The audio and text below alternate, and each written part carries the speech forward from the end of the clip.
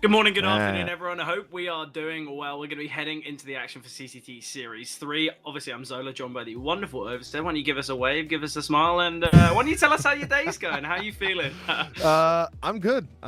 I'm feeling pretty nice. I was already up early morning, had my hair done, or went to the hairdresser, however you want to call it. And yeah, I'm enjoying this beautiful day that is Tuesday. That is the day for CS to once again kick it into high gear. I'm happy I'm here.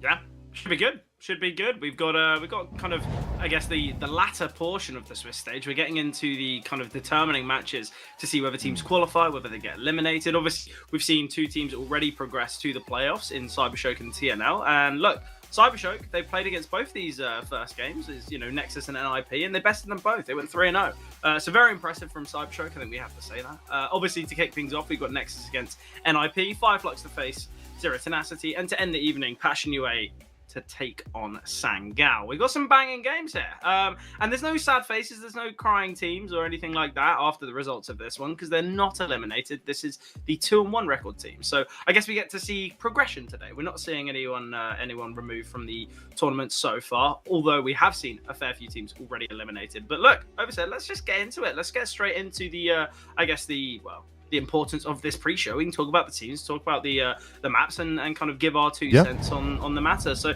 we'll bring up the Nexus roster. Anyone you want to point out? Absolutely. Lonex, Sound are the 2 new factors in the team that really make a massive difference. Yep. Especially when they're not performing. That's when you really notice the lack of them, obviously. And XLO as well, the AWPer that's always kind of there, but sometimes he just doesn't have the opportunity to showcase that. I last casted Nexus versus Cybershock. They had a bit of an unfortunate turn of events. It went to 3 maps.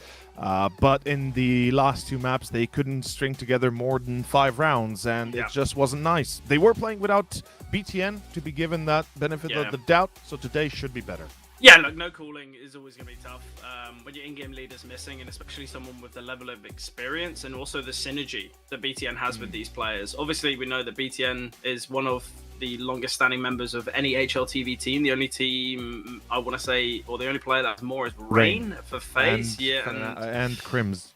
Crimson Fnatic, yeah. So BTN, long-standing member. Obviously, we know the synergy that he has with Raga. Same with Zello. Although you'll look on the HLTV roster and go, well, Zello's only been there for just shy of 2 years. He was on the Nexus roster beforehand for quite some time. So there's going to be a lot of synergies between Raga, Zello, and BTN. So the fact that the in-game leader is here today is going to be so positive. But I'm happy you touched upon the newest introductions. Lounix has been incredible.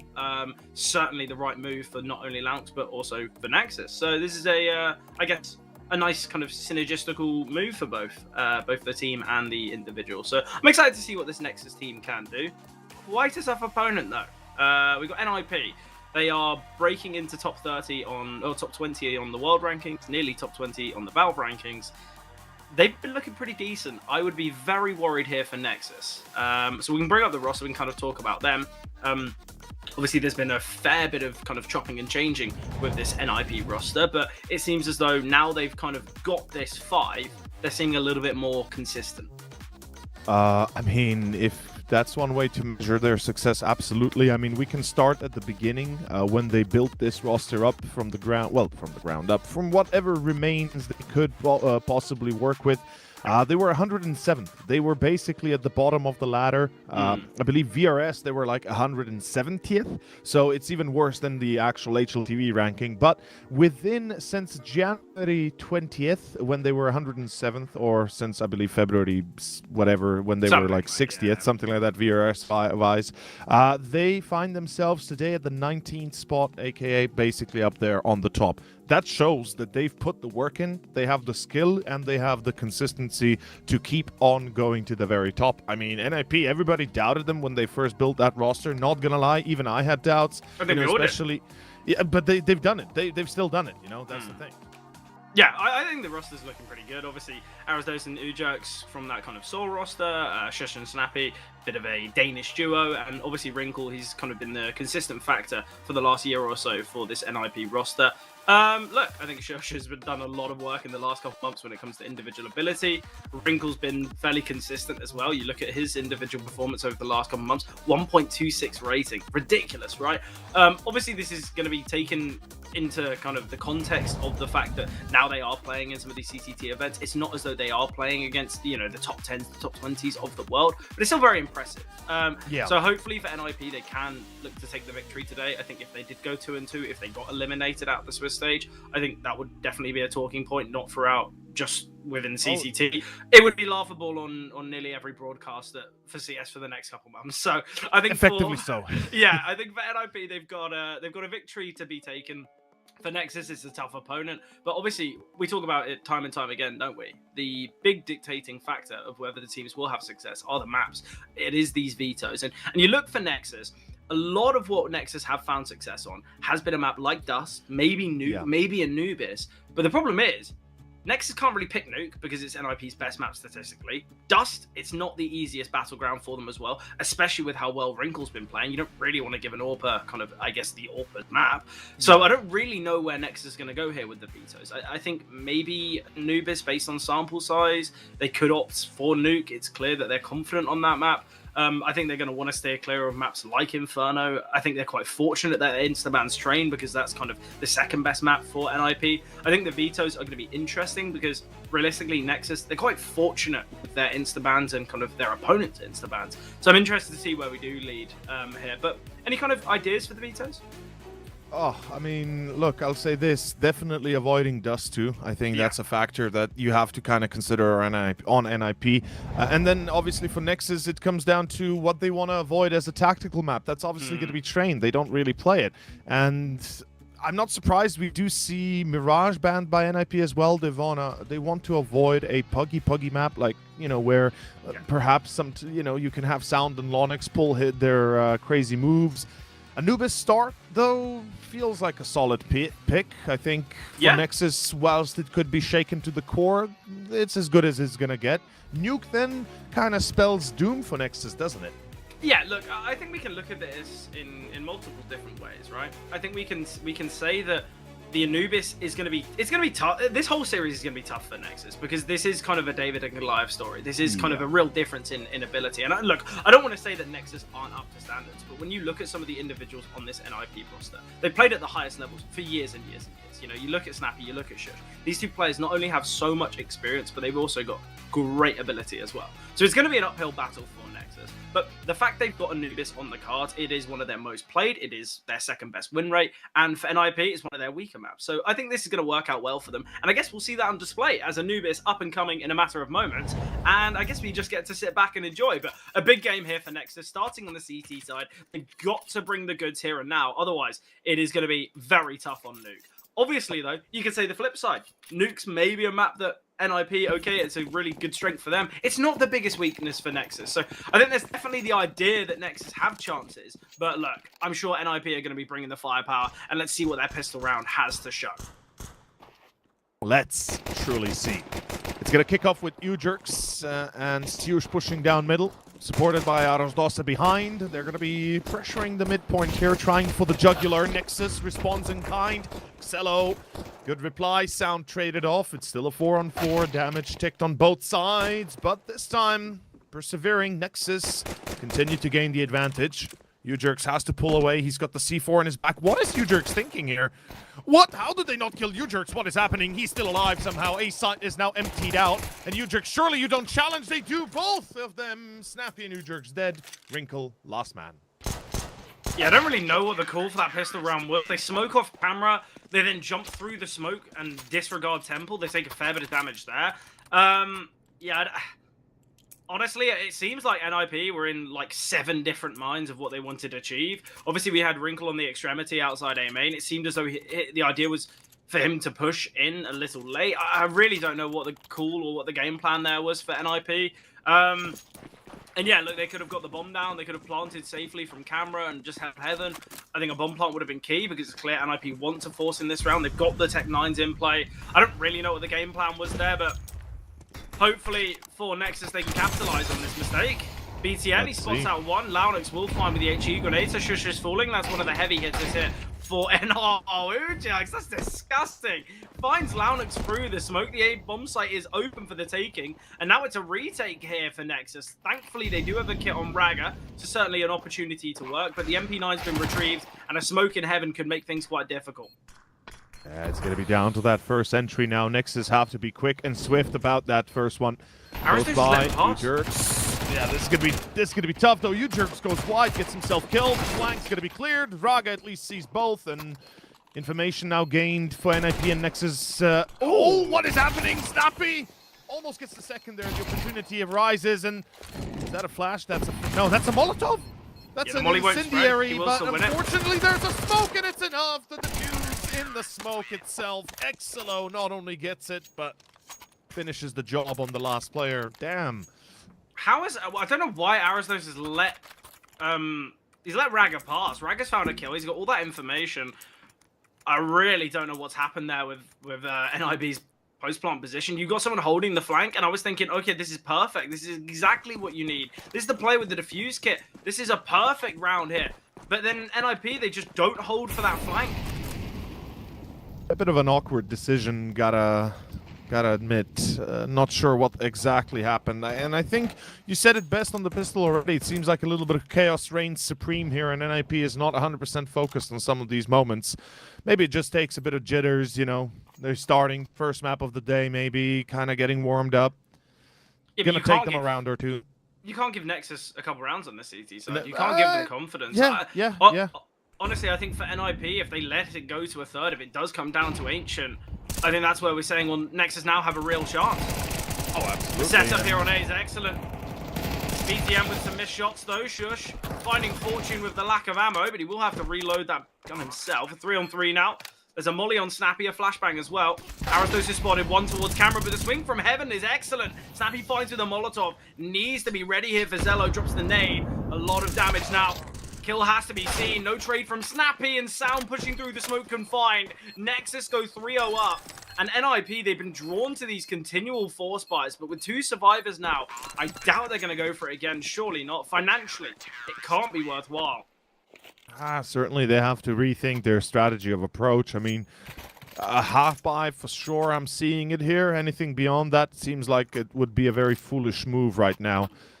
Yet it seems like I am the one to be fooled, as they will go full investing. Galil's coming out, and I just simply cannot put my finger on it here. Like, what's the actual plan? The idea is to reset Nexus, but the problem is, because there's 2 survivors, we're going to be seeing NIP with weak weapons, with low utility. Nexus have a full buy. Lounix has an XM. But you look at this buy, and yes, the idea is to reset the finances of Nexus, but Zello's got a bit of money in the bank. BTN's got a bit of money as well. Raga, same can be said. If Lounix gets a kill, it's not going to be a perfect investment, but it's still going to be MP9s, maybe a FAMAS for Nexus in the next. Obviously, the idea is for NIP to kind of, I guess, close the gap and bridge the gap that they've kind of created, because it's not as though NIP haven't got bomb sites, haven't got kind of control and opportunities to win rounds. They have been taking the bomb sites quite effectively. And my biggest issue is that they are heading towards A quite frequently, which I think is actually a bit of a problem. But I like the idea of this round. They send the HE grenade onto Lounix, a great nade to deal with it, a close smoke in A main as well. So it's not as though Lounix can go pushing through without the risk of pushing through this smoke. Feels like it'd be near an impossibility, if I'd have to admit to you. BTN falling.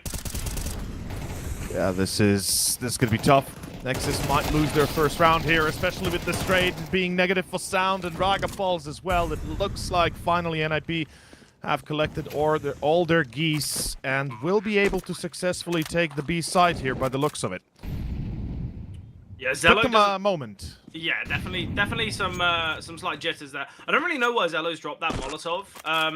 Although you're thinking, oh, it's just one piece of utility, Nexus is going to have to invest in the next. So if Zello, he gets the 1.4k, he can obviously drop over an M4, but he won't be able to invest in a Molotov again. Utility is going to be a big issue for Nexus in this next round, because they're either going to be compromising on weaponry or they're just going to be playing without util. So I think there's no need for Zello to just throw that Molotov. Although it's only $500, it will have an effect in the next round. Yes, he can buy an HE grenade, but he's not going to be able to get a molly. Yeah, nearly impossible. Unless survivors. Yeah, look, it's not too bad. You know, Lance can drop a FAMAS, Zello can drop an M4. Yeah, they can get something out, I guess. Nonetheless, though, it's a little bit of a tough start for NIP, right? Tougher than we perhaps anticipated. I mean, you and I both, I think, can expect a 2-0, or rather would usually expect a 2-0 here without any shadow of doubt. I think if we don't see a 2-0 from NIP, yeah, I think there would be. I don't want to discredit Nexus, but yeah, I think if NIP don't 2-0, they let it go to a third map. That's where we're saying the idea that Nexus can upset here is now a possibility. Yeah, and also I'd like to add, I mean, NIP is the highest rated team in this tournament. And the highest rated team at this tournament. They're one of the highest rated teams in the world. Yeah, exactly. I mean, the only one that's even close is Big at, I believe, on the 21st spot in the rankings. So, you know, this is pretty big for Nexus. If they can get the W out of this one, it'd be a massive win indeed. And Snappy with the entry secured, second as well. Disgusting. It's a pretty good clear. It's pretty easy. Snappy gets a great timing there. Raga just jiggles, doesn't spot him. Snappy takes that space while Raga's kind of just, I guess, biding his time, waiting to reswing. Timing couldn't have been better there. Excellent from Snappy. And now with NIP, if they can keep this many survivors again, they're going to be building kind of a great bank for the remainder of this T side. But seemingly, we will see NIP reap the rewards of these continual force buys. Yeah. Which is going to be vital for them, especially on this T side. BTN, though. Absolutely. He finds a couple here with the MP9. I don't really know why NIP are hunting so heavily for just an SMG. Neither am I. Feels like a bit of a weird move, isn't it? Yeah, look, it's taking away Kevlar and a gun in the next, but NIP should be feeling confident whether they're playing against rifles or pistols. SMG, you know, an extra weapon shouldn't be their biggest problem, and the fact they lose 2 players for the price of an MP9, I don't really see the value, but whether that comes back to bite them or not is the question, and I guess we'll find out. Well, let's find out right now. It's going to be just a single rifle. That's all they can muster up at this stage. I like the fact that Snappy's still continuing with this MAC-10. I think especially when you're against these kind of unhead armored USPs, just get right up in the face, make it a real struggle. 2 flashes coming over. Raga feeling contact there from E-Box, and Shush be the one to deal with this rifle here on the B-bomb side. But Launix has rotated, he's headed to middle. In fact, he's heading all the way back to A. It's going to be a refight through A, a bit of a gamble. Raga's going to go down now. He just completely overlooks Shush's angle. It seems like they're going to be pretty much just saving that rifle. I mean, they can hope to get some exit kills, I guess, but beyond that, you've just got to save. Yeah, keeping the rifle alive is far more valuable than trying to take weapons away, just because their finances are so strong here. I mean, they're going to get better. They're going to get better with each passing round. Like, they just planted the bomb again. You know, they're about to win. Yeah. So it's pretty simple here. This is looking better and better by each passing moment. NIP, you shouldn't be... Like, they shouldn't be giving NIP any sort of freebies. Yeah, no, definitely not. I think as well for Nexus, if they can save this rifle, it's going to have a lot of impact in the next, because... I don't like this spot, though. Yeah, no, usually it's checked. Ay. Might not get checked, but he's had to find a kill to survive. Doubt he'll get a second, though, Shush. Clean shots in this round, he gets a triple. A little bit worried about how this game started out for Shush. It wasn't kind of the performance that I think many were hoping for. Yeah. Either way, though, it's 3-3. I think this is the trajectory that many were hoping with this NIP side. Honestly, a rough start is nothing too peculiar. It's, you know, it's Anubis. Things can always go a bit wrong on the pistol. I think after the pistol, they took themselves a few rounds to collect their mines, and we can see what happens when they put their mines to work at a single goal, which is winning. And right now, I think the biggest issue is Zello's 8-2. He's on the orb, not only with his operative weapon, but he's clearly feeling very confident in his own ability, which I think is going to be a real positive if Nexus want to win this one. But aggressive here. The B-bomb side dismantled, and although Zello does have this orb, might not even get to fire a shot. Surely the retake can't even be given a go. They don't have the util, they don't have a kit, they don't have the numbers. I see no value and the money Nexus going for this. And the money. Yeah, they have to save. But you are correct. Like, Zello is one of the 3 players I mentioned have to be working out for Nexus in this series. They'll have to do the heavy lifting. That's just facts. And if he does not perform, then usually things turn sour. And as you said, at 8-2, certainly he's been doing his job as well as anybody could expect him to. So right now, this is a far cry from anything bad, but he needs to step it up, as well as Sound and LawNX. Both have to step it up massively. Raga's there to support, and BTN, well, you can't expect him to be the hero, because he's not made out to be the hero. He leads this team, he leads it by example, but perhaps not about just individual kills. Yeah, I'm really looking forward to Nexus's T side here on Anubis. The most recent game I got to watch from Nexus on that T side, LawNX had the MAC-10 more than the AK, and he had like 10k every round. Like, he could have bought an AK every round, but he'd get the MAC-10 out and just operate with a level of speed that NIP are kind of showing. And I think I want to say he ended that game with like 27 kills and like 4 deaths or something. It was disgusting, like absolutely ridiculous. So I'm hoping that we can see that level of LawNX on that T side, because I think there is going to need to be some threat level from Nexus. Otherwise, it could fall apart quite quickly. Oh, you're right on the money. It is going to fall apart quickly if you don't have that threat on point for your team. NIP, as we said, a dangerous squad to play against, no matter on what day they play, even if they have a bad day.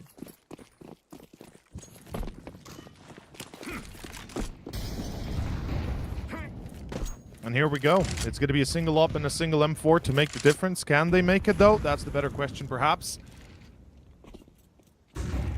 Not playing super aggressive. They're not really taking too much map control. Yeah, fighting a little bit for main with the rifle if you have it.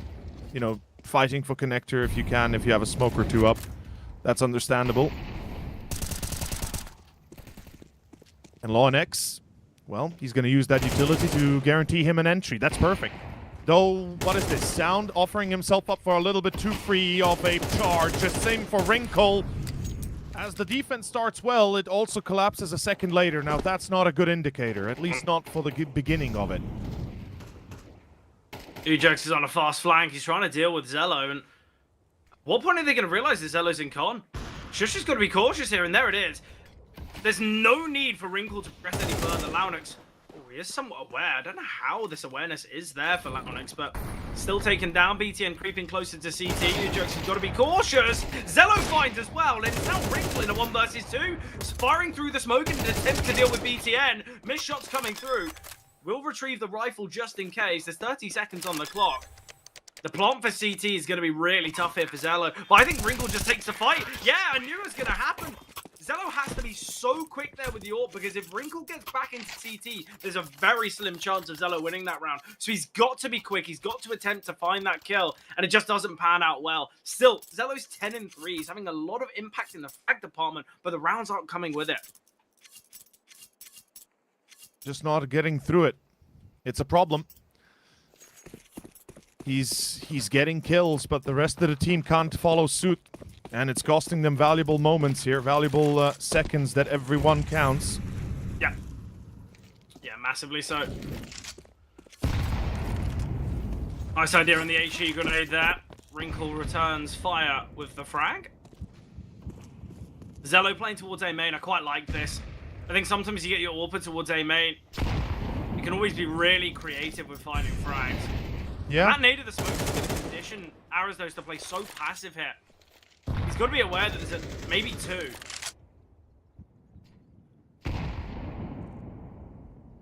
Right now, though, you can see how well NIP have done to kind of contain Nexus into such a difficult scenario. Instead of playing players in mid, Nexus now, they kind of have to kind of gamble bomb sites on the basis that a vast majority of the time, when Nexus lose a bomb site, there's very little time to rotate to retake because of how quick NIP are. So that's why they're playing this triple stack. Obviously, as I've said that, they've opted for a triple mid. They want to refight. They want to gain some information with 50 seconds on the clock. And the time to do it is now, as NIP are slowly making their way out of B main. Important frag foul by Raga, but sure. Oh, he jumps to check. That's crazy. Yeah, it's so creative. He's gonna know. Oh, it's disgusting from Shush. And now a 4-on-3 where Nexus just have to save again. You cry yourself to... Yeah, this is cry yourself to sleep kind of scenario right here for Nexus. It starts so well, but it's just collapsing. Like I said, every single round goes much the same way, as if in the end, just nothing works the way you'd want it to. Look, I think with the games like this, kind of sitting on the desk, it's quite difficult to create a storyline for Nexus, because realistically, this is the toughest opponent that they will face in the whole event, right? And oh, you know it. It's one of those games where, yes, they're going to find some frags. Yes, they are going to have some moments, but very few and far between. It's not as though there's going to be much consistency from this Nexus side. And look, when you think about it, the 3 rounds that they have won, it was the pistol, it was the continual force bite, it was the force again, and then on NIP force for a 3rd time. And ever since the rifles have been in play for NIP, we've seen continual victory. So it's tough to kind of, I guess, analyze and try and support Nexus in their endeavors here on Anubis. Not to say that it is done, but you can see how competitive NIP are being. I think Shush, finally we are seeing that kind of creative outlet that he can provide.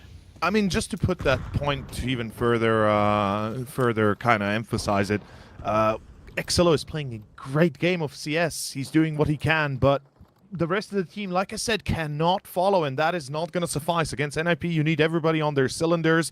You got to keep in mind you're already kind of having to make up a little bit more for BTN. Not always, but sometimes for sure you have to. And at this point, the whole of NIP is playing a perfect game of CS. They're all working off of one another. Ujerks is a little bit slower to support, but nonetheless, he's still doing it. And this is just a perfect opportunity for them to steal this half even further. Though LawNX, great entry again. Let's see if Nexus wastes another opportunity here. This is an entry for free. Surely you don't give it up for nothing. Look at Ujerks. He's taking space here in middle.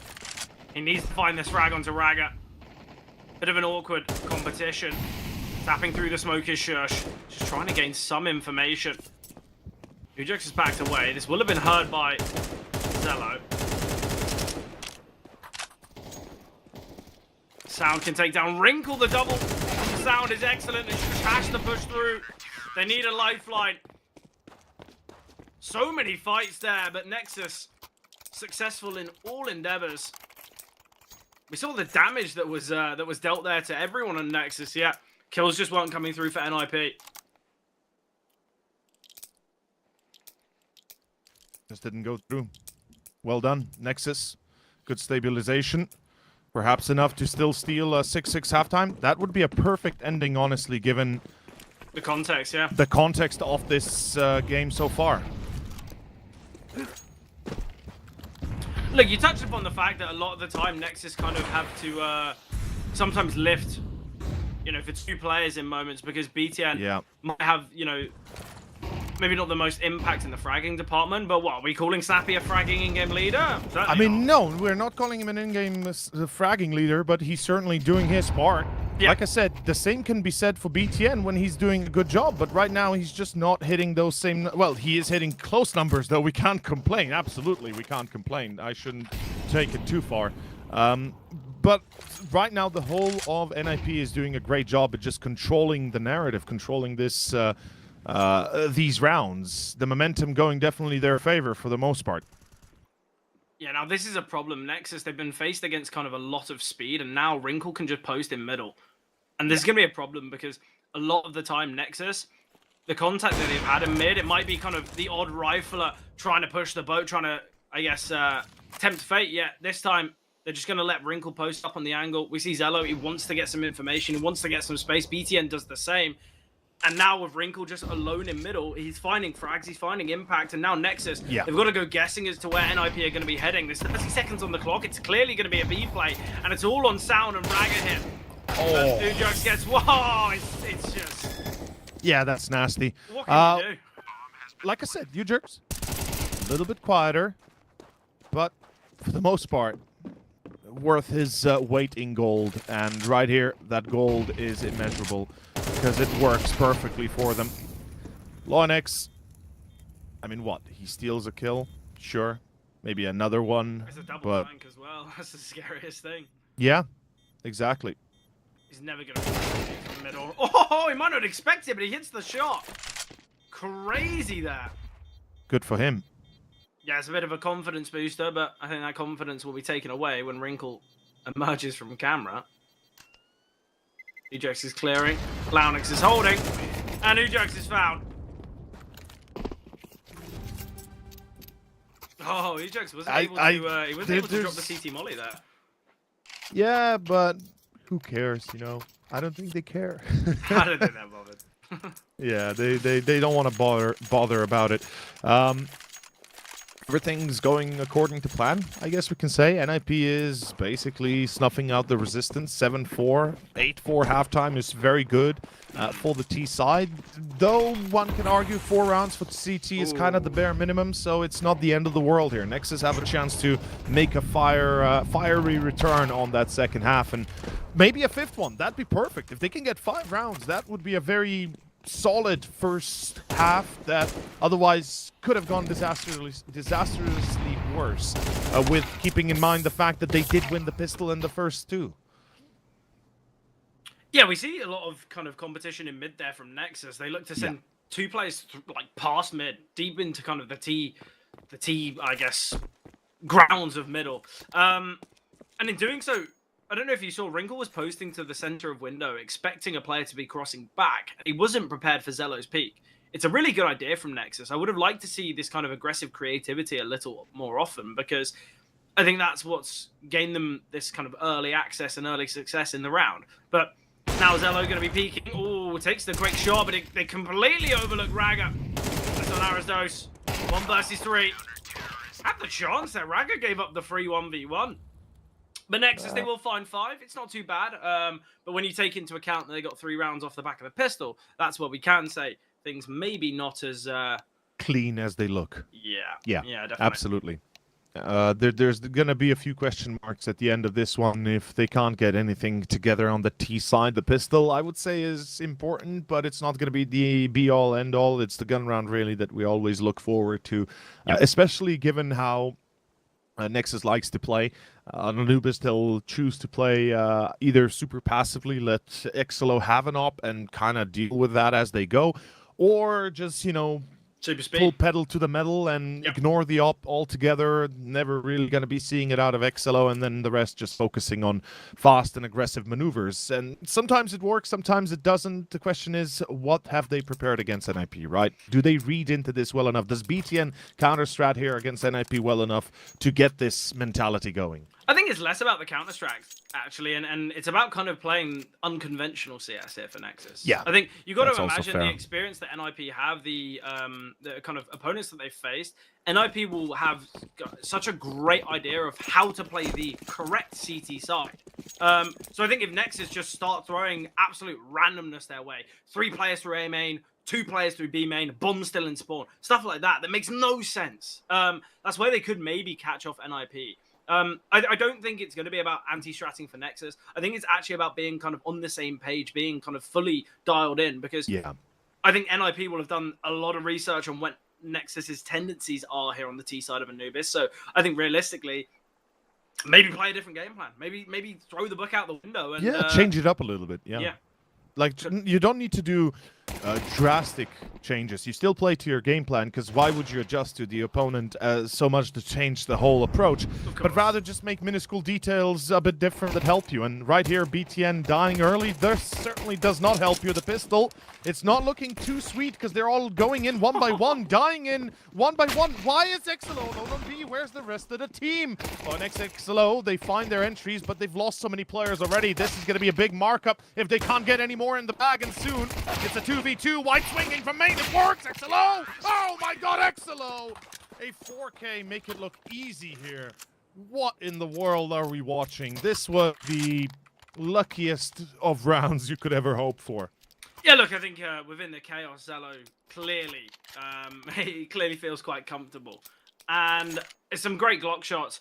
When we see that swing come through, and somehow, I believe it was Arazdo's there, or maybe Ujerks, and Shush was able to find that frag, I was very worried, in fact, for NIP. But it was, what, a 3 versus 5? Effectively, a 1 versus 5. It seemed like Zelo was the only one really doing work. But look, he gets the 4K, he gets the pistol for them. And although we can say a lot of these rounds for Nexus have been attributed to the pistol rounds, they're a part of the game.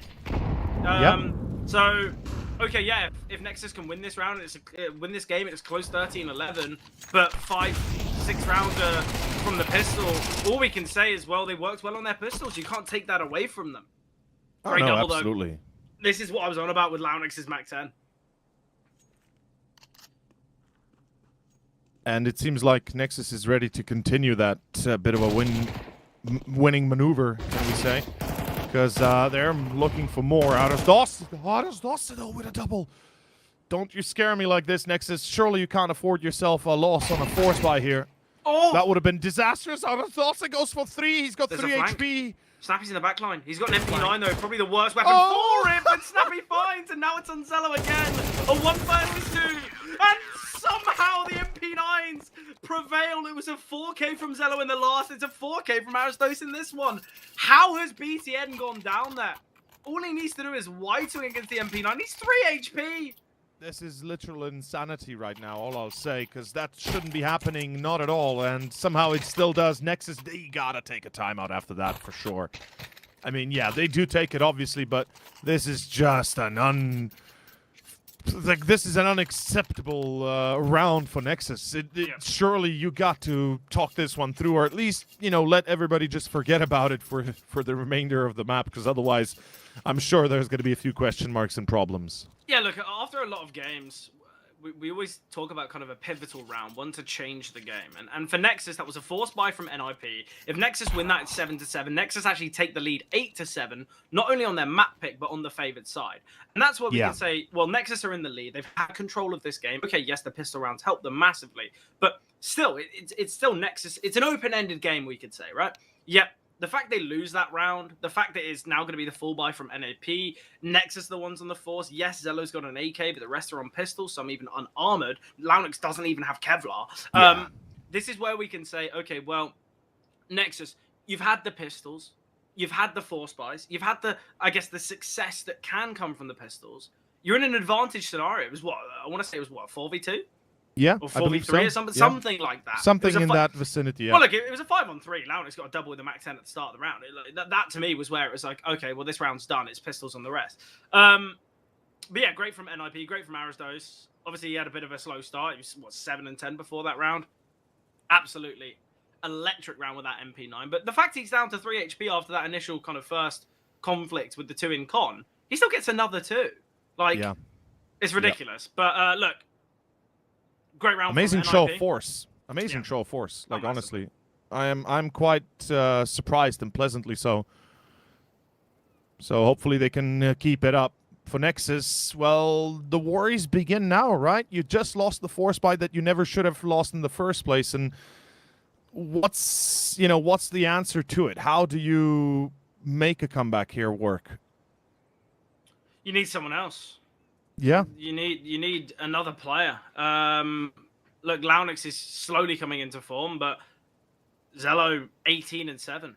Top of the whole server by quite a margin, and Nexus not only trailing by 2 rounds, it looks as though it could be a third or maybe even a fourth, as a loss here will spell to a 10-6 scoreline, and that's where we're saying, well, okay, maybe a little bit out of hand. So I think for Nexus, the biggest issue is you look at the rounds that they have been victorious, it's been individual brilliance. It's been kind of Zello getting a 4K, Zello getting kind of a triple with the AWP or something like that.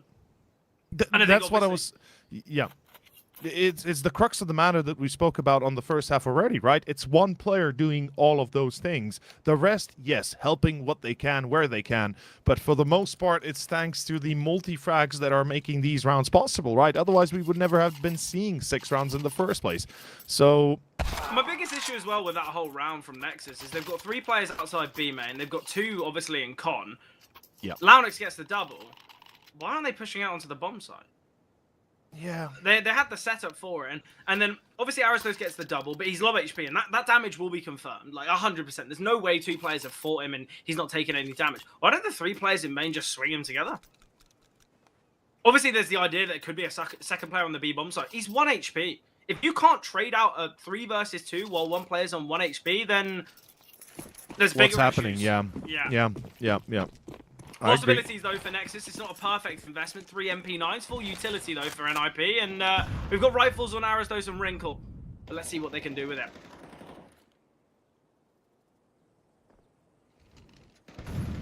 Here we go. Smoke coming through. Zello spots out 1. No kills yet, which is surprising. Usually by this time we'd already be having a few entries. The round's already over, usually. Yeah, usually we'd already be done, so... this is a good sign already. Nexus is going to try and bring back these pistols in their favor, and I'm sure they can. Because...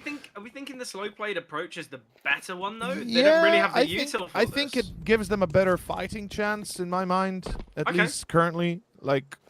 I massively disagree, but I like it. I like that we're on opposing viewpoints. The thing is, they have been trying quick and furious, and it just didn't kind of work their way. I believe once or twice that they succeeded. Beyond that, not so much. And Snappy right here, I mean, you walk into Snappy, you give him these 1v1s, obviously this is going to happen, right? There's no doubt about it, so... Wrinkle does not need to fight. There's a double flank. Oh, Xello, he's caught off guard. As you said, double flank. And voila, that's another round. Bomb plant is nice, I guess. That's much we can say. Again, Bomb plant is very nice. It's another round where the only kills are coming from Zello. He gets 2, the rest of the team find nothing. Yeah. I think, as I said though, I think the problem with that type of round is because they slow play it, although it means that they can kind of group together, they struggle with that double A setup. It is in fact Snappy that's the one that gets all the kills, but they struggle with the setup because they don't have the util to flash the player off the angle. They don't have the weaponry to deal with it. They've got Tech 9s and Deagles and that AK. And because they go so slowly, it means that there's already players that have taken connector. They've already players that have taken canals that allow for that double flank. I think on a Tech 9 round, on one of those kind of half-buy rounds, you've got to hit with a little bit more pace, or you've got to have enough utility to have a bit more of a slower structure. But it doesn't work out. NIP should find themselves a fairly simple 10th, and that's where we start saying, is this the beginning of the end for Nexus? I do agree with you when you say, you know, you do need to have more utility when you play slow. Absolutely. That's a fact. That's a damn fact that you cannot break no matter how much you try. The only question I have, though, is will Nexus ever get that chance again? Because right now, obviously, this eco is not important. It's 10-6 regardless of what they try. But... just such an ugly fight. It's so tough to watch. Oh, Raga finds wow. another. Decent eco, by the way. 2 kills already is really good. Maybe done for, though. Nah, never mind. But the pistol rounds, they've been an issue. They've been losing those entries too consistently. So hopefully they fix that. Otherwise, it might really be lights out soon, like legitimately. Nexus won. They won both pistols. They won 3 rounds off the first. Obviously, they got the fourth on the last. You know, 2/3 of their rounds have come from pistols. Yeah. On the gun rounds, it's what? It's 10-2. Effectively so, yeah. Nice from Wrinkle. Or information on another. Maybe a bit overconfident with that peek, but I don't mind it. It allows for some flashy AWPing, which is always nice to see. Shush. It's holding a flash in hand. Strong setup here towards the B-bomb site. Very much so. Looks as though it's going to be a push through. Fully blinded is Shush, but he's just got a slight sliver of information before being blinded. Ujax finds sound. 4 on 2. Arazdo's call in rotation. This does open up the A-bomb site, but the bomb is still stuck. The thing is, BTN is alone. So he's going to have to stay alive for as long as possible until Xelo comes in to rescue him like a damsel in distress, because that's what he's about to be. Siush, does he check the corner? That's the only question I have on my mind. Siush does not check the corner. He does not have time for reactions. I'm not sure why they don't check this corner. It's not the first time NIP had made this mistake. Yeah, we've got a long flank from Ujax, and the problem is Zelo's just been in middle. BTN's outside B main. They're never going to expect a flank here. Not in a million years. So it's all about how long Snappy can kind of contain for. But they've smoked for Temple. It's about to be over. Yeah, there's no cross. Ujax, once he walks behind them through main, they're going to walk back into main for sure because they think it's clear because there was no contact there. Only to be surprised by, well, the one and only. Hello and goodbye. Oh, please don't tell me you take that fight, Ujax. 18 seconds. He takes that fight. Wow. The bomb's not even been tapped yet. Firstly, I've got a problem with what Snappy's doing. Why is he fighting? Just let Ujax win the round. Yeah. You don't need to do anything. And then secondly, so Snappy's made the mistake of fighting. Zelo's shown his position with the shots. They know he's towards pillar. The bomb's not even been tapped yet.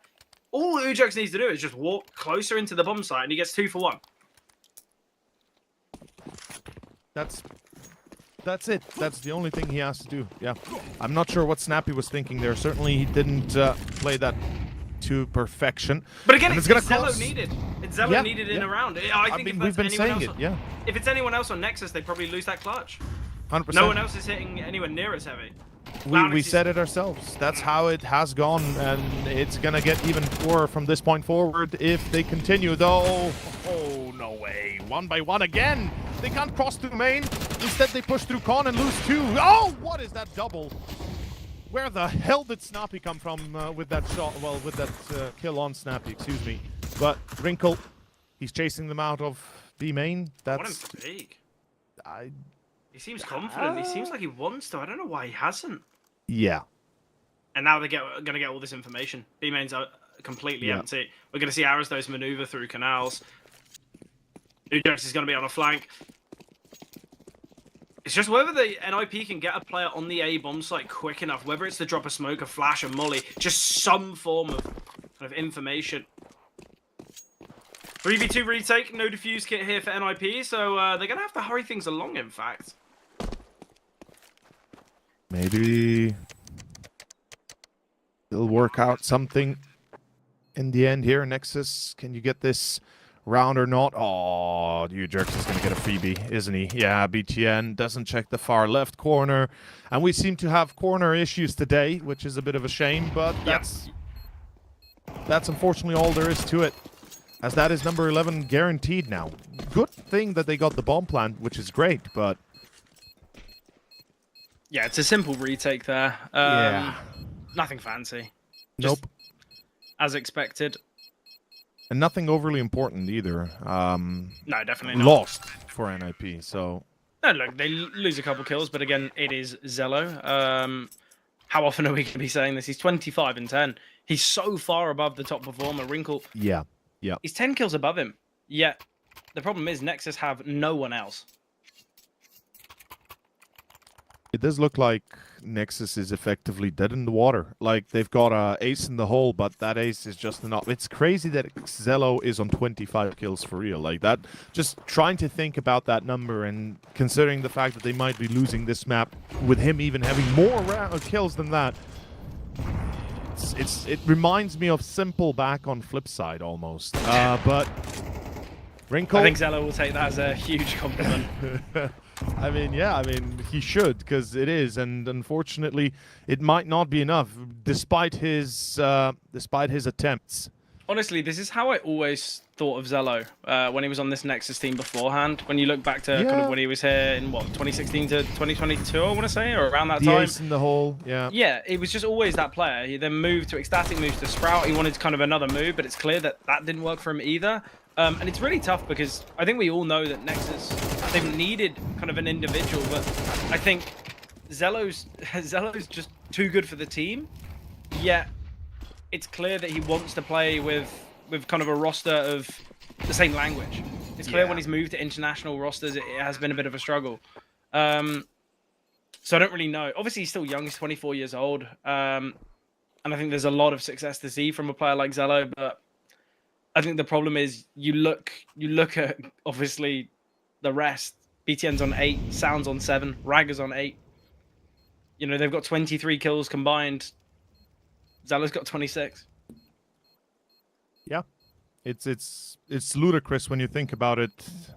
But that's the way the cookie crumbles, I guess. That's the way Nexus is playing today. We have Zello on full alert. We have Zello with all guns blazing, though the rest of the team, it just does not seem to be enough, truly. What are we thinking then, Nexus? Is this all just kind of a consolation prize? Are we going to be seeing, you know, the closeout to this game here for NIP? Yeah, I feel like it should be the end. Come on, let's be real. It should be over within the next 5 minutes or so. Maybe a little bit more, depending, but honestly, I don't see Nexus bringing it back. I have very little faith, unfortunately. No, but I don't really know why you would. It's hard to see any, yeah. Yeah, like, I don't really see a world in which many are going to be thinking, well, Nexus, they should be able to come back from this. I know it's only 3 rounds, and all it takes is them winning this one. They're against the Eco, then it's, you know, 10 to 11, but what happens if Zello dies first in a round? Are we just saying it's round over? Is that the new condition with this game? Just Zello dies and I mean, done? It's kind of crazy to put it like that, but honestly, yeah, we might as well put it like that. Yeah, it does seem that way. Oh, Zello could be the first to fall here. Wrinkle is holding. This is going to be very fun, because Wrinkle is dead. Yeah, one thing I don't get is why is Wrinkle so aggro after he hears the molly? As soon as that molly's flying, you are falling back faster than you can say Quidditch. But see, they still get an entry, Nexus, and then they lose. Like, they lose 2 players easily. This is disappointing. I don't know what else to say. This is very disappointing. Like, no, I'm right there with you. You get rid of Wrinkle, who is very hard to find because he's got that up. He's going to be, you know, vying in and out of corners. And afterwards, you still sacrifice 2 of your own. It's just a shame. It's a great kill found by Aristos, though. He drops the molly in the cubby and then just pre-fires with the MP9. Yeah, it's really nice. I like little cheeky kills like that. Utility raining down on the A-bomb side, though it is going to be this play from Nexus towards A. They are disadvantaged in numbers, but when you look at the 2 closest responders... Oh, Zello's found a kill there onto Snappy. First Snappy MP9 that lost the duel today. Bombs get to go down, though. Oh, well, Ragger gets a double, aided by Zello's flash. Round over. Beautiful. Beautiful round from Raga. Bit of a shame that NIP can't hold it on, though. They had decent enough of a setup, though those MP9s don't do them too much of a favor, to be fair. And, well, money-wise, they are limited, so they have to go into a little bit of a eco here.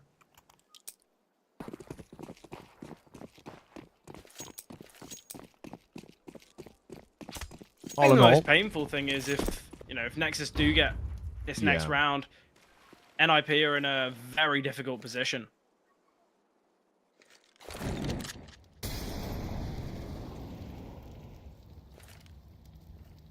Usually when we talk about comebacks, we talk about parameters that they have to hit in order to believe in their comebacks.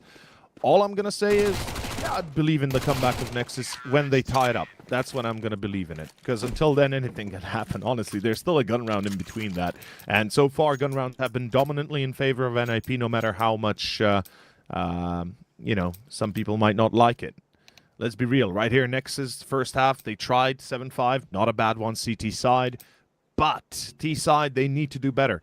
They need to have Loinex and Sound both stepping up to the levels of Excello if they want to make this a full return.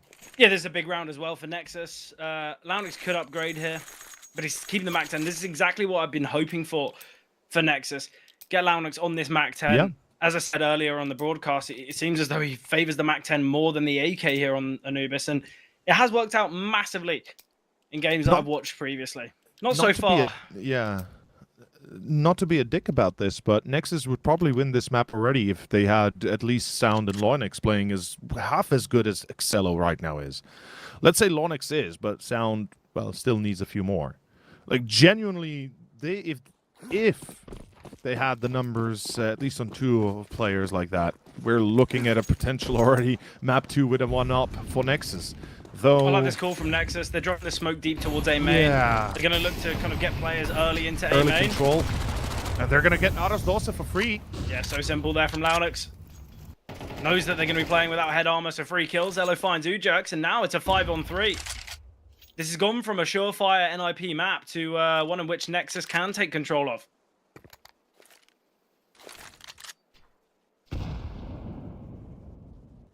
Let's see how this is going to go.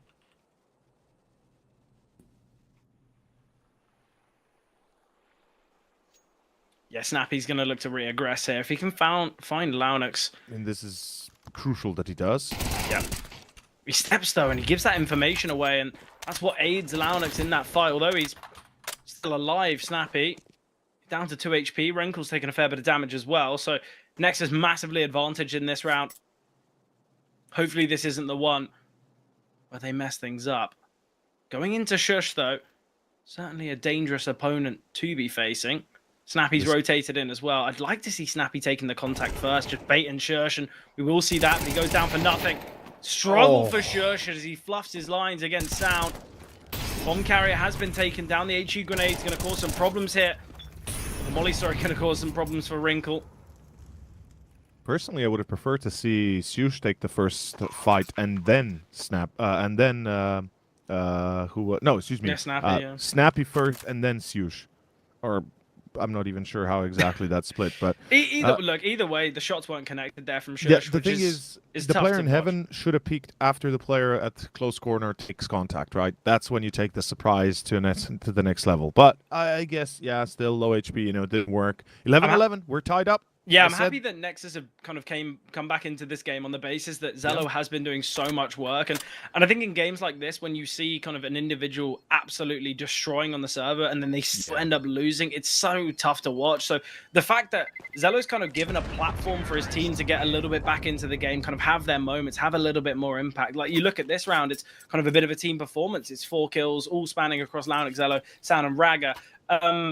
And, it's not Zello needing a 4K. It's not kind of a triple to open a bomb site required from him, which is always so important, not only for the remainder of this map, but obviously for map 2 and 3. Confidence rounds are really important, and Nexus, the more they get, the better it's going to be in the end. As you said, for 2 and 3, Nuke is going to be a difficult map. We all know it, so everything kind of lies on this Anubis one. Great start. Raga already down, though. NIP will kick this half-buy. Can we even call it a half-buy? I guess we can. It's 2 MP9s, M4, no armor on Arasdos, which is a bit of an interesting one. I'd quite prefer him to drop that MP9 over to Ujax and play the CZ himself, but we won't be seeing that. I would very much agree with you in this instance, but look, hey. Nexus have done really well to go 11 to 11. Hopefully they capitulate here. Oh, BTN's got to be cautious. Yeah, free death there. The gun has been shot away, but Arasdos finds Launex. Oh, the MP9 of Arasdos finds again. It's a 5-on-2 Nexus. How have Nexus fallen flat here? They're against the weakest buy they've seen on this T side. Bro. And somehow they're in a 2 versus 5. Thankfully, Sound is still in the round, so I think we all know there's a chance. But realistically, Nexus, this was your 12th. This was your map point. And now we're in a scenario where Nexus, they might not even get the chance. Yeah, they do have the money at least. But yeah, either like way, they you said, can't be losing. No, they can't afford to lose. So money or not, they should not be losing next one. Even this round, I mean, maybe if Sound and Excello play this to, live game, live round, trade it off though. Excello, 29 kills, by the way. Like I said, before the end of this, he's still going to go higher and higher. Sound has to go massive though. An ace clutch to bring this back. Do we believe, after the whole performance of today, so far it hasn't really been the case that he's going to be potentially pulling this off, and indeed, he does not. Well, yeah, that's tough. That's really, really difficult to watch. I mean, there's not much you can do here. If you are Nexus, you take that loss and you live with it. You had the chance, you wasted it, and I don't think there's going to be another one anytime soon. Look, I don't know whether you saw, Excello actually invested in the big green and has kind of gone to an AK, so maybe we're going to be seeing a little bit more speed here from Nexus, which certainly could be a difference maker. Timing on this flash.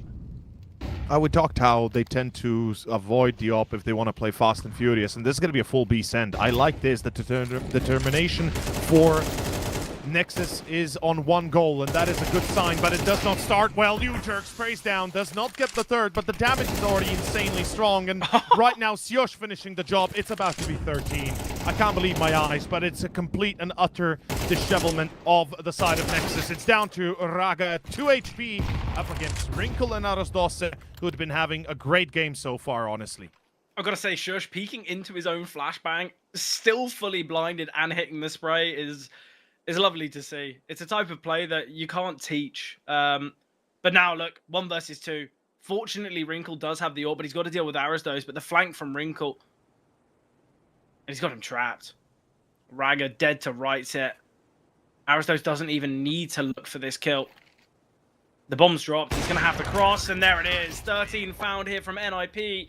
I think we expected NIP to find it a little bit more convincingly, but even still, a win's a win, however ugly. And now we're in a scenario where Nexus, they've got to move to map 2. They've got to move to Nuke. It's a specialist map for NIP. And although not the weakest of maps for Nexus, I think we both know that Anubis was probably the best chance for Nexus to take it. And when you take into account that not only is Zello, 29 kills, 30 kills by the end of that game, they won both pistol rounds, attributing to 4 of their 11. I don't really know if anything else could have gone their way, but the biggest issue, 4 players there for Nexus, just not fragging. Obviously, like, Launex was somewhat there, but we expect a lot more from him as well. And now from Nexus, Sound, I have to say, from Sound, I needed to see more. If they wanted to win, then they needed more. I mean, Zello did what anyone could ever expect out of him and more. So, 30 frags, is that not enough to win a map? Is that clearly not enough right now? But hopefully hopefully they won't go into Nuke mentally defeated, because then we could be looking at a very fast finisher in the end. Yeah, definitely. I think when we head to Nuke, NIP are going to be feeling very confident. They've got the opportunity to take the series. Obviously, we fall back. If it does go to a 3rd on Ancient, that was the decision, in fact, from NIP. They had the choice between Dust and Ancient. And we were kind of talking about how both those maps look like real strengths for NIP. So even if we do see the upset on Nuke, I feel like Nexus is going to be so difficult for them, with obviously them losing their map selection. But obviously, we talk about Nuke. It's going to be up and coming in about 10-15 minutes time. But beforehand, we will be jumping to a break.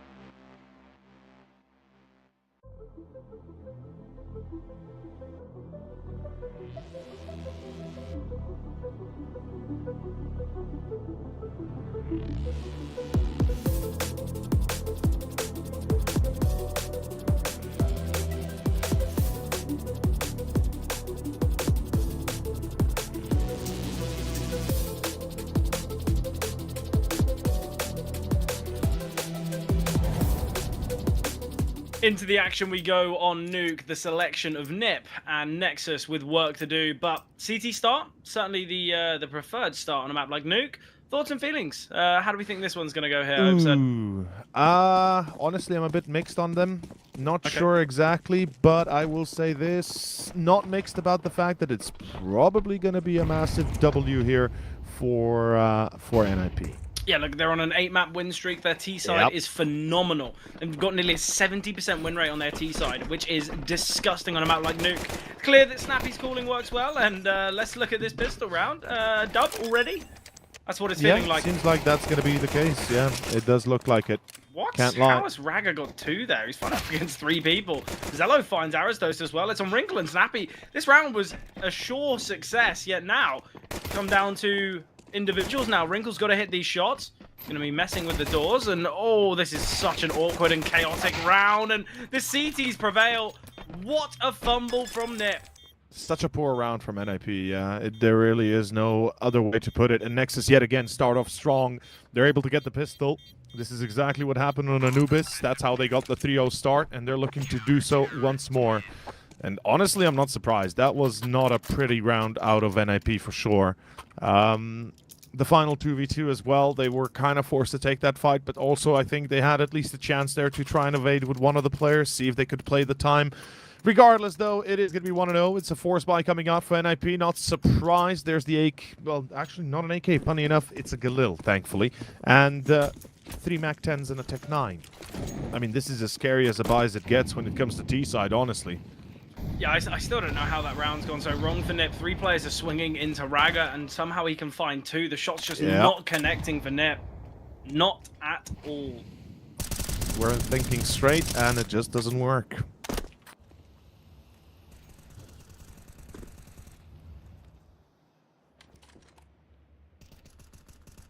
Let's see what's next, because this is where things are going to get iffy, right? These early rounds are super important for Nexus to get some sort of a foothold in, to make sure this is not going to be a disastrous first half. And already the fact that they're starting this well, they get the pistol, they're looking to clean up this force buy. It once again smells like the same start as we saw on Anubis. We saw where that led us to 13-11. And like I said, if the rest of the team, besides Xello, wake up, this might have been a 1-0 start for Nexus in the series instead of 0-1. Yeah, Snappy in a 1v4. And yes, he is outside lobby. The bomb's been planted on B. We're all just questioning where Snappy's gone. He can drop this Tech 9 across. Are we going to see a buy again? Are we going to see something similar to what Anubis had? But there was 4 survivors there for Nexus. I don't think this is worthwhile. I think for NIP, they've got a Tech 9, they've got a Mac 10. They can buy some utility, go for a fast pop towards A, because there's definitely the chance of success on the top site with the Mac 10s and the Tech 9s. That's what we would expect, I'm thinking, but clearly, perhaps we're not that lucky to be seeing it. But here is this fast pop that we've been hoping for. The flashes are good, and the execute looks excellent. Snappy gets a double, but BTN's rotation is brilliant. Xelo as well. Yeah, he's in such close proximity, swinging into the nade. But Shush now in a 1 versus 3, needing to isolate this fight. Shush gets the first and the second, aware of the third as well. Sound, gotta be cautious. I don't know why Shush is permanently fighting that. I know the bombs dropped, but he could have reconfigured, could have backed away and given a bit of a guessing game there for Sound. A nice idea from Shush. It was just a half buy, may I remind you, but still a possibility there for Nip. They were in that 5 versus 3 at one point. It was an awkward decision for Shush to take that fight, but in the end, he decided he either gets it or he doesn't. And yeah, kind of tracks. NIP once again lose 3 to start. This is not the first time. Again, as I said, exactly the same as on Anubis. And this is where we saw NIP wake up on Anubis, start picking up the slack, and actually got quite a few in. I don't know if this is going to be the case here, though. They're going to have to step it up and quickly. Otherwise, we could see Nexus do exactly what they wanted on that first map, but never got to actually fully play it out, which is the Doom Guy Slayer team starting playing and Xelo getting easy rounds for himself. Let's see. NIP, yeah, what do you have? I guess the positive here is NIP, they're on the unfavored side, I guess, traditionally of a map like Nuke, so it's not as though losing these 3 rounds are going to have a lot of impact, whereas for the CT side of Anubis, we know it is a little unfavored. I like this position for Raga, though. It is going to be this playthrough A again. Arizo's pre-firing with the swing of the Galil. Shush not prepared for the rotation, and already a lot of impact. Sound gets the double, and it's Wrinkle now in the clutch. He can isolate for Xelo, aware of BTN. And he's already crossed so far. Wrinkle with the triple. A 1v3 gives NIP their first round. Somehow it all comes together to this.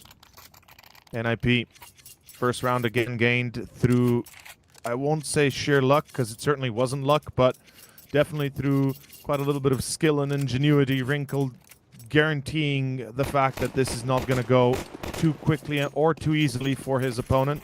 And look at the buy. We've got Nexus with 3 rounds in a row, and we've got 2 pistols, 3 pistols in fact, an MP9 and 1 rifle here for Nexus. Screaming of the lobby crunch, but it's an outside play for NIP. Already Ujerx is down here towards Secret. Obviously, Ujerx was lurking throughout the T side on Anubis, was kind of playing towards middle. So I think if he can lurk well here down in Secret, it can work nicely. Sound, he's already crossed. Checked, not found, and he can back away as well. I don't really know why Ujerx is so quick there. He could have waited. He's got 3 teammates behind him. And now Sound, if he can get another, that would be excellent. Arizo's holding, though. That's the rifle falling. Molly in vent, and Shush patiently waiting. I think you're safe here.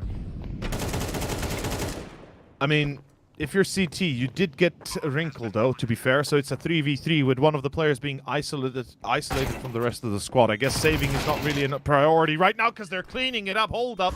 That saving call might have been the end of me, but not the end of Nexus as they clean it up freely.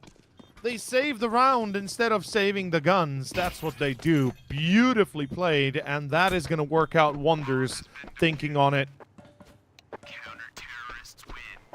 Yeah, my biggest issue is there's no trade onto Sound, so it means not only can he back away, but we can see some control taken from Nexus.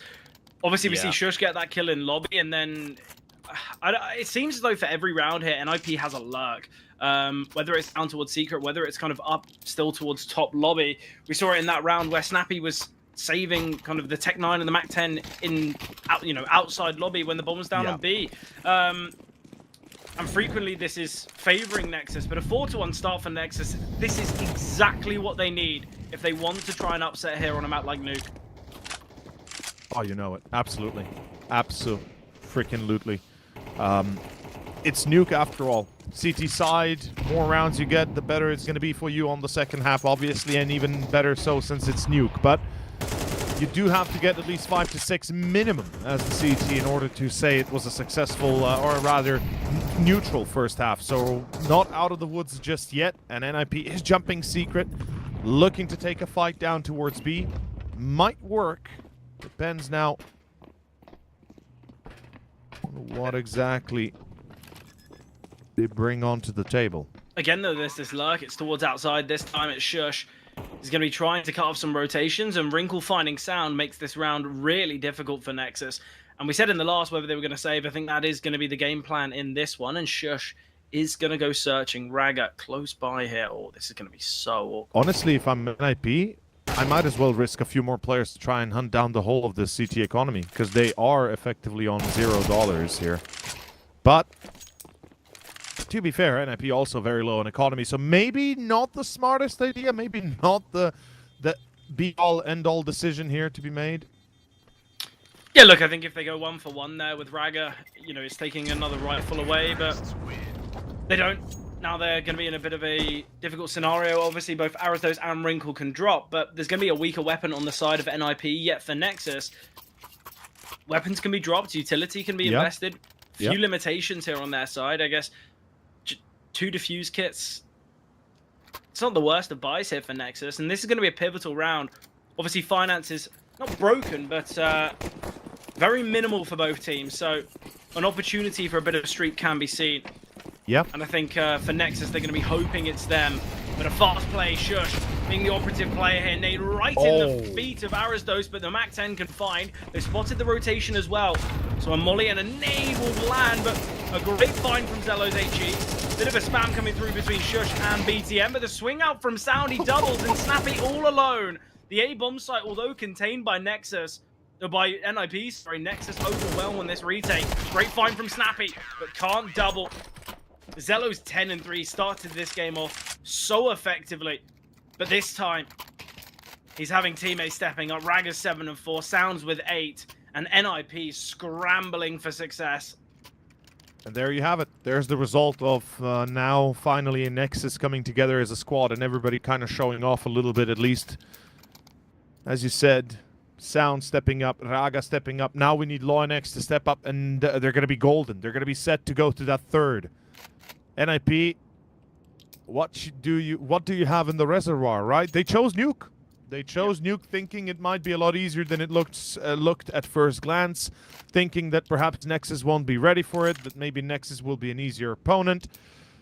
Oh, how they got burned, didn't they? Massively, but again, they overlooked the speedy kind of swing there from Sound. Yeah. Fast kind of emergence there towards Rafters, and he gets the double. And again, we're seeing this continuance into the Force Fire War. We're 8 rounds in, we're yet to see an eco. Pretty much. Always an exciting game of Counter-Strike when we're seeing these continual forces, but these Force Fire Wars, they will always favor the team ahead. And right now, with Nexus having this kind of 3-round buffer, you know, it could end that 8-4, maybe 7-5, which isn't too bad at all. Flashbang not good enough, not blinding Sound. Neither's the second flash. What is the utility here? NIP. For a team that have so much experience, so much ability, how are they getting the simplistics of utility so wrong? Sound is playing a very common angle. It's not as though he's playing an off angle or anything like that. They throw 2 flashes, neither blinding. It's a little bit awkward, isn't it? Yeah. Thinking on it. But it's not like it's going to make a massive difference at the end here. As 6 on the board. Nexus, they are leading the charge. They're showing NIP how to play this map, clearly. They're certainly giving them a run for their money.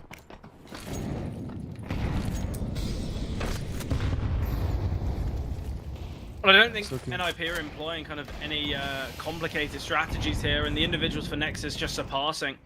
No, they really are not. The individuals are just that much better on the side of Nexus, and there is no hiding that, that's for sure. Yeah, right now, NIP, they don't have that lifeline. They don't have that kind of threat factor that Zelo showed in the last. And that's why we could be seeing quite a one-sided scoreline here. Obviously, we will be moving to the CT side, and I think a lot of teams will say, well, look, our T side needs work on Nuke, and that's where we usually falter. Yeah, we can look at the stats. We can look at the last 17 games for NIP. They've nearly got a 70% win rate on their T side. I think that stat will change after this game, though.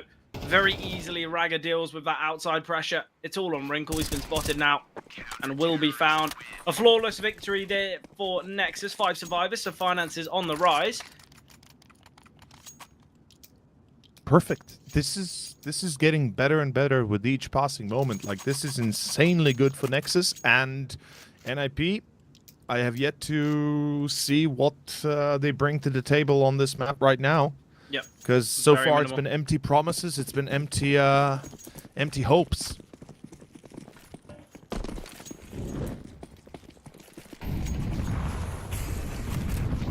I like the speedy kind of play to red box here from Zello.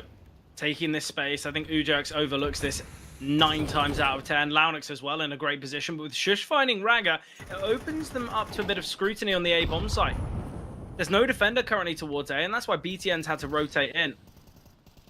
Zello still behind red box here. BTN falling to Shush, and this should be just an easy playthrough A from NIP, but still they've got plenty of players towards outside. A 2-man advantage here. NIP, they can't fumble. Launix, he's got all this information now. Launix will find. With that kill coming through towards outside, this should be a simple decision here now for NIP. But they're a little too slow to get onto the A-bomb site. Already we've seen this double rotation into May, and Zello can get his first, but can't get much more. Shush with the triple. Yeah, look, I think we all saw the possibility of it. But imagine if that had gone Zello's way, 1v1 in the end. Man, I could see that going so much better in for NIP, but excuse me, for Nexus. But regardless, they need a 7-5 halftime. Like, CT-sided map, 5 rounds T-side, it gives you that stability you look for. It gives you that little bit of confidence that you need, and you know you're going to be going to the CT side much more down to earth. Let's see if that's going to be the case, though. Open play for Zello. Zello's having a ridiculous performance. He's 14 and 5. BTN just playing behind the outside smokes. BTN will get one, though. I think he's aware. He's heard the steps of Ujax. Wrinkle can find BTN, and Ujax is going to backstep through this. I really like the idea.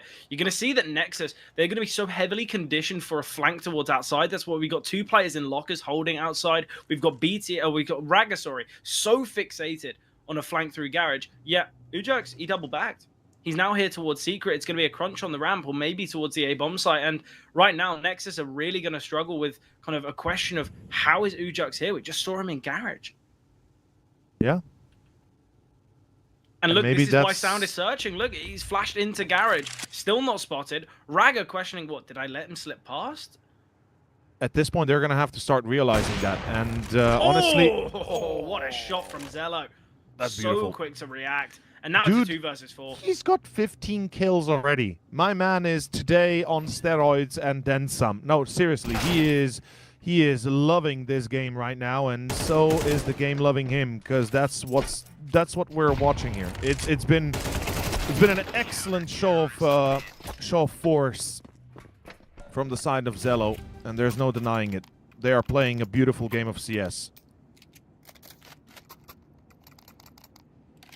Yeah, next, look, worst case scenario, then they're half with 8, which is very impressive, especially when you take into account how promising NIP have been on their T sides. Either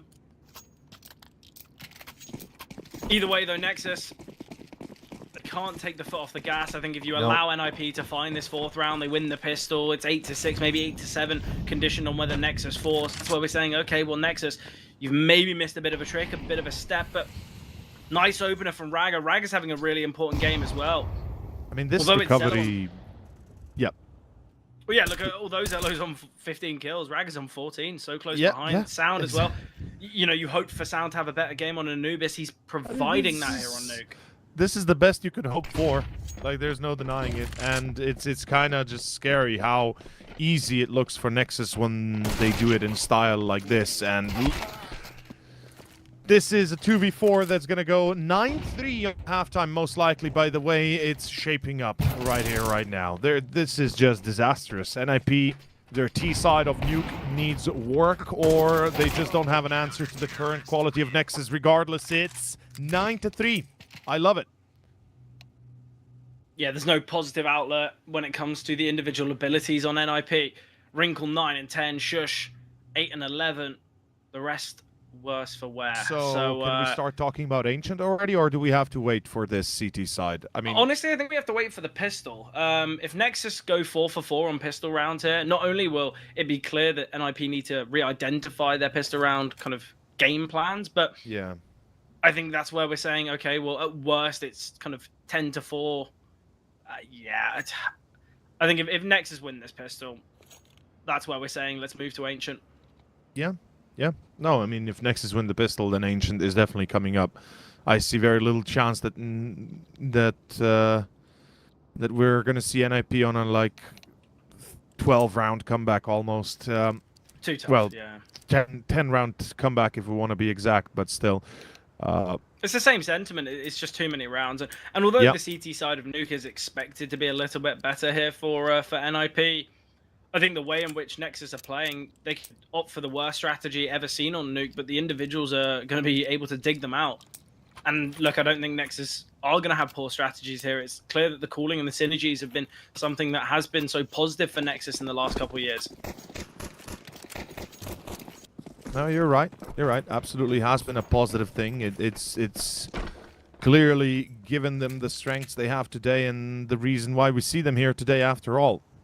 It's why when you have teams that have played alongside one another for so many years, it gets to a point where you're in a clutch and you barely have to communicate, or kind of you understand what your teammate's going to do before they've even done it, because you know how they play. You've been in these scenarios before. You have so many contingency plans just based on kind of, I guess, synergy playing alongside one another. But they lose the opening pick here.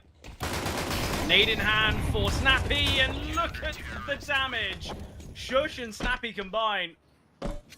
Well, we said for NIP they need to win the pistol. That's a feisty way to do it, with Snappy's HE grenade Shush spamming away. That's one way to make a mark. Yeah. I quite like the idea of that nade being posted up. The Julie's taking contact. The T's kind of a bit halted and hesitant to get out of hut. And NIP win it. Just an eco for Nexus as well. I don't think they feel like they need to force. I don't know why they would ever feel that. They're currently 5 rounds ahead.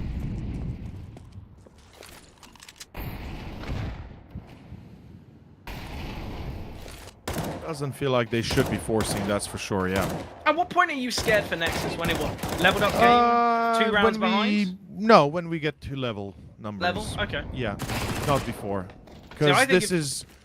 Like, this is too much of a difference to really worry about right now. But sure, once we get level, then we can talk about perhaps a different outcome in the end, right? I think it might get kind of panic alarms could start when it gets to that 7-9 scoreline. Okay.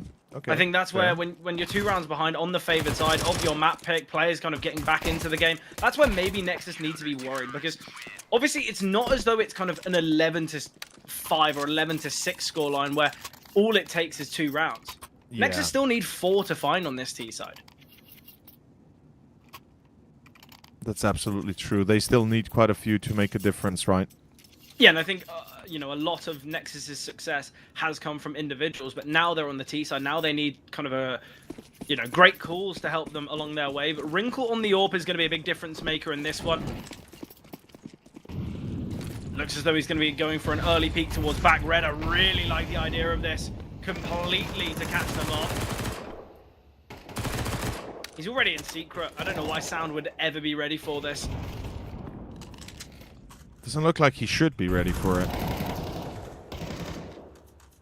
Question is whether he goes pressing towards the right-hand side of red box. It seems as though he might maneuver closer to main, and that's where Wrinkle might not even spot him. Seemingly a playthrough outside, though. Wrinkle. This is such a vital duel for Wrinkle. If he dies, it could be round over almost immediately here. The issue is he's got no smoke, no molly. So even if he gets a kill, if he's unable to jump down straight away, things could get quite problematic. Molly coming through. Wrinkle can, in fact, peek behind this. The molly's not fully spread. Snappy trying to condition them. They're all going to be peeking towards... Oh, this is so tough for Wrinkle now. Oh, and he misses the shot. Things go from bad to worse. He gets the information of so many. But that's the problem. He's far too static. He needs to have a little bit of a look. He's got to be maybe a bit more kind of a bit more ballsy there in secret. I don't really know why he's looking to play so static. The problem is now Arasdosa has to go huge if they go B, but they seem to turn their focus towards main. It's Snappy with the MP9 or... Well, at least with the SMG close by, BTN finds Yush, they find you jerks, and Snappy reveals his hand. They know where he's at, and they get him easily. Arasdosa is as good as gone. He has to save. And that's number 10. Nexus break them right here, right now. And economically speaking, NIP are effectively the dead men walking. I mean, they'll have a... I guess we could say... Snappy can get an AWP. He can drop over an AWP. But do you really put it all on the line? 100%. One AWP, one rifle? 100%. You do? You don't wait to 11-5 and then make the comeback with a full buy? I think Snappy can drop an AWP. If Aristos can save this, he's going to have to get at least 2 more kills. Okay. Because Sound and Zello are going to go pushing. If this rifle can be saved, it means he's found them both. It should be enough to drop over an MP9. AK saved. Feels like a crazy decision, but I kind of get where you're coming from. This is where maybe I'd reevaluate the idea. Snappy obviously can still drop over that AWP, which would be a big difference maker. I think if there's a chance in this round, it's going to have to be Snappy dropping the AWP. Wrinkle can get a... Yeah, look, this buy, I guess it has pretty bare bones, but it's got a good foundation with Wrinkle's AWP. But he's got to go search. Bad bones and good foundation. Yeah. What? Look, that's all they've got. They've got the AWP. Yes, there's a FAMAS on Shush. Utility's pretty poor, and this is not the round that NIP want a fast player down vent, because now they've got so much to think about. Oh, this is tough. And it's going to be down to the duel for Snappy. Yeah. Oh, no. It goes down to Launix. Wrinkle's got to take this peak. He's got to take this fight. Holding the lines, he will find. No missed shots here, and Shush can reposition. But taking up the mantle with a FAMAS. And the good thing is now is... Because it's a FAMAS, if they go peeking into him, they're expecting there to be an AWP. Shush can find another. Oh, this is going to be so scary. They do know there's an AWP in play, and it seems like because of it, Nexus slow down completely, let themselves be surprised. 5-7, it has to hit its mark. Arasdosa completely misses. Yeah. The damage is substandard, 26 total. That's not going to be good enough. And now with control... What? What? No way, you jerks! What are you doing? This is what I was on about. Launix's Mac 10 is not one you want to overlook. Oh, wow. And that's round. Holy shit. 4 kills with a Mac 10. This is what I was hoping for. This is what I was begging for. Now tell me why you would force buy in that round. Like, it makes no sense. They had the advantage. It was a 4 versus 3. I don't mind NIP's force. They literally had the man advantage. But they just let Launix win with a Mac 10. Yeah. But look, the 5-7 should get that kill every day of the week, and that's where Launix only goes 1 for 1. They've got control of Secret. It's a 4 versus 2. In my mind, the round's over. NIP, it's a great call. They find the openers. They look to take lobby control. Yet, they just let this Mac 10 have far too much freedom. And now they are forcing into it again. We've got a scout in play. We've got 2 MP9s, 2 Deagles, 4 pieces of util, 2 smokes, 2 nades. Nexus. What a way to get themselves a map victory. On the least expecting of maps as well. But I did say, Nexus, they have played a lot of Nuke in the last couple months, and look, a 50% win rate. Their 3rd best map statistically. Now imagine if this is the Nexus on Anubis as well. Yeah. If it's not just Xello performing, but we have Sound next to him, we have Raga next to him. Launix is sleeping a little bit, but still, you know, trying. These vital rounds have already been lost. NIP is effectively a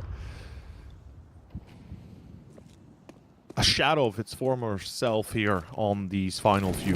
Economically speaking, they're effectively gone. Yeah, look, in the last game we said, okay, well, Nexus, they had a lot of pistol rounds. They had kind of Zello just absolutely carrying. But in this one, Nexus have been thoroughly in control. I feel like there's been very few moments where I could say, well, Nexus doesn't look like they're going to win this one. In every round, it seems like they've been in the advantage, but Snappy falling makes this round near impossible. The missed Deke shots coming through. Ujax will get one more. But it's a 1 versus 3 for Wrinkle. Completely locked out of the bomb site. Going to have to save the AK. 12-5 the scoreline, and now NIP needing 7 in a row to take it to overtime. They don't have the finances. They don't have the confidence. They don't have the individuals today. Ujak's 4 and 15. From the lurks and the impact that he had throughout Anubis, you said NIP are a shadow of their former self, and perfectly represented by Ujax. For a player that has been, you know, so impactful in that first map. I am legitimately a little bit shell-shook because I expected NIP to be a bit stronger than that, but this is quite a surprise. And Nexus, not only is it 12, but it's also a bit of a statement, isn't it? It's like, okay, we lost Anubis. It was 13-11. We gave you a run for your money. You know, we lost it because we made too many mistakes. Map 2, we don't make the mistakes anymore. And everybody's kind of, you know, performing here to the highest level almost, and this is what happens. Sliding into the hedge, NIP will be in trouble soon if they don't going. I mean, as you said, 7 in a row. How the hell do you make this comeback possible? I mean, yeah, it's a tough one. And they're impossible one could dare say. Oh, this push into lobby. I mean, it could work, but... Oh my god, so close. It will work at least a little bit.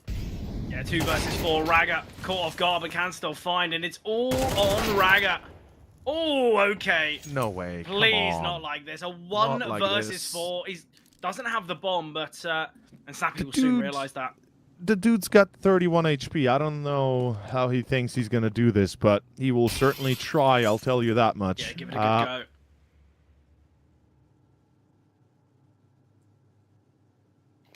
Well, if they win this round, it's only 6 more to go to overtime, so how about that? A tall glass of copium sat by your side, yeah? Yeah. Seems like I'm drinking that fill full. 6 to go. Let's see if Nexus will stop them in turn. Honestly, belief for me, until we reach overtime, I don't have any. No, I think NIP... I think it's going to be really tough. It's going to be really difficult. I feel like the stability from their individuals on Anubis is what helped them so massively. In every moment, it was kind of a team performance. Yeah, here, slightly lacking. But a good call in that last round for NIP. They had weaker weapons, and they wanted to take the fight to their opponents. It pans out perfectly. Wrinkle just sat on the ladder with knife in hand. We've got an XM on Shush. I love the map of Nuke because it always seems to provide a bit of a gimmick weapon. We saw it from Launix on the CT side as well. So I like the idea. Already down secret, though, on Nexus, and Wrinkle prepared for it. Wrinkle has to stay alive. That's his goal here. As soon as the molly flies, he needs to fall back and play effectively time here. Give his team the opportunity to clear lobby, to clear, to go down ramp, to hope to get the flank on Nexus. Launix still has to be found, though, so I'm not sure somebody's going to go secret at all, which means Nexus is also going to have free information here. As they prepare to enter B, it's going to be Wrinkle in control room, the rest already getting closer and closer. And here we go. It begins in a few seconds. Nexus will make the play. Now, with Wrinkle gone, it's U-Jerks with 2. It's still not enough. 3 have died for the cost of 2, and that is a valuable trade that Nexus can take any day of the week. And Siush and Arosdos said the comeback here begins with them finding this 2v3 after plant, or rather retake. Oh, I love it from Arosdos. He's got to take a bit of a risk. And he's got information as well. They know there's Elos here towards... Oh, well, yeah, never mind. The flank doesn't help You might him, though. know, but it's not about knowledge. It's about whether you can hit the shots and not seen there from Shush. I don't know how Wrinkle and Snappy get nothing there. They're already on the bomb site, but it doesn't pan out. NIP look lifeless on their map pick of Nuke, and now, as you say, we move to Ancient. What was that? Like, look, I've got to say, not only praise for Nexus, but we've got to say NIP, a shell of their former self. It just didn't look... disappointing. Yeah, I think disappointing's maybe not harsh enough of a word. I don't want to be harsh, but that was not at all half of NIP that we know them to be. Yeah, this is a team that are not only kind of progressed through top 20, they're looking to push to kind of top 15, top 10. This is a NIP side that have had a lot of form. You look at the recent pieces they've added. Shush has been on incredible form very consistently throughout the last couple months, was quite quiet. I think you look at that T side, it seemed like he wanted to go for a lot of opening duels, but just wasn't winning there. And I think sometimes when your game plan is to take some risk, go for some opening fights, yes, in the past, you're able to get them every single time. Yet here on Nuke, really, really struggled. But obviously we have to praise players like Raga, like Sound, obviously Zello as well. An incredible CT side on Nuke. And the numbers don't lie. Yeah, the exactly. numbers don't lie. Like, they gave us a show that we both said that if we had seen this on Anubis and not just Zello, this could have been a 2-0 for Nexus. Imagine that. Like, NIP, what? Absolutely crazy. But now, obviously, we move to Ancient, a map that both teams seem pretty strong on. And look, I think if the individuals are looking this good for Nexus, I'd be very worried if I was NIP. Obviously, not the end of the world. This is a playoff kind of progression game. This isn't an elimination, but still, no team wants to be in that 2-2 spot. No team wants to kind of leave it all to the final day. They want to book their spot to the playoffs right here, right now. The question is who will do it. Obviously, we'll find out the answer after the break.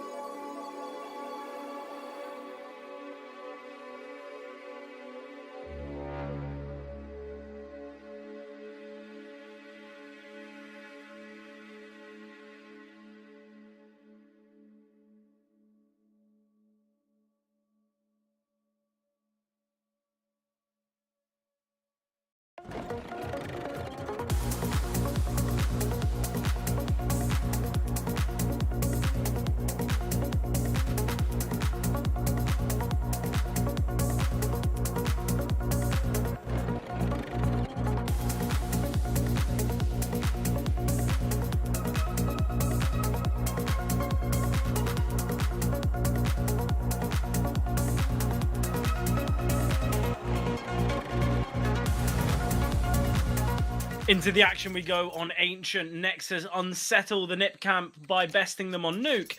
And now down to this final match to determine which team will progress to the playoffs. Look, Teo, thoughts and feelings as we head into Ancient. It's been a weird one. It's definitely been a weird one. Thoughts are that NIP might actually be looking at a loss here. Instead of a 3-1 position, it could go into a 2-2 position and then even perhaps elimination later down the line. But as you said, it's the third map for a reason, and NIP still have a fair chance to take it. If they do, let's see if they start off well on the pistol instead. Yeah, pistols majority of the time have gone the way of Nexus, but nice flashbang here. Still, shots not connecting. Snappy, nice find. Needing a bit more. Final bullets in the magazine. Wrinkle falling as well, and it's all on Shush. He spots one crossing back. He's heard the steps of BTN. He's got full information of all three, in fact. Now it's to piece together the puzzle, needing to connect the shots. The smoke towards top ramp has now faded, and the T is looking to fight together. Zello will find BTN's double. Gives Nexus that advantage, but what a pistol round. It goes so wrong for Nip. They send the flashes. They're pushing through the smoke, yet Nexus somehow still just dodging death at every turn. But 4-1 now when it comes to pistol rounds. Nexus have been very potent here. NIP, look, if you want to take one thing away from this series on what needs improving, it's going to be these pistols. But Force Fire has been seen. 3 pistols, a FAMAS, and an MP9. For Arrows, though, I imagine that 5-7 is one in which you'll want to forget. You remember that fight that he took onto Launix towards Windows? Oh, saying that, he does get one. It's a 5-on-3. Although Shush and Aristos are low, they've got the advantage, they've got the numbers. They have the numbers, that is true, and as long as the 2 players on A don't die needlessly, this can very well go in the hands of NIP. Wrinkle finds another, that's sound to fall, and yet they're hiding from Launix. That's how you do it. Look at the bait and switch, look at just how he well plays that. And Wrinkle finds the final piece of the puzzle. That shall be enough. And we are seeing a very distinct start here for NIP. Much different to that of Nuke, comparatively. And Anubis, yeah. And Anubis even, yeah. No continual force buys for NIP. Nexus, though, going to have to invest. And without the bomb plant, it becomes quite difficult for them. There's going to be some Tech 9s, maybe some Deagles on a player like Sound. Ragger's got the Deagle in hand as well. But not the best of buys here. Still 2 SMGs in play alongside these 3 rifles that NIP are wielding. I don't know whether this lag is on our side, on Prod, on Wrinkle. I'm pretty certain that it's on our not on you and I's or our side, but on the observer side, most likely. I would assume so. But a kill's come through. Snappy does 99 damage, assuming with utility, but he has been taken down. It's a difficult one to kind of commentate through, but we'll give it a go. It does look like it's a straight B push here. Sound finds another. Oh, no, that's the first. That's the first. Yeah, but it does look like it's going to go all the way to a full B send here. They've taken control of Cave. It seems like back towards mid they do go. Aros Dosse is ready for it. He's pushing down, but Rega finds one. A great position here as well for Zello. BTN. Oh, BTN could get caught. Could get caught jumping, but Zello finds a great position. AK retrieved. Seemingly the Force by Wars will continue. Shush and Wrinkle just should save. There is no value in going for this 2 versus 4. There is a defuse kit on Wrinkle, but they don't have the utility. They don't have the numbers. They don't have the time to retake all of this space. The problem is they are a little bit of in an isolated position, though. If they are able to snap away kills like this, it could put Nexus in a very awkward spot soon enough, even with the bomb down, perhaps in the next 10 seconds. Oh, surely you check mid. You do, and you win the duel. Wrinkle gets sound. That's a 2v2. Surely you try now. Yeah, you got to give it a go now. You have been given off the opportunity. Yeah, obviously Zello. Yeah. He's got an AK. He's going to be the operative player. BTN's low HP. Flashbang comes through. Wrinkle's still showing his positioning. The timing for BTN swing will be everything. That's information on both. Wrinkle still finds Zello, and now BTN, center of the bomb site, 21 points of health. Shush applying the pressure. Wrinkle trying to take contact away. BTN gets the first. Limited time, and Shush without a defuse kit. Ring around the rosies. He's going for the kit. He's got the time. He's got the time. Well, he would have enough time to defuse anyway, but... Yes, he would have. He would have. But he just wants to not even test that theory, and... It took him more than 5 seconds to get the kit and come back. Yes. Either way, the round is won. No problems there for Nip. Big issues for Nexus. I don't know why they split 2 and 2 there. There's no value to that. There's no importance of splitting in that round, especially because you're giving the advantage fights to these AKs, to these rifles. And look, even if you are going to split, go shoulder to shoulder. get the trade potential, but Wrinkle can just find 2. Important clutch from Shush. An amazing find from Wrinkle onto Zello. And Nexus have been silenced. They will reinvest. It's the right decision as the finances for NIP could be broken. But even still, such an important round there for NIP. Aristos has had such a tough series so far. Bottom performing player in the whole series. And I think that fight in middle completely shows as to why. Snappy's taken a bit of a timing, but in all of the chaos of middle, we've seen the A-bomb site swarmed by Nexus. And now what do you do, NIP? You've got no control in mid, you've got no control on A. It's going to have to be a save. Nexus. It does have to be a save. Great decision.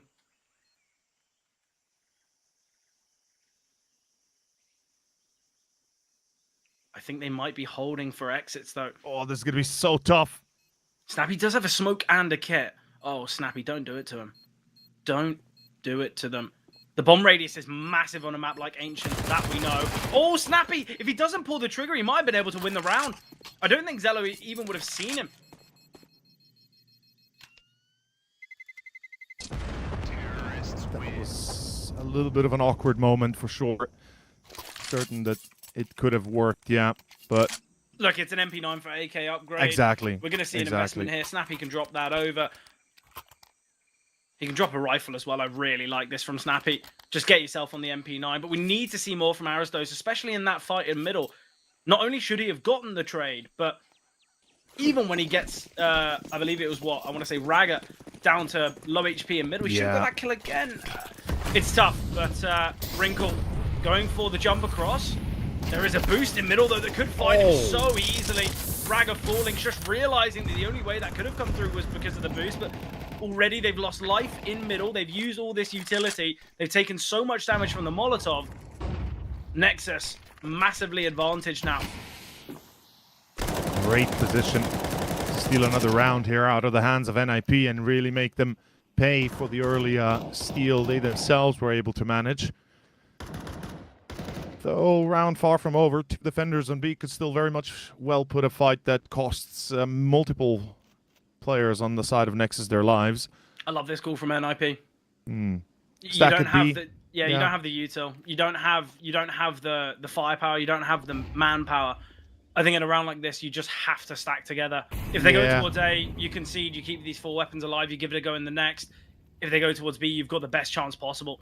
And the setup here is excellent. Ujak's just tucked away in cubby. Shush can provide a bit of help either way. Aristos providing impact and kind of showing contact in middle. The bomb is still outside B, and they are going to make their way towards the B bomb site. The Molotov forcing Shush away from Cave. Snappy now, he has to go 1-for-1. Spots the leg, but still falls to BTN. It is going to be this continuance towards the B bomb site. Aristos has rotated in. Ujak, see how they see him. What? What just happened? Hold up! Aristos pulled a triple out of seemingly nowhere. How does the round go so wrong and so right at the same time? Ujak's, he just doesn't hold towards ramp any longer. He turns his back to look towards Cave. Timing seemingly goes against him, but Aristos rotating in time, getting towards that kind of right-hand side and finding the triple. NIP, I said they needed a bit of a gamble to go their way in that round. Even when Snappy goes down for nothing, that's where the round looks so difficult, but excellent from NIP. A reinvestment again from Nexus. What so fast is Zello. Maneuver. What a maneuver. What a pull. What a round that just works in the end. Aros, man. There's a reason they picked him up. Great player. When you need him most, he's going to be there for you. Yeah, no, look, I'm thankful that Aristos has had a moment like that for a player who has really, really struggled in this series. Look, there's no way to kind of put it nicely. He has really struggled throughout both Anubis and Nuke. 26 kills. Certainly wasn't great. I think we can both agree on that.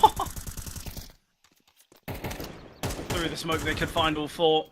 This was the full investment as well from Nexus, so NIP should be able to extend the lead to 5, unless if somehow the Glocks, maybe invested techs and Deagles, can surpass. But A 5-on-2, 56 health combined on the remaining Nexus players. The bomb's down. Yeah, Round should be is number 3. over. Yeah. Pretty much. Safe bet to say that. This is a much closer game than I ever imagined, honestly. I mean, after map 2, 100%. taken aback a little bit for sure. I didn't expect Nexus to have such resilience after losing their own map pick. I think it's safe to say we can kind of, I guess we can, draw the curtain and be completely honest. We both said if we expected anything other than a 2-0 from Nip, we'd be massively surprised. And obviously, I'm still somewhat shocked at the fact that Nexus were able to take Nuke. But additionally, I add, not just surprised, I think perhaps a tiny bit disappointed as well. Like, Oversaid, why have they saved? No, I don't know why they saved. It doesn't make any logical sense. Because they're not going to force in this round. If they do, then I hate it. And if they don't, I also hate it. Because Ragger and BTM won't be able to buy in the next. I think they must have been, like, maybe the time got lost in their heads and they were just, not paying attention. Yeah, look, they were not paying attention. It can happen. They were talking about tactics, about situations, what they can change, etc. Maybe. I mean, that's a stretch, I know, but hell. Yeah. It's a better stretch than thinking that was intentional, because if that was intentional, I'm going to have some choice words for them. Looking like it will be easy 5-2. So what's the best case scenario here, honestly, thinking about this at this Best stage? case scenario for Nexus, I think they've got to try and find themselves 4 rounds, 5 rounds. Okay. I think that's kind of a bit of a safety net, I guess. Yeah. It's not a scenario where they lose a pistol and they lose the game. But you look at recent performances on Ancient for Nexus. Obviously, there's been some positives. Back-to-back victories against Ent, beating Eclot as well. But their most recent game against Cybershock, it was that 13-1. I believe you were on the cast for that one. Yes, sir. I was. That was a wild ride. Not gonna lie. Yeah, it starts with Dust 2, and you're thinking, wow, okay, Nexus, looks as though they can do something, especially Dust 2 against Cybershock. Like, they're a very strong Dust 2 team because they're kind of just all individuals. Not to say that Cybershock don't have kind of strategic ability, because, look, they're 3-0 in the Swiss stage. It's more than just the individuals, but it helps a lot on a map like Dust. But yeah, hopefully we won't see a repeat of a Cybershock stomping here against Nexus, because no, surely not. It would be so devastating because of how valiantly Nexus have fought throughout this series. You're right. It would have been. It would be, and I'd be a bit disappointed if that was the case, especially after map 2. I'm gonna push you for a prediction here. I think we're both thinking NIP are gonna win. Yeah. I think NIP are gonna win. I want Nexus to win. I'm just because they've done so well to take Nuke. I think it'd be so tough to see them not find the map, right? It'd be devastating. Yes, I think that's kind of the idea you can definitely go with, and I agree with you. I have to say I've seen NIP winning as well myself. Yeah. They seem to not allow this to get out of control, because clearly, the start here signals the change of direction they're willing to go in. Beautiful counter frag, yes, but in the end... The thing is, I think the good thing is I'm kind of sat here as a neutral. But I think a lot of the time when you see matches like this, you're going to be rooting for the underdogs, right? You're going to be wanting kind of a bit more of a competition, especially kind of from the, well, as I said, the neutral point of view. You want a close game. You want kind of a bit of a back and forth. You want the kind of the dark horse to be seen. And obviously, once we saw the performance on Nuke from Nexus, I think that's where a lot of us were thinking, okay, something's going to happen here. Let's see what Ancient has. But I think the way in which Nip have started, the way in which the individuals are playing, both Ujox and Arazdos, are looking really, really good. Wrinkle's performing well. Shush is consistent. Same with Snappy. So I think right now for NIP, it does feel like they're going to take it. Quite similar to what kind of our initial thoughts were on Anubis, because I think obviously Anubis was a very close game, and it was that 13-11, but I think we were still all thinking NIP were going to take it eventually, right? It was, what, a 12-8 scoreline, or 12-7, sorry. I think we all thought it was going to be the result going the way of Nip. Yeah, I can't lie. I'm definitely kind of there with you in that sentiment. Though I have to say, right now, with the way this map is turning out, it seems like, we have the beast awoken. It's not going to be a sleeping giant or a sleeping beauty anymore. So NIP, hopefully they can keep this up. There's a reason we said 2-0 is very much what we expected before this went into map 3. Oh, what a shot there. Wow. Yeah, Dude, Zello. Zello has been, like, he is on fire whole series long. That's something you don't get to see every single time, and it's Why are we peeking into it's it? amazing. He's What good is with the happening? needle. Can we stop giving him frags here, Nip? Bro, he just opened B solo. Like, Yeah. took 9 damage total. And another one. It wasn't the flying Tech 9, might I No, add, it but wasn't, still. yeah. I think Shush and Arrows, those are going to give this a go, though. They know it's against the weaker buy. They've got money in reserve. They might as well give it a chance. Dink onto BTN. Now Shush has to realize, well, it is just going to be this save. But again, why are we giving Zello these heads-up fights? Show a little bit more respect. I get it. He was 3-7 going into this round. Going into this game, though, he was, what, 48-21. Show the man some respect, please, Nip. Otherwise, we could see Nexus kind of unsettle here on Ancient. And obviously, you look at the last couple rounds, the reason that Nip were fortunate and were favored is because we had 2 Deagles saving into the next, so they were just a weaker buy in general. We saw that kind of force buy that didn't work out for them. But full buy, this is now Nexus's time. They're going to have the investment. They're going to have so much money in the reserve just on the basis that not only did they have 4 survivors, but it was a half buy. This is one of the easiest rounds I've seen being won by Nexus in this series. Simply put. Like, it was brutal. Xello, he's given 2 opportunities, both taken, and afterwards, you know, NIP, what can you do but save? I'm surprised that they went for any sort of an attempt at all, actually, if I'm honest with you. Even with the money they have, I would have expected them to immediately pull away as soon as they lost the first 2, but I fair think enough, it might have been a bit similar to that kind of Wrinkle and Shush 2 versus 4, where Wrinkle got 2 kills in middle, and then they think, oh, well, go on then, we'll give it a go. And I think Aristos was going to operate for the same thing in Cave. It was quite close while the bomb was just planted. If he finds BTN with no damage taken, that's where Shush is in Red Room. You know, there was definitely a chance for Neb there. But I think it was more of an idea of, look, we'll stay close. We'll see what we can find. If it works well, it works well. If it doesn't, it doesn't. No limitations here, though, for either side. Warp in play. And both Aristos and Shush have taken a hefty bit of damage here. We see a boost come through. This is going to be fun, isn't it? Yeah, this is going to be exciting. Shush, are you going to nade the smoke? What's going to happen here? Wrinkle gets Zello. Warping Jewel goes away. Spam comes through. Ragga finds. And although the opening kill was found by Nip, they haven't lost. What's going on here? Sound can find through the smoke. Aristos forced back. And now Wrinkle needing to rotate in. He's got to help out Aristos. Not only is he 1/3 health. Problem is, NIP thought that the mid-engagement was already done for, but when in fact Nexus was still trying to respond, and they get them off guard, put themselves, into a bit of a advantage that kind of gives them a free B site. This should be another save on NIP. I don't think you try a retake when Aros is on 33 HP and Wrinkle's on the op. Especially when he's on the A-bomb site. Exactly. So there shouldn't really be much of a discussion here. And Aras still tries, still gets a kill. This is a crazy maneuver that he's still getting closer and closer, inching into this. There's got to be a limit to this, surely, right? They've got time on their hands. The bomb's not even half ticked yet. Wrinkle's holding for kind of a bit of a backstab towards ramp. The problem is Wrinkle's just so far from this that we're never going to see anything. Finally, they realize, there we go. Yeah.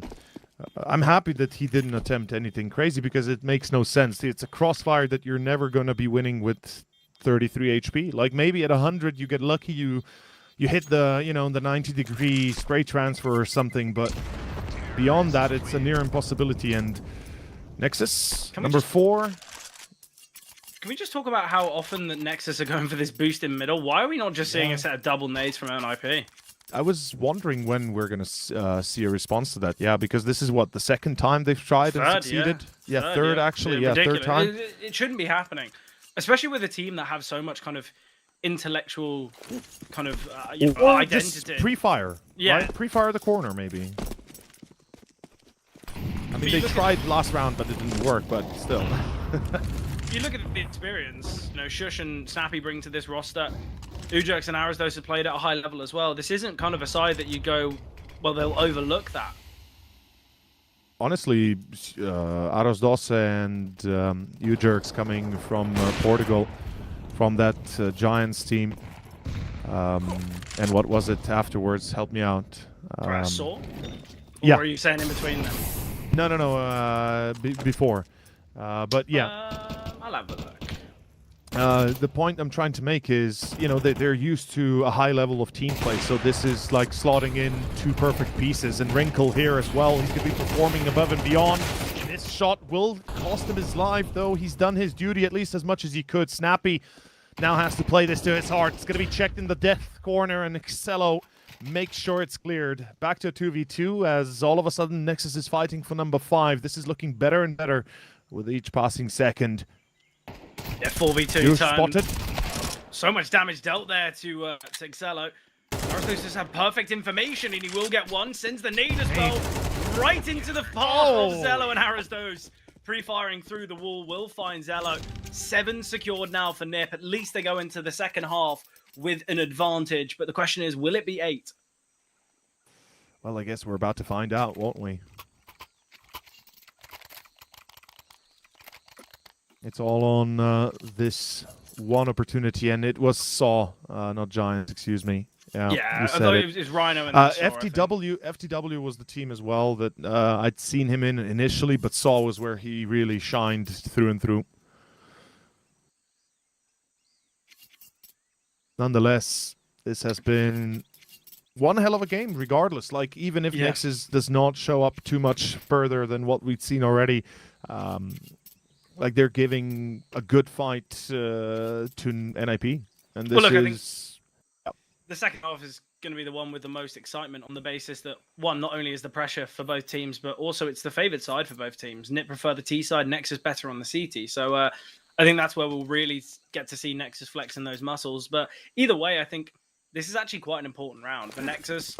If they lose this, then lose the pistol. We're looking at NIP maybe finding double digits with Nexus just on the 4. So although we've seen Nexus have some round victories where potentially they shouldn't, well, okay, never mind. 7-5. Well, this is pretty clear, cut and dry. Don't tell me you get Snappy this chance. Oh my, and Ujerks has found sound. Now they know where he is, but it's a 1v2 that he can definitely win, especially if Raga's going to be caught transitioning towards mid. BTN taking the C4. Now making steps and will be heard crossing through water. Yeah, he's got this information, perfect information. And Ujerks is questioning, well, look, if he knows the beat bumps, I think he goes for Raga first. I was about to say, I think he goes to the site, and the timing in for Raga is going to be horrible. And just as BTN gets the site, the timing will be horrible. It's a 1v1. Minute on the clock, so more than plenty enough time. What is this white clap by Ujerks or jump? What is this? Pushed out and BTN blinded. Still takes the shot and wins the duel just because Ujerks jump crosses, or rather jump spots and crosses and gets hit. It's it looks crazy. Like Call of Duty. It looks jumping, shooting, flashback. This Unreal Tournament, man. That's what it is. This is UT. It's a 2v5, by the way. Comes down to a 1v1. Lucky nice BTN. Like, dude, if BTN doesn't hit him across when Ujerks is jump spotting, that's a round over right there and then, because then he takes the fight and wins the duel for sure. It's wow. The suspense is killing me in almost every single round here. Yeah, 5 rounds though. Come on. It's the type of game that just going to keep you right on the edge of your seat. Especially as well when you look at it, Launix 3 and 9, Zello 7 and 10, Sound 5 and 10. It's the two kind of least expecting performers for Nexus in Raga and BTN. You're actually quite right. Imagine if the 3 that we'd been talking all game along would have been activated here as well in the first half already. And I think as well, CT side. A lot of people are going to be saying, well, where's Zello gone? Look, he was the only reason that Anubis was close. He was one of the main reasons that Nuke was possible. You can't expect him to be top performing every single map. He needs some help. Launix has been somewhat missing as well. It sucks to think that you lose Anubis, you win Anubis 13-6. And if it wasn't for Xello, that you would have probably lost it. Like, Yeah. it's really that straightforward, I think. And right here, the pistol already starts with sound lost, so NIP off to the races they go. It's going to be a full B send. Does it seem like that Arasdos stays in cave here before he actually challenges side? Possibly. Yeah, he's going to stay to check the flank. Yeah. And the rest, well, they're already on site itself. Lonix, surely, what are these trades? Yush and U-Jerks, what is happening? The bomb not even planted. And it's a round full of Nexus. Holy shit, what a retake. That is a glorious, glorious round that it wouldn't have happened if NIP did not offer up both kills that easily. And it's a clean round besides Sound getting killed at the very start.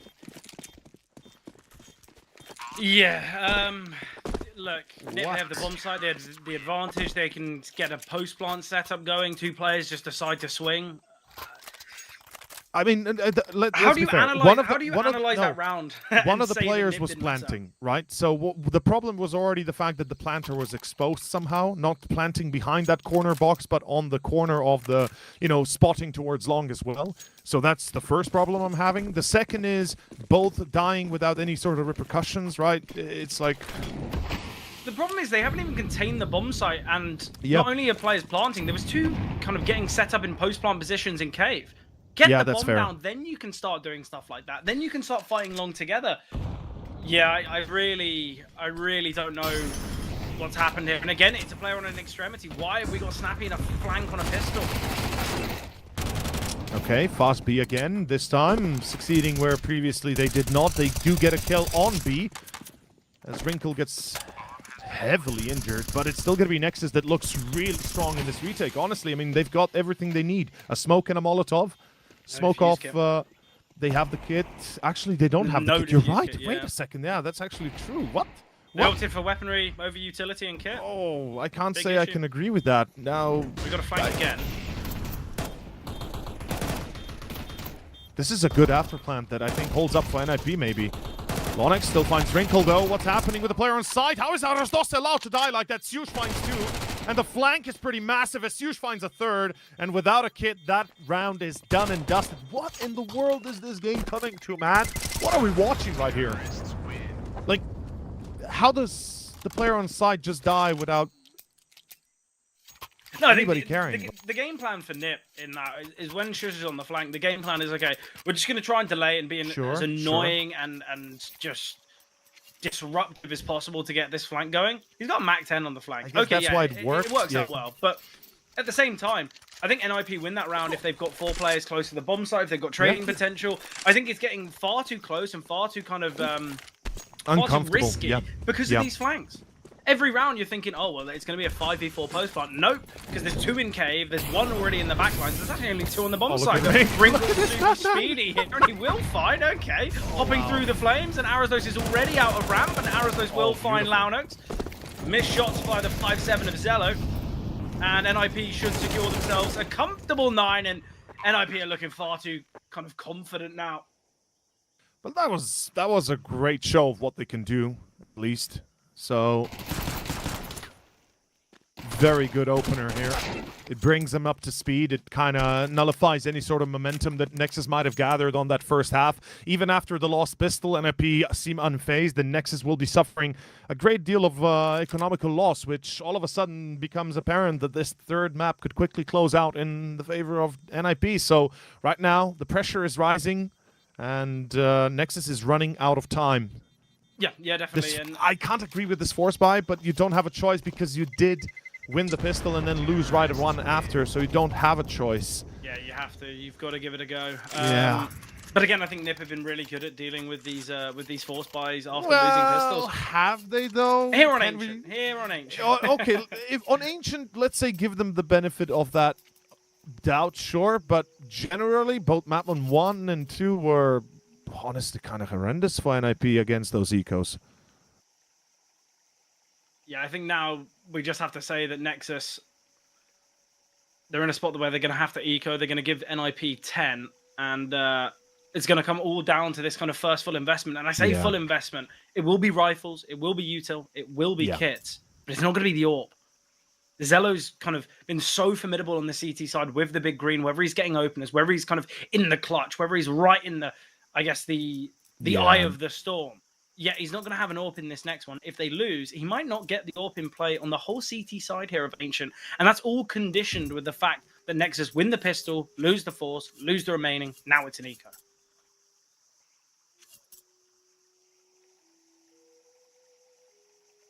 We do have a tech pause, by the way, to those that haven't noticed yet. So we're taking a moment here to just figure this one out. Yeah. Always hate to see these when the rounds are getting super close and, you know, every one round could be decisive for the whole game. Yeah, at least this is going to be an eco for Nexus. It's not as though they were feeling that's fair. really confident that's actually, and momentum. That's a good point, yeah. I Look, just it's still annoying. Yeah, it is. But still, nonetheless, it's, you know, it's a much better point than otherwise if it was a full buy. Especially for Nexus, because, you know, they've got to come back into it. They need to kind of stay on it, and sometimes a tech pause can just kind of not only upset the momentum if there is any, but also it can just put a bit of an unnecessary strain on players where they just have to they just have to sit there and wait. We're here. Well, here we go against an eco. NIP surely don't fail this time. It would be quite the conundrum and the disappointment as 10 is around the corner. 3 more to go afterwards to finish the map and the series, put themselves into the 3-1 spot for the playoffs, or potentially be forced into overtime, or maybe even lose, and then God knows what can happen. But right here, Nexus should have no challenge. Like, this is a no-brainer. It's pawns against queens here, or kings, depending how you look at it. But regardless, it should be easy. Yeah, and I'm sure NIP are going to want to put these pistols in check. Snappy, Mac 10, finds Ragga, all on Zello now.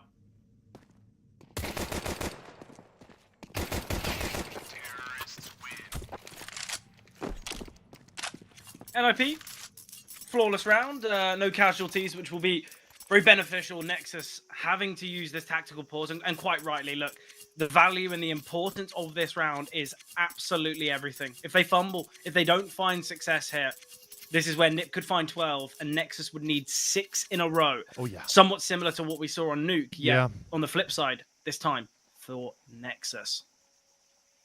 Absolutely. Every little detail now will matter. Nexus have to hit it on the mark. Can I just say, what an opening game for today. Obviously, we've still got... Yeah. We didn't expect this one to be the closest, I don't think. I think... I guess this should have been the landslide game, but what a performance from Nexus. I think even if they do lose here on Ancient, I think they can walk out of this series maybe proud. Yeah, exactly. Especially with the Nuke performance, it was insane. Seemingly a speedy approach from NIP as they want to take some space in middle, or at least deal some damage with the utility. Ujerks, he was expecting a molly to land there, but the fact it missed could have taken maybe a little bit more space than he bargained for. It's going to be a re-execute in middle. Utility being lined up by both Snappy and Wrinkle. Oh, this is looking very tough all of a sudden. They don't have control of middle.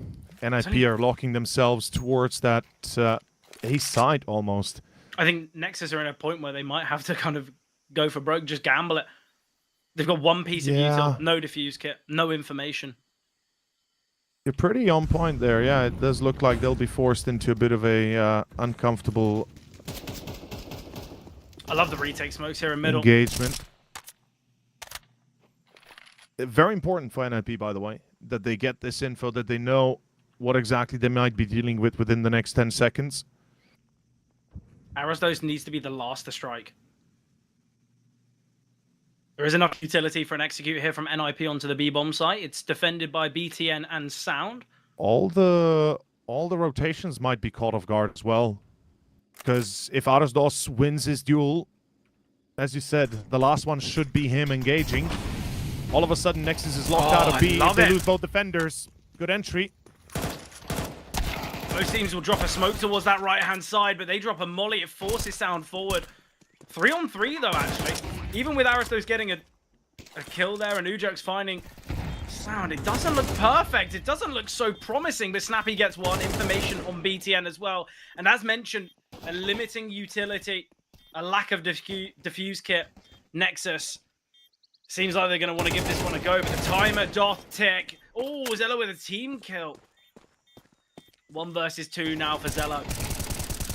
Oh, Zello finds him through the wall. He's got to get on the bomb now, though. There's no defuse kit. It's the tap. No shot. Ujuk swinging. Jiggling spots him off. It knows No he's kit. not defusing. No kit, time for no. Zello. No chance for survival. Once Ujuk hears that gunshot, I don't really know why he takes the fight. He knows he's not on the bomb. Either way, though, NIP victorious.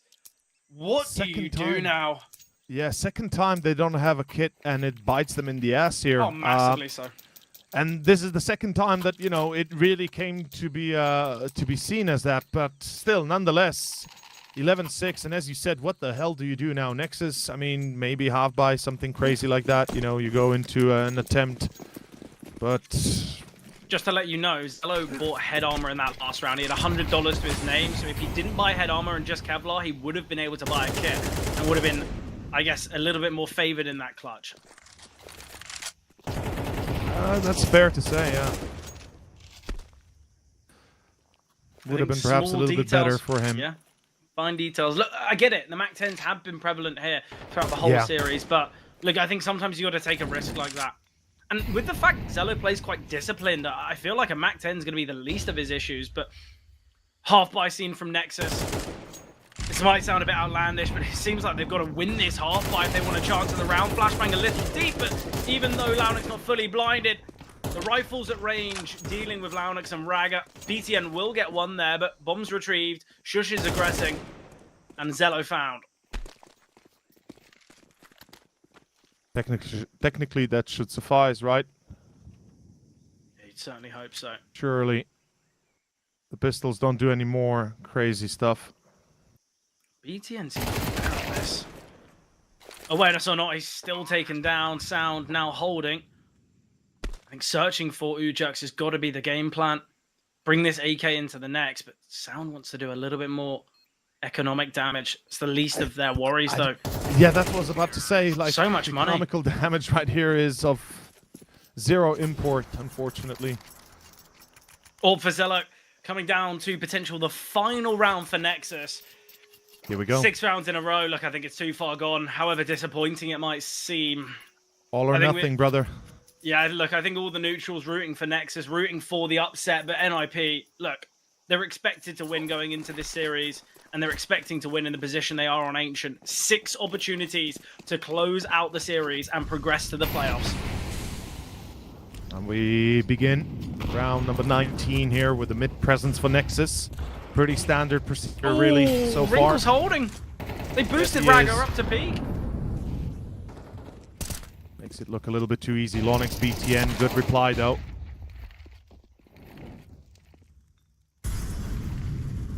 They're responding kind. Still going to be a 3v3. And they're going to be hitting B, but no entries denied. Nexus survives for a round longer, perhaps. Yeah, I don't really know why Shush swings in front of Ujuk there. Does seem like a wild choice, doesn't it? Yeah. Also, there was flashes. You know, we could have just seen a right click on the flash and they bring with it. Yeah. Either way, though, NIP, they've still got 5 opportunities, but I like the intelligence from NIP. The maturity to realize, well, look, we've got 6, now it's 5.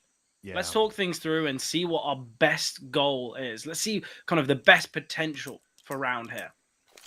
I mean, the best outcome obviously being overtime, but that right now seems like a marathon away, not just a sprint. So hold on those thoughts and just focus on a round-to-round basis to see if that is going to suffice, right? That's the current ordeal perhaps they should be focusing on. And Xello, we're going to need his numbers from map 2 there. Otherwise, I prefer his numbers from map 1. 30 or kills. that. Yeah, like, although they didn't take the map, what a performance. Indeed. It's one of those games as well that I think you go 30-12 and still lose the map. I think that's something that might be playing at the mind of Zello throughout the whole of this series, because he's done everything physically possible and they still lose. Needed a smoke though. Timing looks good for it, but another HE from BTN. They spot nothing with these nades and a re-smoke as well in middle. the timing of it as well, just after the nade. It really kind of puts the nail in the coffin further here. Look at, I believe, yeah, look at Aristos' position. He's already here in Donut. Although Launix is deep here in A main. But look at the control, like, just look at NIP's map control. That's the biggest problem, as you said. The fact that basically they have a way into A if they get rid of Launix, who's been having a decent game, but hasn't been, you know, the star that we need him to be, or that Nexus needs him to be. Yeah. And with this rotation towards A, now they're going to have the info. Okay, guys, they're going to be going A, but look at the checks. Yush is aware that is a possibility. B had Donut empty, which means somebody had to be pushing A main, and that's exactly what happened. Excuse me, B Donut. Yeah, A Donut. Braga, good refrag, 4v4. Yush is low, which means this is possible for them to go for the retake. BTN. Big flank. Zello finds another. Secondary's coming through. Wrinkle's gone. It's down to you, Jerks. He can't hold it. Number 8 is here. 5v4 post plant. Somehow Nexus come out of the round with 3 survivors. Again, the Rag has had a lot of importance in many of these rounds. Now they only need 4. Yes, he has, and they do. Question is, how far is still NIP letting them go? Like, are we going to see a bit of a change-up? Are they going to speed things up, try and surprise Nexus? Or do they still play the slow and steady, meticulous approach, checking out mid at a later date, you know, kind of thing, where they take their time and not risking their heads for nothing? There's the boost we've seen from Nexus so many times succeed. Look, this time, Nexus is not getting into a fight at all. Yeah, look, it's how they played the last round in middle. They're playing very reserved. I think the problem here for Nexus is, even if they play smart CS and they have players hitting their shots, eventually someone from NIP is going to have kind of a crazy round where they get a double where they shouldn't, or maybe even get a triple kill, and that's where it's bound to happen. And I think that's the problem with being so far down, is Nexus needing 6 in a row. They're not even halfway to having the idea that overtime is a possibility. This is a bit of a 2 for the price of 1 round with the finances of NIP. Finally, the opportunity to be broken. But again, they contain Donut.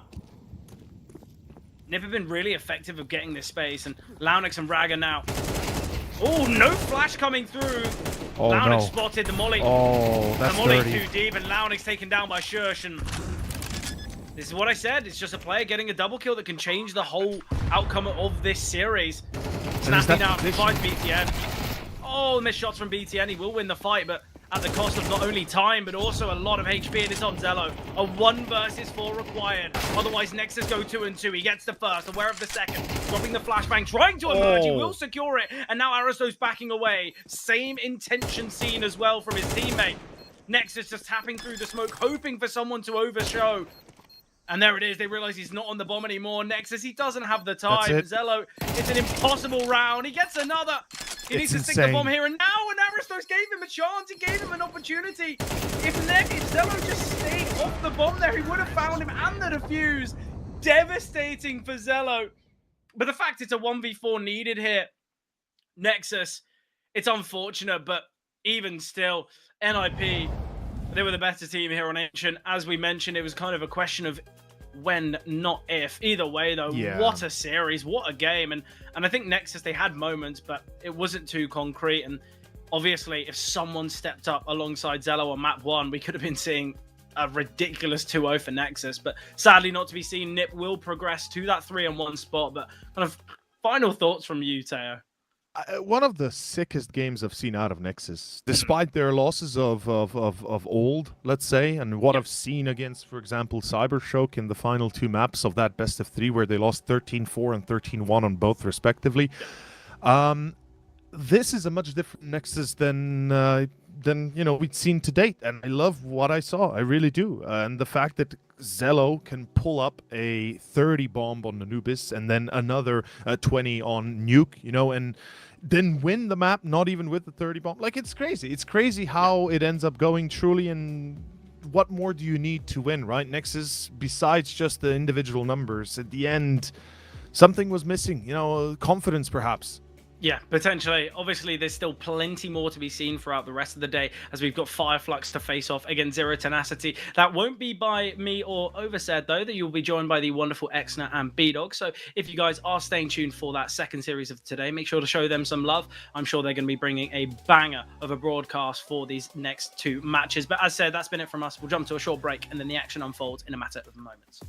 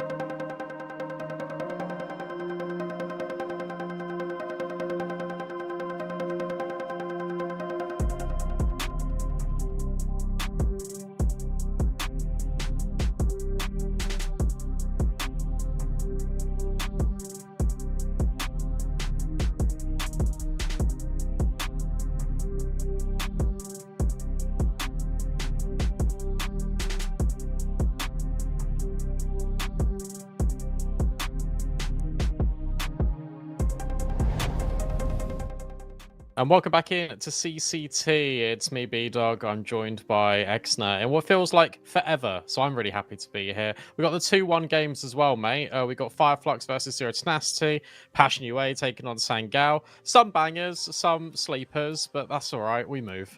Yeah. No, it should be a fun day on how we close things out. Looking forward to seeing who's going to be progressing into the playoffs. Should be a lot of fun here. As you said, though, we're kind of not in a high pressure environment right there. So some of these matchups, not the most intensity when it comes to the elimination aspect of it. There's just a chance to lock in playoffs for a lot of these teams that I think should be just playoff caliber straight up. Yeah, for sure. Let's have a little deep dive into everything we know about the tournament so far. I think bring up the Swiss standings. We can just take a little sneak peek as to everything that's been happening in the tournament. There might be some surprises in here. I think definitely for me, the fact that Sangao, Zero Tenacity, and to be fair, Flux do sit in 2-1. Here's that schedule. As we just mentioned, Flux versus Zero Tenacity, our first game of the day. Then following through a Passion UA versus Sangao.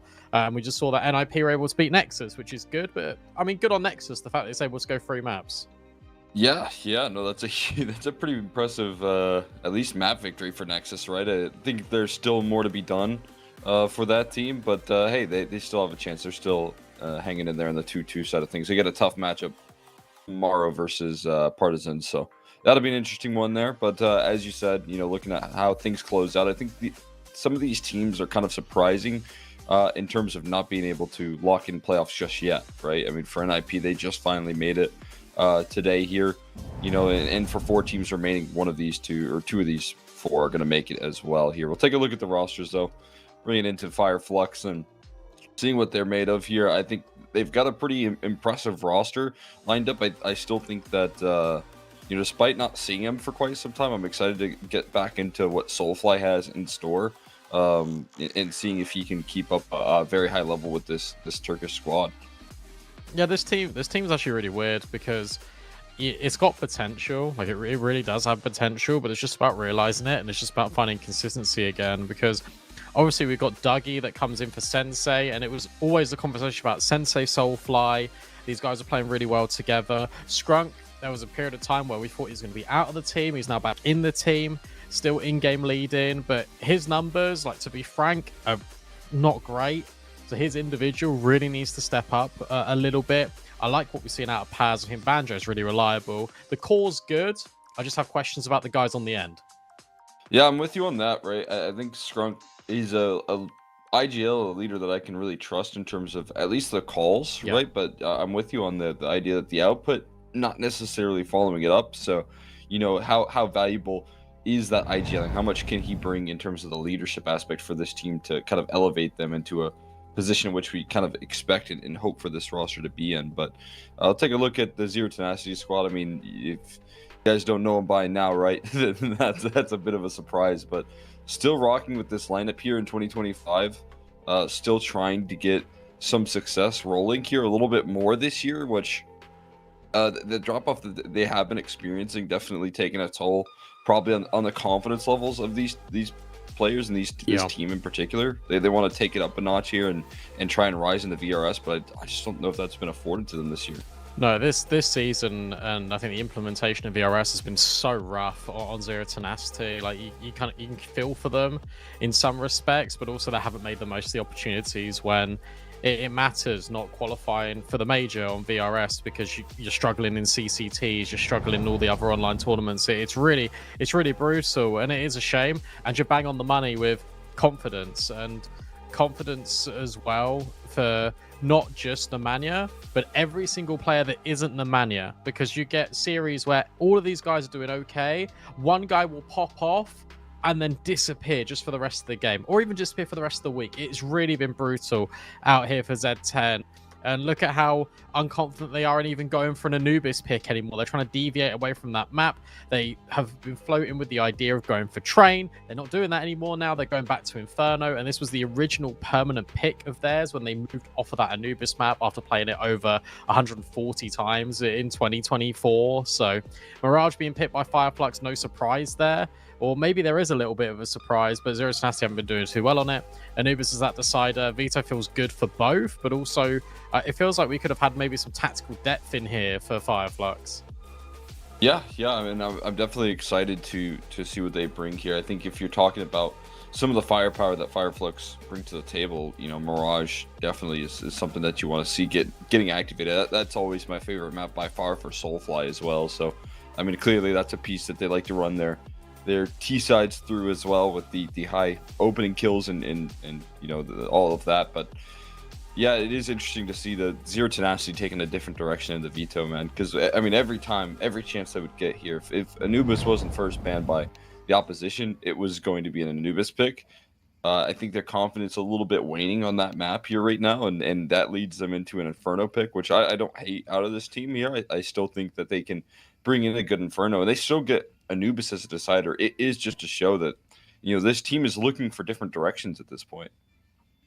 Yeah, and to be honest, I think leading back into that conversation we're having in pre-game, I don't blame them, because something's got to give, something has to change, and maybe it's just diversifying your map pool a bit so you're getting a little bit of variety, because the variety is not going to come firstly when you're winning, because that's obviously a recipe for success. You don't want to change that. The variety won't come in a roster change, because these guys have been together for so long, and I feel like they trust each other immensely to the point where it's a rough 6 months, but it doesn't warrant moving on from a project that you've been so invested in for like 4 years. So the variety will have to come in the map pool. So yeah, I don't mind just playing a little bit more looser, because Zero Tenacity always used to be this team where they pick one map, they zone in on it so much and make a really good win rate, but it leaves the rest weaker. Yeah, the fixation on the Veto here, maybe Inferno looking to be their way out there. I like the way you put that. In terms of the game plan here, in terms of what you have to change, it is interesting. You know, this roster having so much faith in being able to get back into that form here, especially in such an important time where, you know, the VRS is obviously now controlling the circuit, controlling the invites here. If this was a year early and the VRS was implemented, I'm sure that this team could probably be, you know, at the top of the charts there as one of the better tier 2 rosters, but the timing just didn't quite work out for them, and now they're kind of facing the idea of slipping a little bit here in the VRS. That's why they're in the Swiss stage instead of, you know, playoff invites, right? Yeah, very true. Let's see what they've been working on. So it's actually starting T side, of course, because this is their map pick. Very slow, very passive. Just trying to see if they can find anything. Soulfly's been given a hell of a lot of responsibility here. He's the only player on Banana, or on the B site, sorry, and all of Zero Tenacity are in Banana. That's a tough job right now. See if he has any sort of backup ever coming intended. It doesn't look like that's the case right now, but they have game planned here. One good execute, and it's going to be leaving them limited. They're doing double nades. Yeah. So okay. This should give the indication. And there should be a rotate, and there isn't. Huh. Is there dual Berettas for Soulfly and somewhere in Cave? Sometimes teams do that as well. Or Coffins, rather? I don't think so. No, he's just going to try and head first fight. Offer up as much of a defense as possible. That's one good kill. And he gets out of dodge there, so they have a retake Centric right now. They don't have a kid on the CT side, though. That could be a bit of a problem. It could be if he's dead, but he isn't. And now immediately you're setting up this util. Smoke goes into Banana, flashbang over the top. Ducky's been left by himself. He's the only one that charges forward, but Soulfly at least has got another kill. 2 players just pressed on the bomb site, and here's that overwhelm out of Fireflux. Berettas, this time in Banjo's hands, will do the damage. And now you've got to get Joffo working here in this 1v3. We'll spam through the smoke. They all body block, and it should be a really easy defuse. It can't get out of hand, especially with Paz finding that headshot.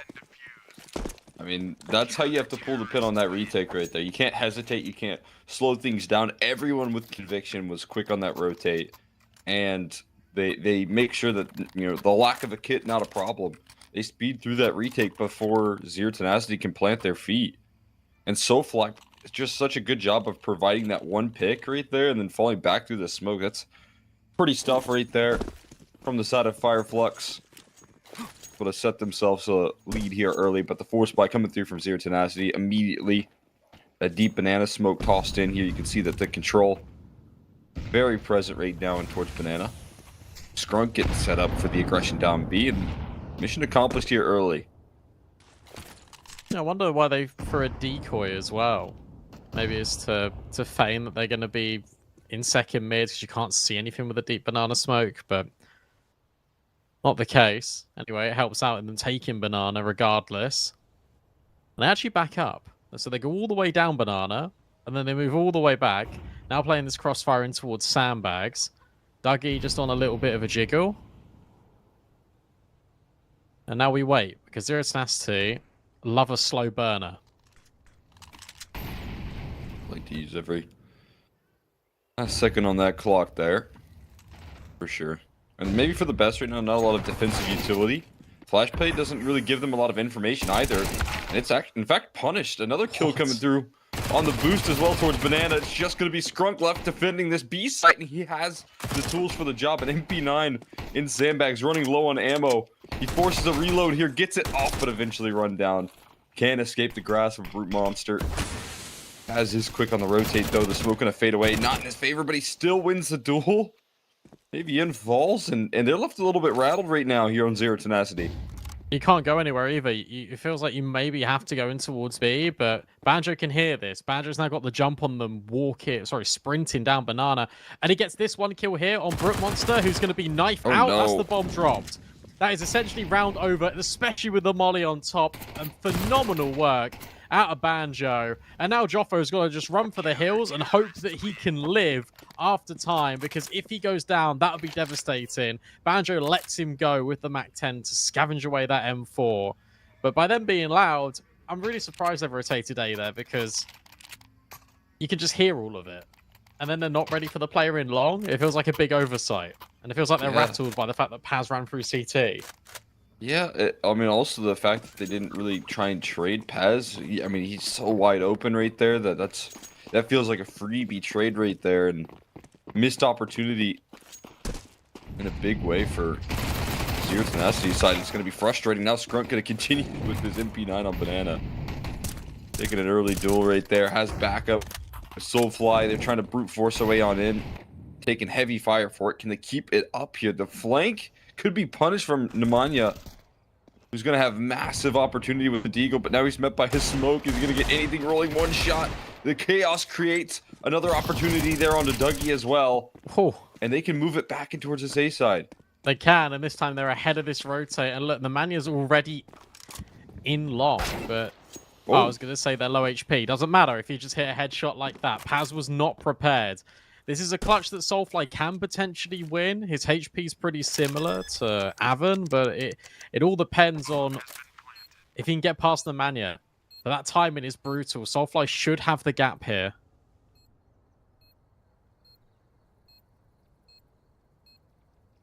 I mean, it's ticking a little bit lower and lower here. He's so slow to activate Nemanja. Perfect timing on the peak. Massive flanks right there coming through from Nemanja. Makes it look easy. Keeping his teammates safe on that B side and then being able to shut them down.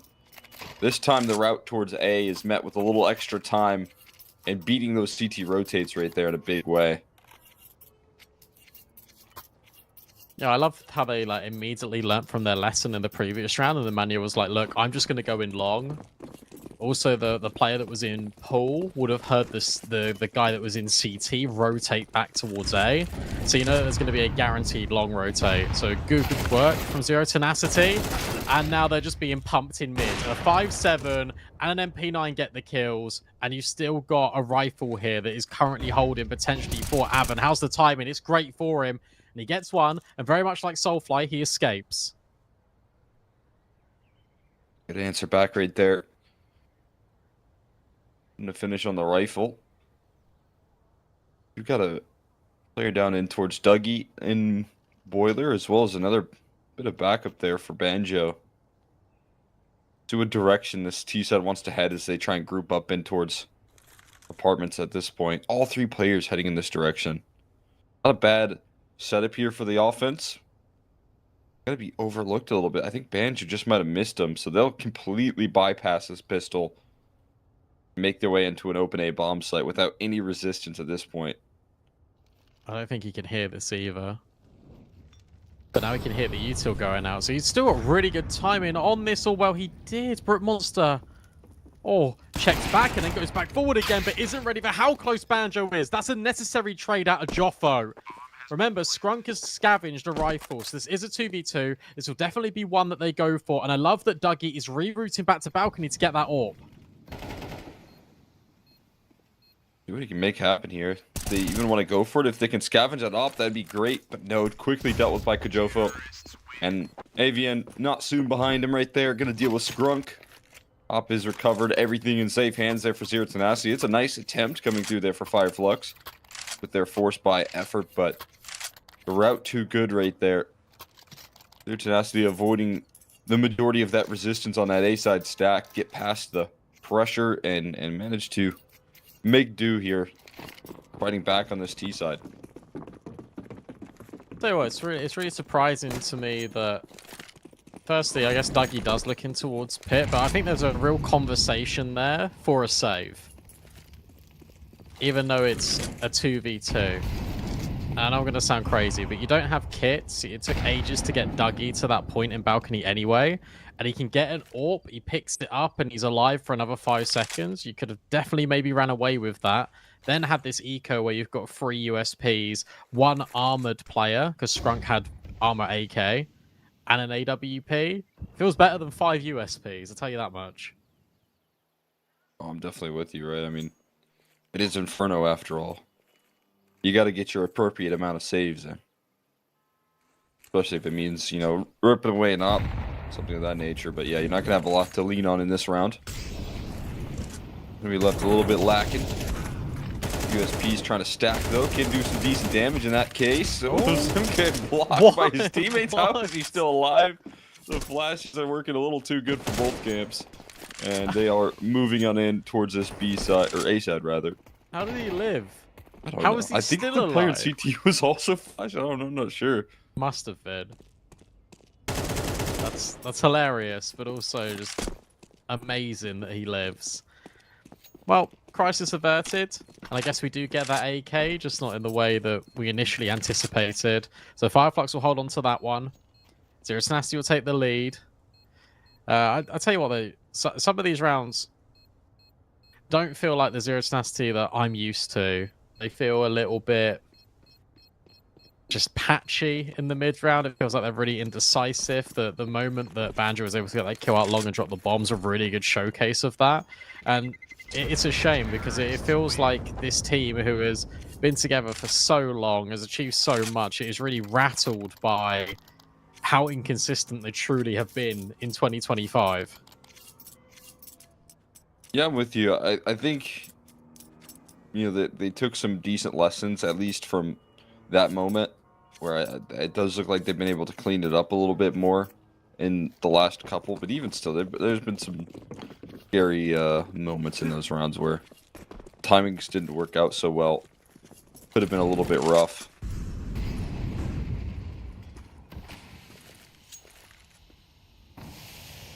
Think of Nemanja with that Deagle flank there.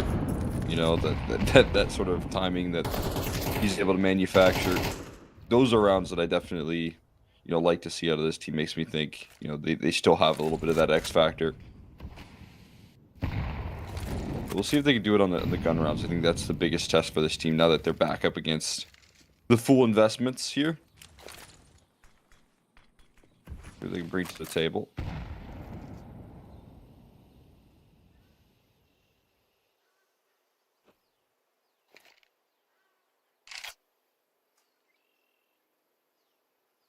Soulfly has just gone, Scrunk, with all due respect, mate, you can have all the util. I just want to shoot. Free hands at a smoke in Banana, and with no map control whatsoever, Zero Tenacity are just going to pop into B. So Scrunk and Soulfly are going to have to do all of the heavy lifting. I'm surprised Fireflux only now are just making this move to push in towards short.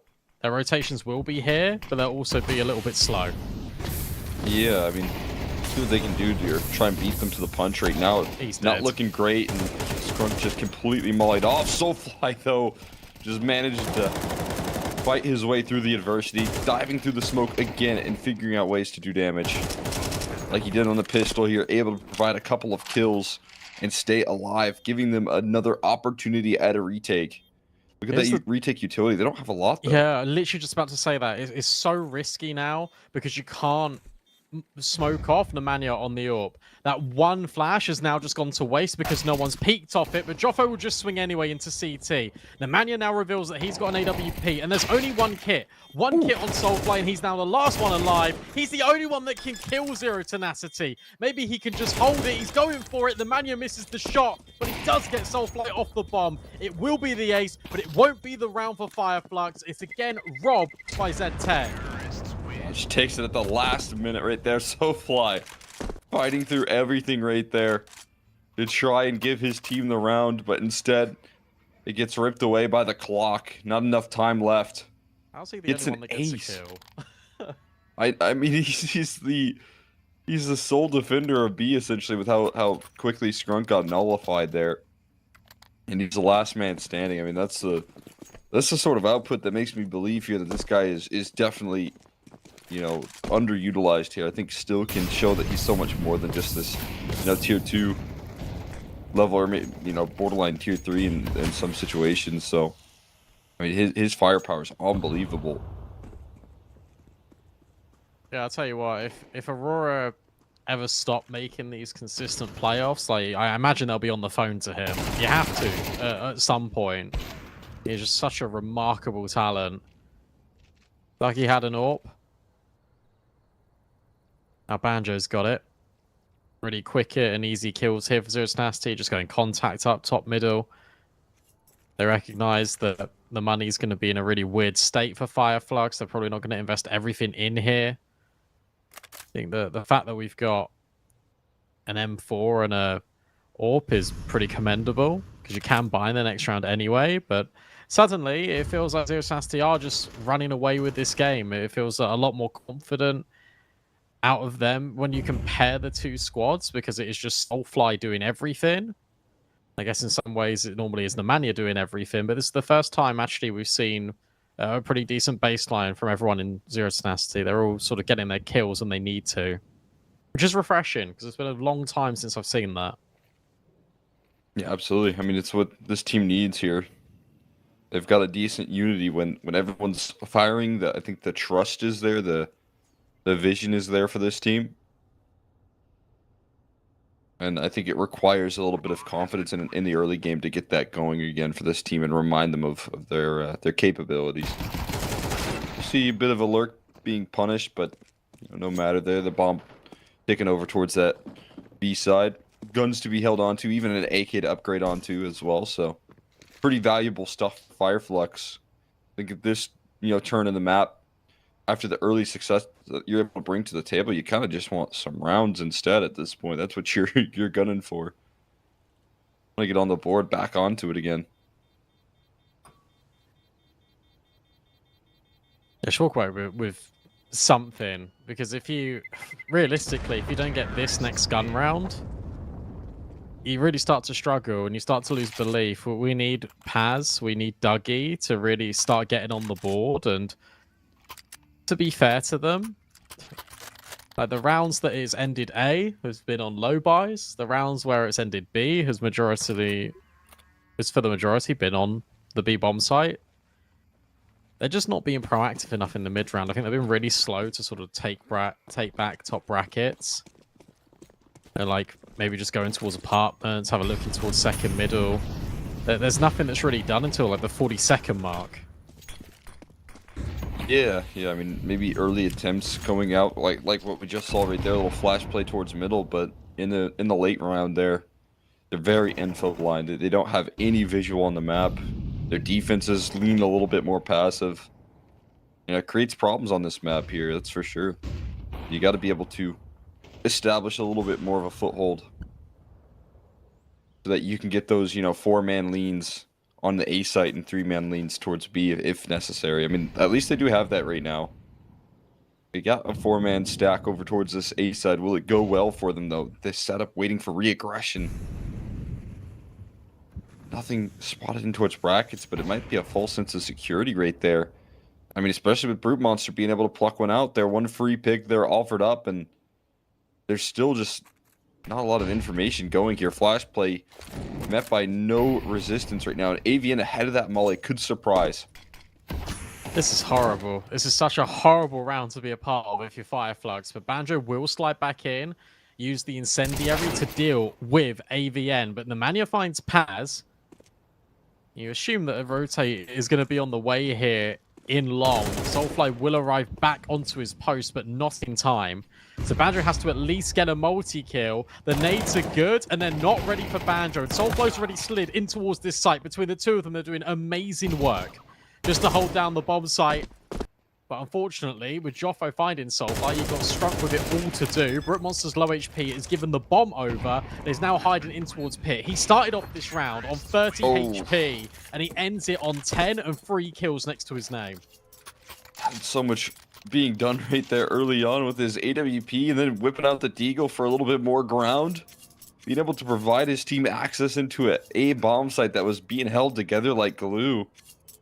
Fireflux find themselves in frustration right now, not being able to deal with the re-aggression. They try for exactly what you called for right there, right? The attempt to reclaim some brackets control gets punished by the patience of Zero Tenacity. That's frustrating. And then when you think there's a solid defense being mounted, they just keep on giving opportunities in isolation. And that allows for Zero Tenacity to take control, especially if Brute Monster's hitting his stride right now for his team. I mean, that's a huge asset to this team. Obviously, a lot of the conversation was Nemanja with this roster, but Brute Monster's consistency with the AWP last year was also, in a period where CS2 opping wasn't easy, he was looking super consistent and not missing. I'll tell you what, I love the fact that you've called out as well. It's like, look, we wanted that response. We sort of expected that response, and so did Zero Tenacity. So what a call out on the Nemanja, just to say, do you know what? We're going to play a complete nosebleed of a round where we understand that there has to be aggression coming out from you, and we're going to punish it. And they are so dedicated to following that game plan that just works flawlessly. Even when Fireflux take multiple peeks in, they don't see anything. Zero Tenacity still hold their ground. This time it's an opening on B. It's an immediate reset towards this other side of the map. Paz this time is ahead of the utility. Flash play, brilliant, but he can't get a kill. That's so tough. He can't be tracked right now. Shots just missing right now for Fireflux. Dougie holding the line with the op, and AVN gives him one hell of a swing. Dougie doesn't know what hit him right there. He's sidelined. That's a classic symptom of an AWPer not getting kills and feeling like he needs kills to the point where he's going to go for timing shots when he's full blind. So unnecessary. And again, Simka still holding. You've got players that are about to burst out the apartments. Banjo might find 2, but he's dead in the back in a matter of moments. Getting that bomb over is not going to be tricky anymore, especially with this smoke. And Soulfly isn't rotating down Banana. He's coming back to support Paz. So it will be a 3v2. It will be a retake, but it's one in which, to be honest, these CT should save. But given how the scoreline's gone, they're probably going to retake it. Yeah, difficult call to make right there, but I think you're right. They just need some rounds on the board here to get going. And it's not going to start. Not in an A-side retake right there. Even though there's a good job from Banjo to find that 2-for-1. I think if you're that P side, you'll take a 2-for-1 to get onto that A-bomb site any day of the week. A good sacrifice right there for Zero Tenacity to scale out of apartments and keep that distraction on up. Find the weakened up side of the map. Exploit it perfectly. And as you said, if you're Dougie, you're trying to get activated in this matchup. You're trying to get built up because if you're not being able to put out on the CT side, if you're not able to get op kills on the defense, it's not going to come easy come the second half. It's only going to get more difficult, more challenging. So it has to be in the next couple of rounds that we see him succeed. Yeah, what a really good point. And also the fact that Brute Monster on the other end is doing ineffective 9 times better than you on T-side Inferno. That is awful. And the fact that you are on CT Inferno, you might as well just times that by 2. So it's tough. It really is brutal. 4 Banana is a brave choice. It is certainly a choice to make. And finally, Fireflux will earn an opening kill. See if this speeds them up a little bit towards that A side. Right now, the rotates are winning out on this defense. And they show their hand towards B. They quickly float on the other side of the map now. They transition 4 players over here. Banjo doing a good job of keeping and buying time for these rotates to arrive on the scene as well. So, I mean, good moves from him. Keeping coverage of all the brackets right now. And this might lean them in straight to a trap here. Might be set up well, but still an opening pick coming through. They want to burst into this A side here. Banjo taking fights, but they're losing out elsewhere on the map right now. A couple of kills offered up in transition. It's still a 3v3. They want to continue to charge in towards this A side, but damage being taken from AVN. Time being bopped. They're trying to work their way through. They're waiting out this moto smoke that they have to delay this round a little bit longer. They have the time to do this, though. I actually really like this decision here from AVN, because by him just waiting and now he's holding for banana, this will be the commitment in towards B, but it was also maybe giving info to Flux that, hey, we're still going to go, we're going to go A. It's just so weird now. And now you hear one shot fire off, but again, that still feels fakey. You hear the flash. Okay, now it's game time for Soulfly. Swings out, takes the first. Brookmonster is swinging with a pistol, and round the corner, Soulfly goes, and that is fantastic, because even though he kills him, there wouldn't have been time anyway. Oh my god, man. I mean, I see the game plan right there is the best it's looked, right? You know, you have Flux starting off for B. You quickly rotate 4 players over towards that A side and stack it up so that you get Zero Tenacity trying to react to the setups that you have early on. And then you say, hey, Soulfly, I know you can do it. I'll leave you alone towards the B side. Good luck trying to defend from both CT spawn and banana. And of course, he makes it look easy. The thing is, though, yeah, he does an impeccable job. I don't want to take anything away from Soulfly, but Brookmonster, I guess it's a time issue, but you can still go together. You don't need to split up in that 2v1 on site. Even with Avon coming banana, that just felt really, really awful at the very end. That felt so disjointed. You gave Soulfly a way to win that round when you could have desperately avoided it. And that was probably the worst way Zero Tenacity could have lost that round, because if Soulfly is by himself and he just tucks and you go free on site and he just kills you all, fair. That's just what's happened. But you've given him that chance to completely ruin you. Yeah, I mean, positioning was great to deal with that, but you're exactly right. I mean, pretty similar to what we saw with the panic in that early part of the game, right? But they were able to recover from it. Can you recover from Soulfly's constant output, though? Another just instant dismissal of Nemanja. And still Skrunk staying alive in the back of the site. Taking a little bit. I wonder if that's registered. Seems like it might be heard here. And the spray is labored. Can't find anything for Skrunk. This is out and equalizes the playing field here. Soulfly trying to stay alive and continuing to fight. As the rotates get involved here. We've seen what Zero Tenacity can do on these post plants. They stay active. And they've got even Brute Monster ready with the AWP. Holding the flank. So full focus right now on Coffins. These flashes need to be great. One of them is on Soulfly. He just dribbles it forward. But Joppo's playing anti, and because Soulfly was the one that threw the flash, there's no real time. These trades are impeccable. Out of Zero Tenacity, and in the blink of 5 seconds, maybe even less, the entire defense that was attempting to retake this bomb site goes up in flames. 8-3. Flux failed to get consecutive rounds on the board this whole half. Did that flash just bounce right back into Coffins, or did it actually land? It landed, but it kind of half caught him. Yeah. I think it might have even bounced behind the That's what I'm thinking box. as well. Yeah, I think you're right. Which is just so brutal right there. You go in and turn that corner with conviction just for him to still have vision. That is brutal stuff right there. But that's, I mean, they just hold together like glue on those post plants, man. Especially with the fact that Brute Monster is the security blanket in that round, playing on banana. Anya, oh my god, what is he getting up to right now inside the smoke? Soulfly bumping shoulders with him. And I don't know if Skrunk's gonna be prepared. Is he util out? Yeah, he is. Complete sideline. Nemanja, unknowing of where his opposition is, or is he, man? He becomes aware. He sees his opponent holding a flashbang ready to go. So what else would you expect for him to be somewhere in that smoke right there? And that's just a done deal. This round's over, and it looks easy.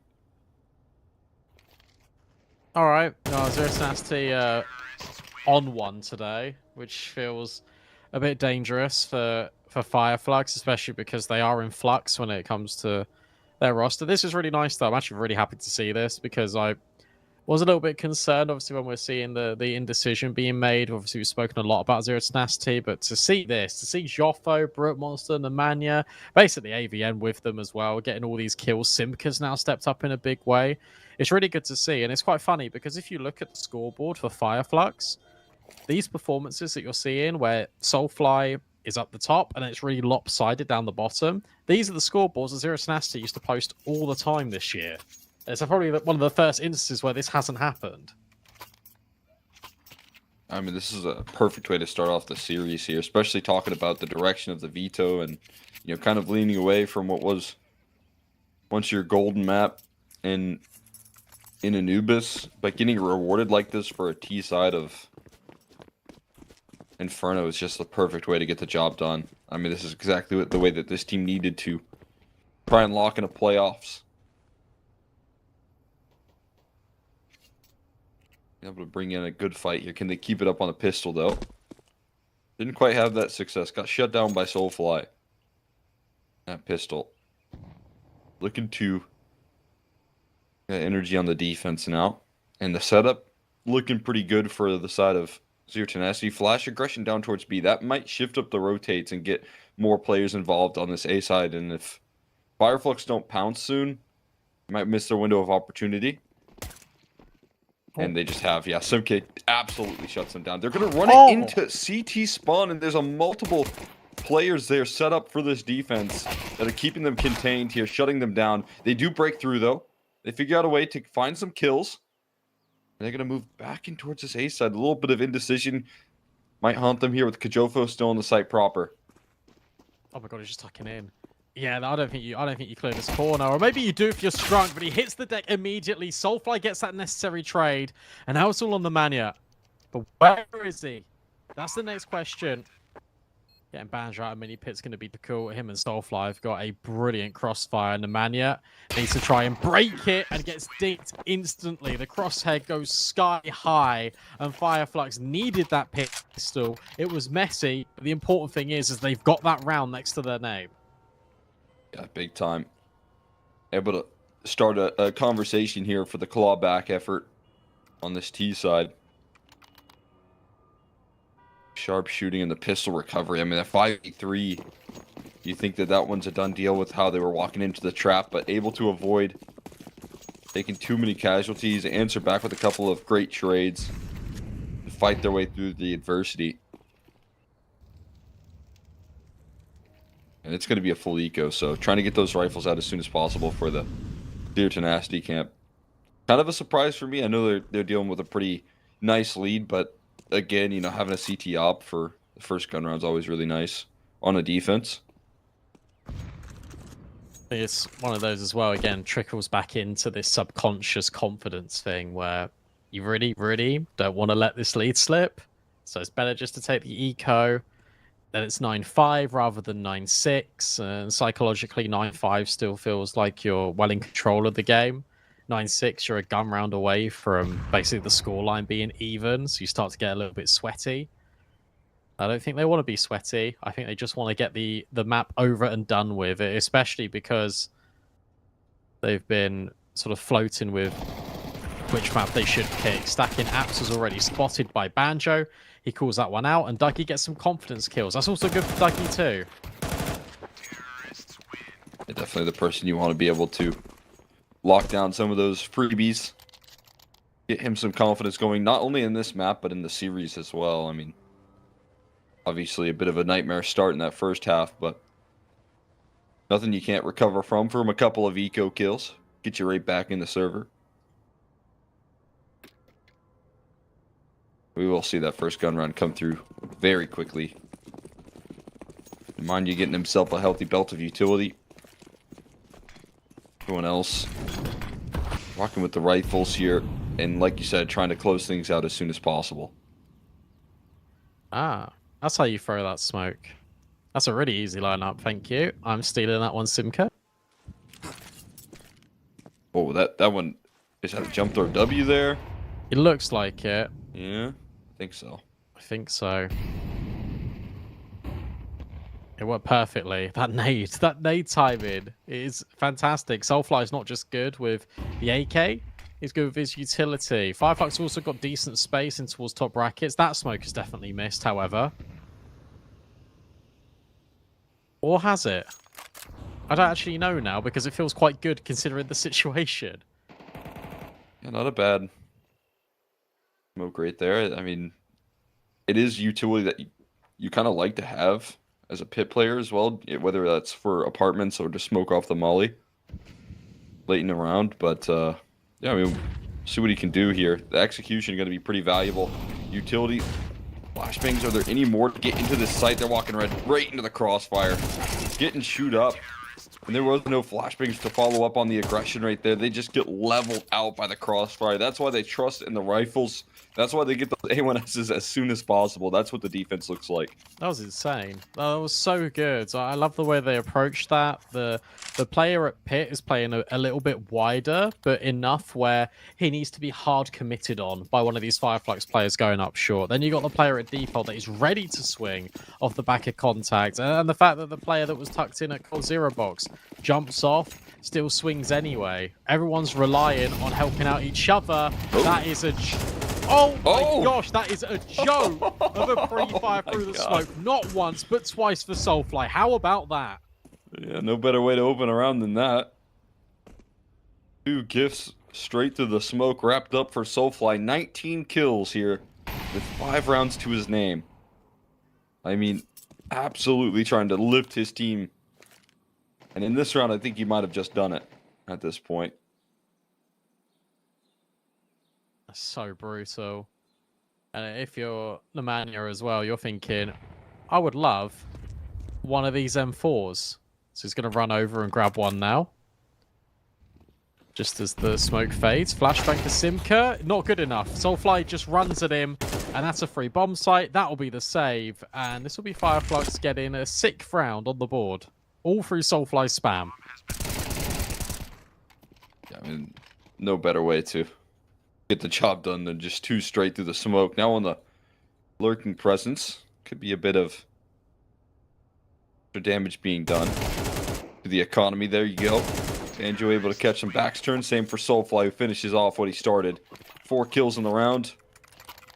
Completely leveling out that defense. Now, it was flawless in the one that they won. So, not the end of the world for the economy of the CT side, but can't afford to have rounds that easy for the side of Fireflux. 2 kills straight through the smoke. Obviously a bit of an unlikely thing to replicate every round, but way to bounce back if you're Soulfly to get your team. Again, just buy time for your team to get more involved here. Nemanja elevated. Doesn't catch a visual right there. Doesn't get seen either. Now finally spots it out. Spam goes down. An attempt to do some extra damage. He's still committed on top of the perch here. Getting spammed out by Soulfly. Maybe he can keep it up. Maybe he can do it again. Well, Soulfly jumped to the back of Banana and saw him up there. And the Nemanja just calls the bluff. He's like, nah, you're going to think I dropped off. You think the information went both ways. And Soulfly just sprays it anyway. And Simka's just been battered by grenades. So he's basically not helpful. Brookmonster needs to run in and try and support him. This flashbang has to go crazy. Here it comes. And it's not good enough. Soulfly is full blind and he just headshots him anyway. There is nothing this man can do. Or maybe getting a 3rd kill in the round is going to be a bit tricky. Brookmonster needs a multi, needs to stay alive. He's dancing around this fountain, but the follow-up flashes are so good out of Banjo. Another successful B defense by Fireflux. And see you later, Zero Tenacity. You're going to have to save again. The gap is closing. Yeah, I mean, the follow-up flashes were what they were missing on that A side as well. Right, when they got absolutely dealt with by the defense. They didn't have that extra scaling utility to get past the setup right there. And when you need a flashbang, I mean, I still think the job would have been difficult for Brute Monster, but it's impossible when you're blinded. That's for sure. And they're able to bring in that extra effort for the closing statement. And that gap will close here. The difficulty here for the CT side to deal with Soulfly, who's just powering this team right now in every aspect.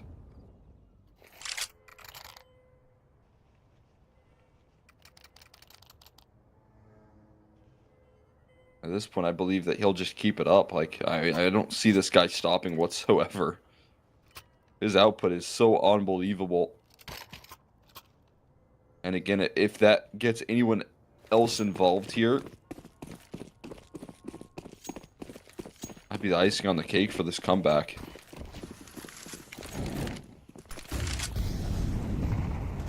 See if doubt starts to creep in for this this CT side. I mean, pressure definitely applied here. Soulfly feeling nothing but confidence. Oh, that's a really egregious error to make if you're AVN. He's one of the only rifles who's completely on his own, and he's just pushed into boiler. That feels like such a waste. That's round over because you know Joffo's just going to be saving this M4. So I think you're right. I think doubt will start to creep in now because remember, this was 9-3. And I don't know about you, but I would not have hated a save in the previous round as well because they had about 4,000, sure. But if you just ecoed, you'd be on an AWP if you Brute Monster in this one. You'd be on like full rifles and all the utility. And every single gun round Zero Tenacity have had in the second half, which has been, I guess, 1. But in the majority of the rounds, they've had like no util. Yeah, limited utility, and then obviously that lack of an AWP. You know, that combo deal is not a good one.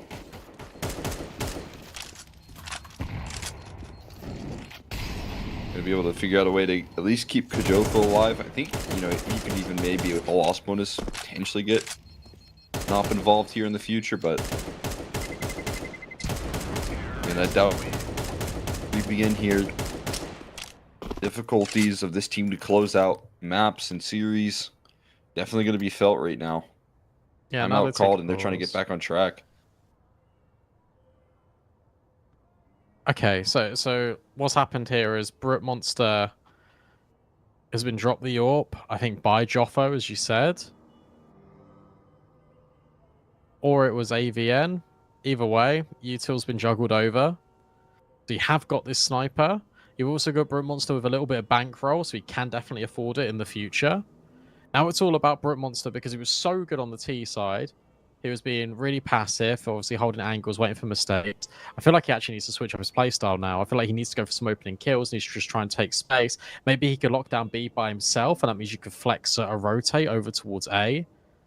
We'll just have to see, because currently nothing is working, and I love how varied Fireflux are being. They go in A, they go in B, they're testing both sides of the defense. You can't get a proper read on what's going on, which makes utilizing this AWP a little bit tricky as well. He's gunning for it. He's taking a peek down middle right now. Oh, that pre-fire was so good. If it was done 3 seconds earlier, he would have been dead. A perfect way to make sure that his impact on the op is limited here. Spam down the range. Doesn't quite find anything, and Soulfly does it again. No matter what he's facing here, he just fights through it. Teammate has his back as well. Paz is able to open up alongside him. And things just going perfect, all according to plan here. More opening picks for this T side to manufacture. More punishment for the B control attempted by Zero Tenacity. And AVN has a desperate effort ahead of him. He's not forward in his fights. He's hanging back. Now he's trying to peek forward off the back of that flashbang, but I'll see what he can provide. Nothing. Absolutely nothing there. Paz from range finds him. This is another safe call. This is a 9th for Fireflux. Paz has been unbelievable in this round because he's the one that protects Soulfly. Soulfly is obviously so focused on top banana. No, I mean that genuinely because the entry path was so good. The fact that he's got the presence of mind to clear out that left-hand side of like wood and close banana is brilliant. And then he just one-taps the guy in dark like it's nothing. Such a great round from him. And it's worth highlighting because before this round he was 4-11. 4-11, having an absolute stinker, and he's just given Flux the advantage to bring this game to within 1. They've even just gone hunting there, and they've killed everyone. And now you've got a rough decision to make, because Britmonster can get an AWP. What was that impact in last round with the AWP? He did nothing. He's trying, right? He's trying to peek down the middle. He's trying to give them some opening duels, but rounds are shattering a little too quickly. And as we highlighted, I mean, you talk about the protection there for Soulfly. He has coverage for his teammate. I mean, I kind of highlighted you need to have more people involved. And yeah, I mean, the peeking down middle right there, hoping that something connects. But Paz and Soulfly again as a unit. Paz is going to be the player that steps up alongside him here. You're going to be golden. And a tied scoreline looking all but guaranteed at this point.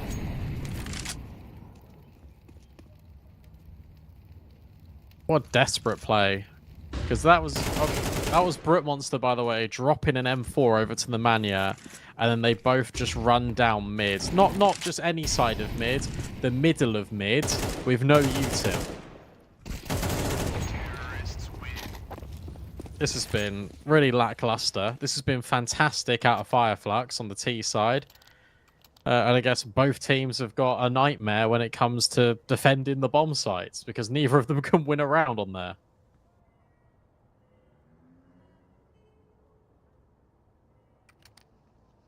Yeah, I mean, right now it looks like, you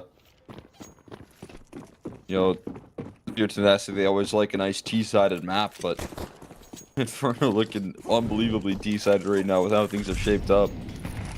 We know these rotations are so long in this map that that's usually the difficulty that's provided.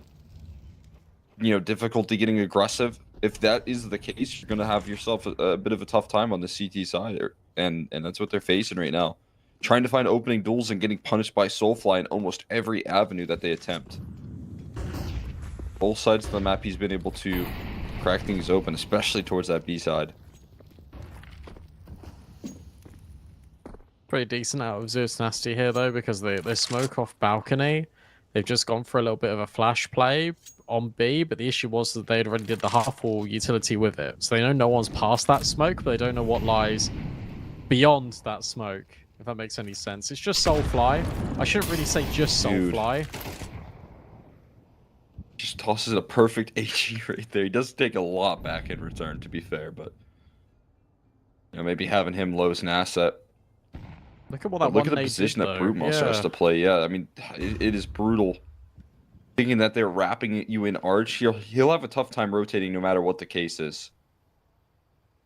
He's going to re-clear a bit of this arch side and see if he can provide some coverage as a flashbang goes in.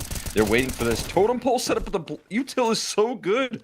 Scrunk knocked off here and then avoided any sort of trade potential, so he'll be able to get out of dodge. They still have a decent setup, but again, it's about getting Brute Monster involved. He can't transfer onto the site. Setup looking strong, and the trades are even better. A team kill in the mix, but that's no concern. Again, a sacrifice that you will take any day of the week to get onto this bomb site here and try and lock yourself in a lead. In fact, they're not even going to make a retake happen. Neither one of these players has kits. It's a save call. They're so worried about that long wrap. You then see the flashbang come in, but it's like, okay, brilliant. You've been able to get that kill, and very much like the previous round, they had the triple set up on towards short. The difference, firstly, is that Flux had really good flashbangs. Secondly, the fight didn't come to Zero Tenacity. They took the fight to Flux, which means you're all swinging all at once into AKs. If you don't hit those instant headshots and the follow-ups, you're doomed. And Dougie has a good round as well, even though... Was he the one that got the team kill? Dunno. But he did get the kill. They got the trade on towards the site opening up. God, they got to save this. They got to play for OT. Imagine being 9-3 up and now you're about to go down 12-10. This is actually just ridiculous. Yeah, they are rattled right now. Another timeout called, chewed through here for sort of Zero Tenacity, but rounds determined so quickly. And again, this time around, you're able to do it without the the fear factor of Soulfly. I mean, he was down to 8 HP and a bit of a non-factor in this round, but still puts enough pressure on that B side. Keep them out of position on that defense completely. 11 locked in. Fireflux claiming the lead late. The CT side struggling to find answers off the back of these timeouts. Hasn't been good here. And Soulfly remains fearless. There's, again, more utility to try and nullify him. Mollies, multiple of them, but he's past the corner here. Close range here with the AK. Flashes are good, but spamming while blind. There's an answer from Nemanja. 2 kills manufactured here as a chase is through from Paz, who backs his teammate up. AVN desperate to try and recover. He's going to continue to brute force his way on in. That's a nice burst on the Paz, at least. Look at his timing as well. Look at Brute Monster. He's now just walking down middle, and it's going to be missed by Banjo. So Skrunk's dead. You feel like he is just dead in a moment here. Oh my god. Yes, he is. I tell you what, I had a really good timing on that. I think Banjo might have heard Brute Monster. But now he needs to try and clutch up 1v3. You knew that Avon was over here. He's now just jumping at the half wall. But where on earth is Joffo? He's got a Mag 7. Oh, no. So spacing is going to be disastrous for him trying to get this kill. But maybe if Banjo walks over to go A, Joffo can kill him. This is so mental. And he's going to get him. Oh, no! No. Oh, you can no, go no, A. no, no. No, you can go A. This is ridiculous. And now it's a foot race. I think Banjo is just about to make it around the corner. In fact, he's gone through second mid. He's going the scenic route to A, but it will work anyway. Yeah, he should be able to beat him at least here. He's looking for a gun. And He's it's still only quiet. A I Mag 7. think the footsteps... Well, they haven't been registered. Banjo hasn't heard his opponent. He might have heard him run away, though. He might have heard him fade back away towards the B side. Avian going to be completely confused, and now Banjo planting confidently because he heard that. Great position for the bomb. He's going to have all the time in the world to reposition.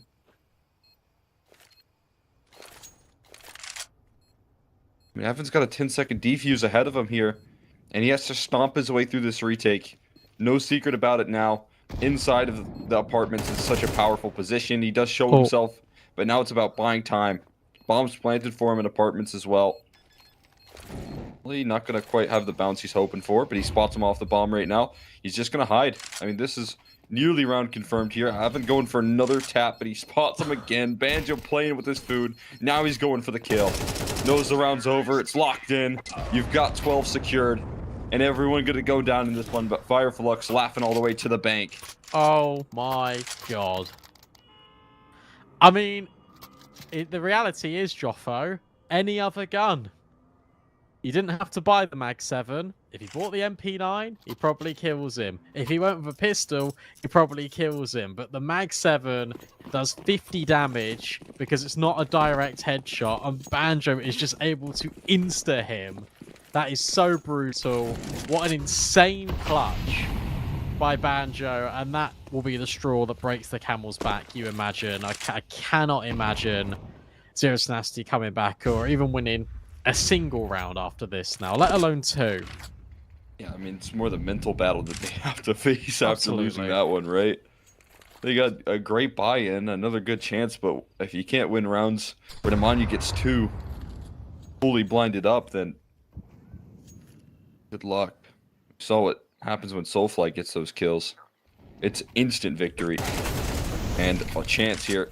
Not as much damage as you would have thought in that exchange. Shots through the wall, and Soulfly is taking advantage of that. Missed smoke as well for Nemanja. He's still able to lock it down, but they're going to run right past it. They're not going to respect that utility here. And into the site they go. Nemanja's got to be careful. Another molly dispensed, but it's not on the bomb. And it's desperation for Nemanja. He denies the bomb plant, but he goes down in doing so. Sacrifice for a little bit more time bought off the clock.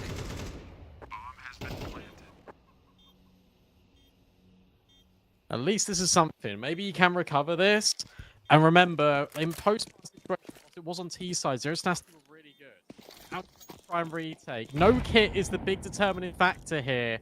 And the scope, I was going to say it was going to be good enough to get Skrunk, but he is wide swung and owned him. So now it's Avon and Joffo, and Scrunk just keeps fighting. It's all Scrunk. The in-game leader provides better output than Simka, than Avon, and nearly Joffo. 3 players of Zero Tenacity cannot hang with Fire Flux, and they were 9-3 down.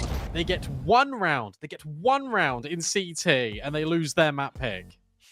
That's just, I mean, it's so brutal right there. It's more of what we've seen out of this year, right? If we think that we're going to turn the tides on this story here for Zero Tenacity in this matchup at the very least, with the lead that they have, with the efficiency that they showed on that T side, and then they win the first gun round in flawless fashion. That defense looked absolutely perfect right there with their first round that they win. It all came down to, you know, in the next breath, SoFly ripping 2 picks straight through the smoke, being able to buy time for more of his teammates to get involved. Banjo playing good throughout that series behind him. Paz being able to find openers right there, even Scrunk closing it out. So, you know, it ended up not necessarily being just the one-man show. SoFly was still the engine of that T-side, don't get me wrong, but everyone else having impact when they needed to, whereas Zero Tenacity, everyone went silent. Yeah, it's a shame because I really was excited. I literally said as the half ended, I was like, this is the Zero Tenacity we want to see. And then we didn't get the Zero Tenacity we wanted to see. That was upsetting, but really well played by Fireflux. Like, you can't actually take that away from them because the mid-round call-in, you then had the clutches out of Banjo that are just the icing on top. But Scrunk played a phenomenal game. He called a brilliant one on that T side. So unlucky for Zero Tenacity. That's map 1, and now we go on to Mirage, and they got to dust themselves off and figure things out. Otherwise, it'll be Fireflux straight through to the playoffs. Who will come through on in Mirage? We'll have to find out after the break.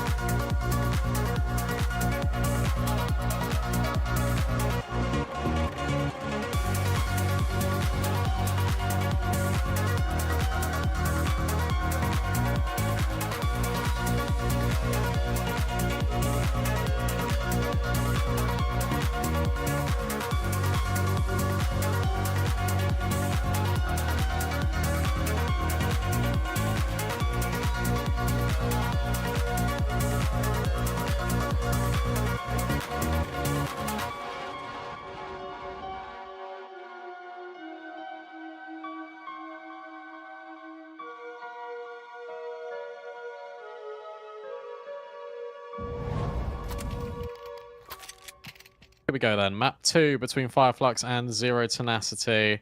And for Zero Tenacity, they struggled to get across the finish line there after setting themselves up so good in the first half. Unreal mental resilience from Fireflux. And now the resilience has to be shown by Zero Tenacity. It was a CT side they struggled with. And here we go again on that CT side. I mean, that might allow for the pain to continue here. We're going to need to see some quick adjustments come through from this squad. They want to get back on track. Got worked in that last map on their defensive. Is the Mania really deep under? Can he get this kill here on Dougie? Yeah, I think he's right behind him. So this is going to be a quick collection. They want to go mid to B with a fake on A, and the Mania has screwed up. Or at least he did for a moment. Good kills coming back in. That's the bomb drop. That should be the round over. That's a perfect way to start right there. Bringing home a pistol. Making sure that you lock this one down. Having Nemanja step up to the plate. Not done just yet, though. Skrunk provides a little bit of resistance. Picks up the dual Berettas for this 1v3 attempt. He doesn't last too long, though. Brute Monster quick on the draw. Put that clutch attempt to rest. Zero Tenacity going to get off to the races here. They're opening. Pistol. And again, desperately need something to get back on track here for the CT side. That's exactly what they're hoping for. Bring in a pistol like that. You know, wipe your memory clean from that last map and be able to set your focus in. What do you reckon about this full spy with no bomb plant out of Fireflux? Where the best you got to offer is a deagle. I am a little concerned. But they have some good utility. Got a game plan I'd have to imagine. We'll see if they're able to bring that into play here. Utility execution on in. It'd look good if they're able to close the distance as well as get up connector right now. That's what their goal is. But already one sidelined and no smoke for Catwalk there. Easily dealt with by the Cat player. Nemanja does go 1-for-1 and a rifle recovered for Paz, but there's still so much defense ready to go on the CT side towards that A side of the map here. And they're not going to make it through. He's getting shut down piece by piece. Dougie able to provide some resistance, but it doesn't last too long. Lovely.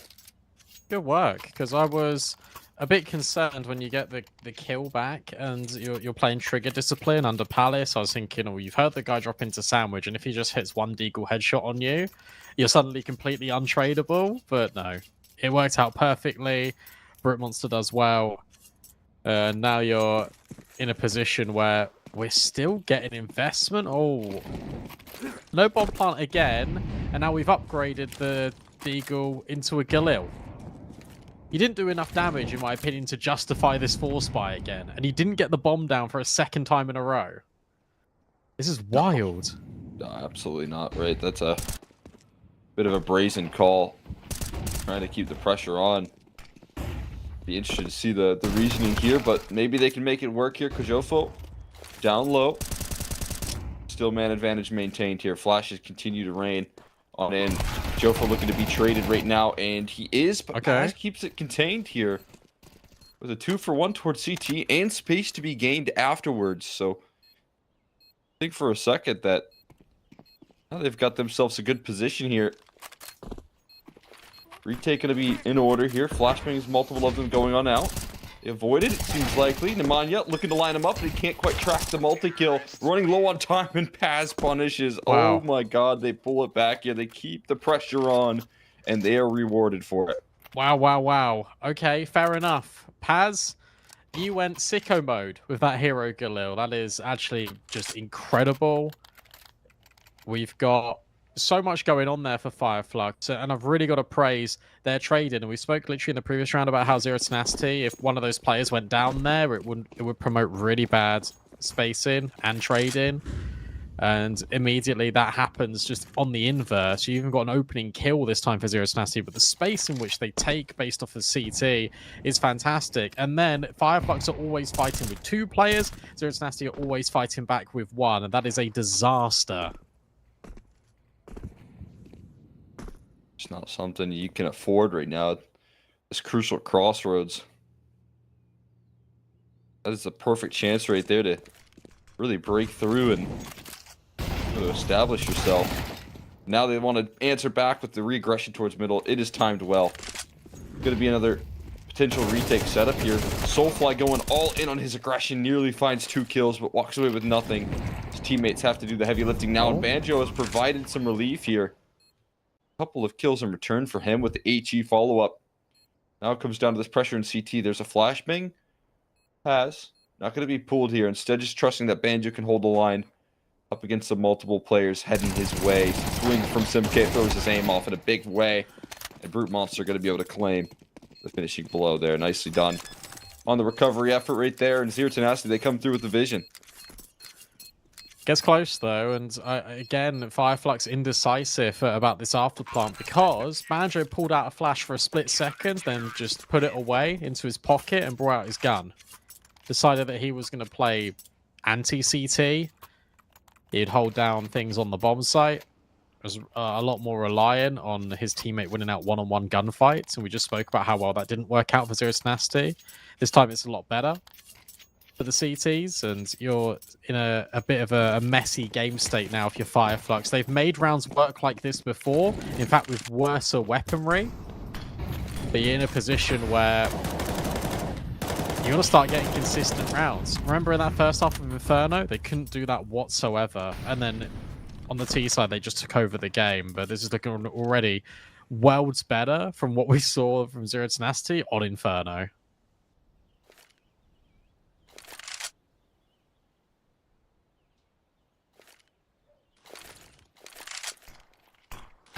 Yeah, I think the already showcased how they are able to reclaim middle is showing that they are a lot more comfortable here on this map now. Which is a great sign for this team here. Needs to be able to bring that in.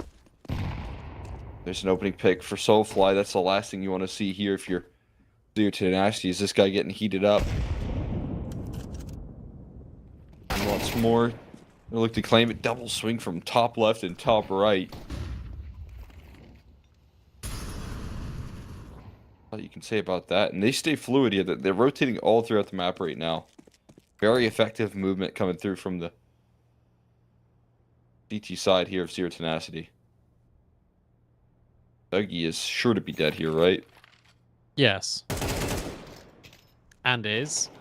It's still a, I was going to say one-on-one on CT, but with Nemanja getting that follow-through, oh, I was going to say it means the short player can come in and hold, but Paz takes his head off. Joffo shouldn't be ready.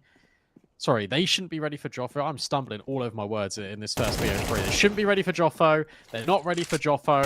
That means the Scrunk can't plant the bomb. There's no time, and he can't even confirm the kill on the Tech 9. Back-to-back rounds. That was another force buy. This one should be an eco. Unless... No, I'm just kidding. This should be an eco. You're exactly right. We'll keep it up here. Gonna finally lay off a little bit on the aggression on the purchasing that they've been trying to get away with here. They'll lean away from that for now.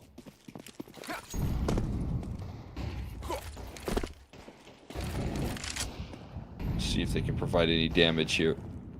Limited firepower.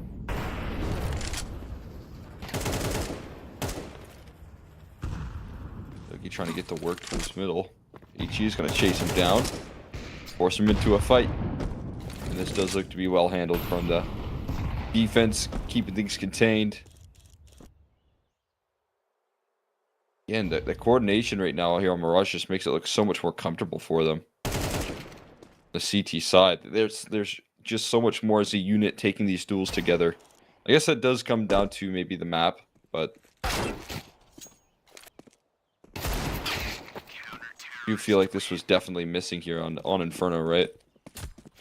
Massively. Just the fact that you can have these multi-kill moments out of everyone, the fact that your mid defense is looking so solid, Fireflux can't exploit anything in the map, and because they won that singular round on A, they're now relying it as a failsafe. So They're now keep going back to this A bomb site. It's now not working anymore. Zero Tenacity playing so passive, so you've got the illusion of space, and then these deep crossfires with the rifles are just annihilating Fireflux. And last time you had Soulfly carrying, doing a lot of the work. Paz is trying his best, but unfortunately he's no Soulfly. Soulfly needs to get online.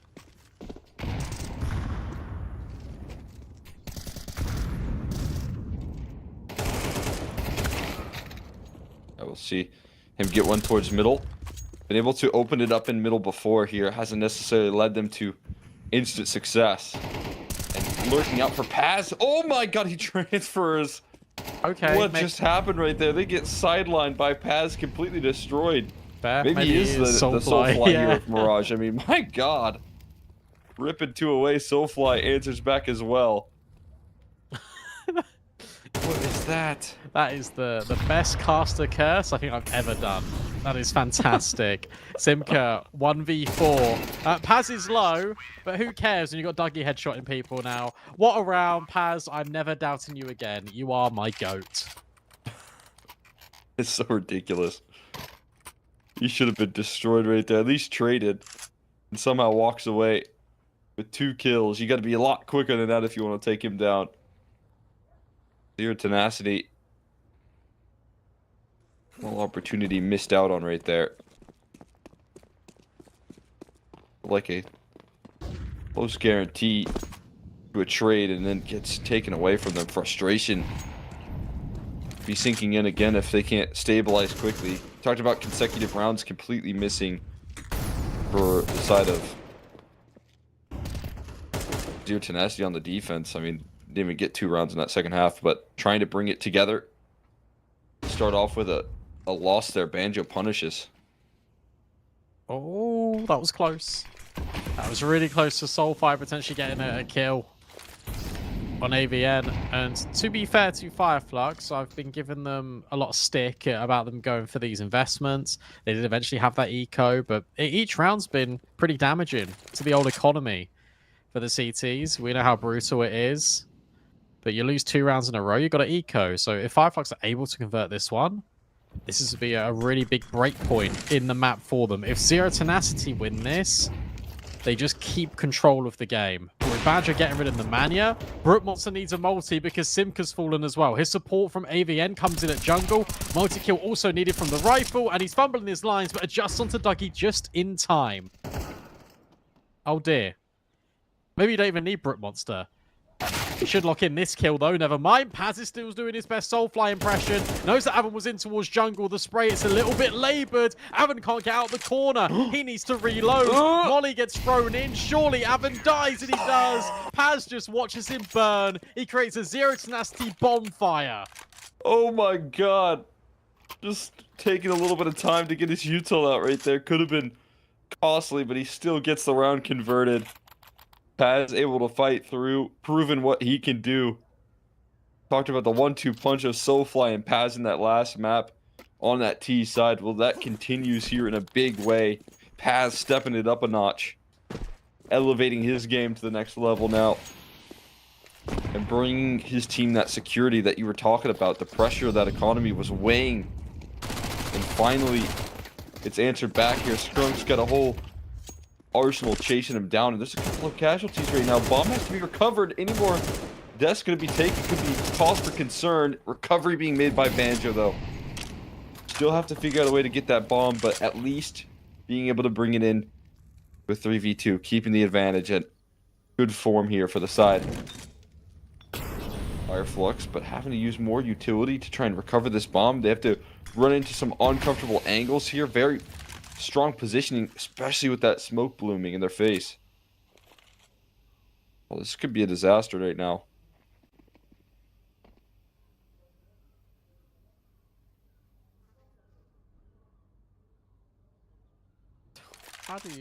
How on earth do you firstly get yourself in this situation?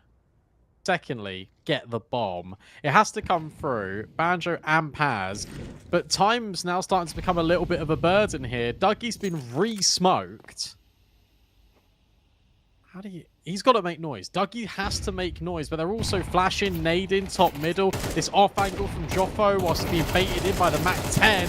Paz gets the spray, and he keeps going with the spray. Maybe Dougie can come through with the Glock. Time's now becoming an issue. Brook Monster's health is low, playing a headshot angle that Banjo can't hit. And remember, they're low as well, but Paz again. Fair enough. I told you, I'm not going to be mean to him anymore.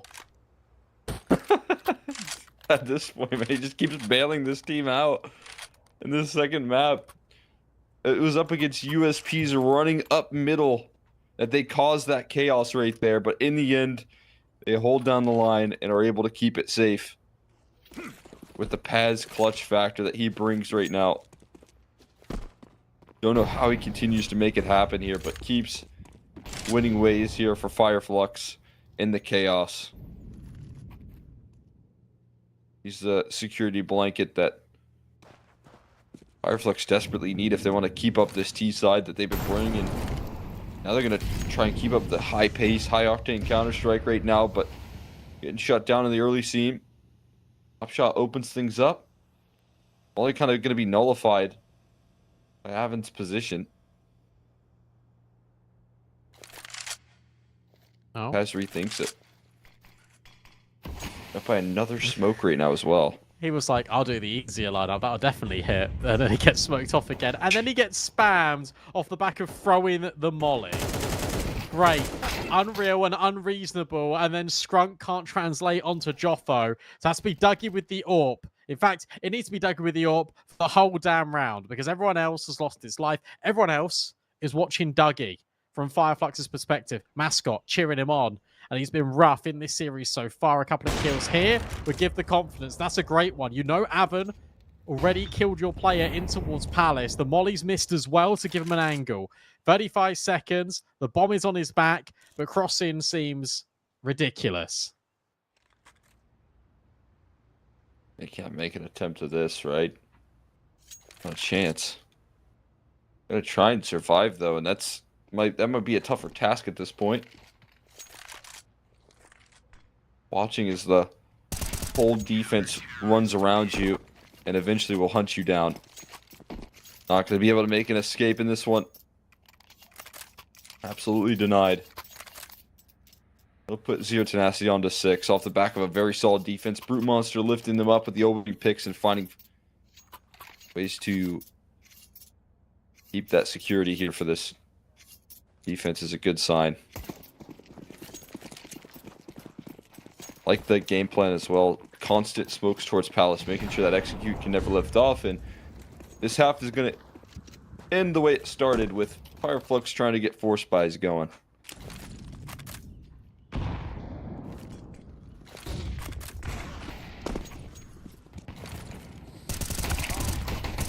And it's not working. And we go back to A. We go back to that fail-safe that didn't work previously.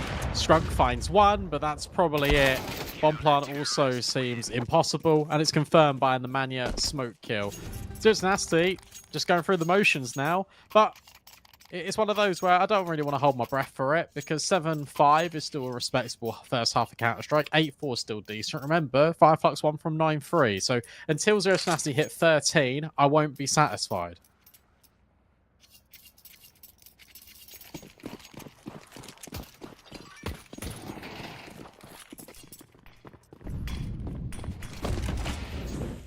That is a good point.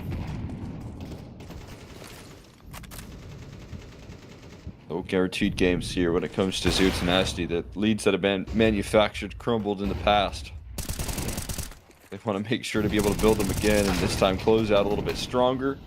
A couple of kills coming through from Kajofo again on this A anchoring, and a bit of an awkward scaling right now. Some kills being manufactured in return. Nemanja runs out of ammo there, but it's going to be all good. Finds a way to close it out there for his teammate, and there you have it. Zero Tenacity with another great first half to kick things off. Nice. Oh dear. I already saw that one whiff on short, maybe netting a kill, potentially a disaster of a round, and then we got the Mania miss bullet into the reload, but it's fine.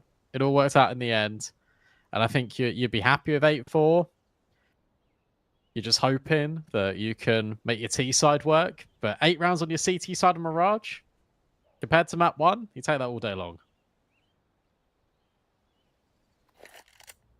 And there's still time for Fireflux to recover this. There's time for people to catch up, very much like they did on Inferno, to sort of be respectable compared to Soulfly. But I still maintain the same sentiment that even though Paz is playing really well, Soulfly needs to get active, otherwise this is a third map. Yeah, I'm right there with you, right? I did watch some huge bailout opportunities come through from Paz. But when you need an opening pick, that's usually on the shoulders of Soulfly. Seen the clutches look great from him, but how do you open up rounds here without star presence? Be a bit of a more difficult task.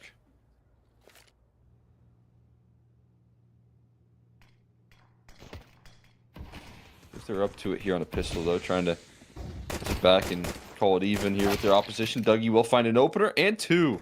Nice. Dougie getting involved here in the feed here for the second half is a good sign, but not yet locked in on the defense just yet. They've got a B site to try and recover.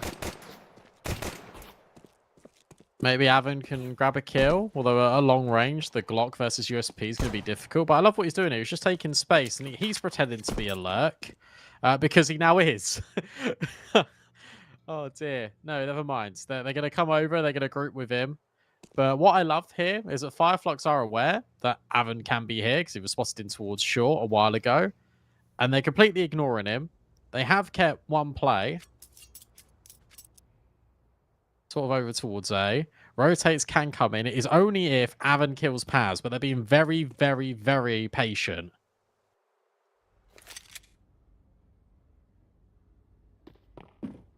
Looking to try and cut off the cross here, potentially. Timing's not looking great for the defense, though, so Bomb going to end up making its way into the site.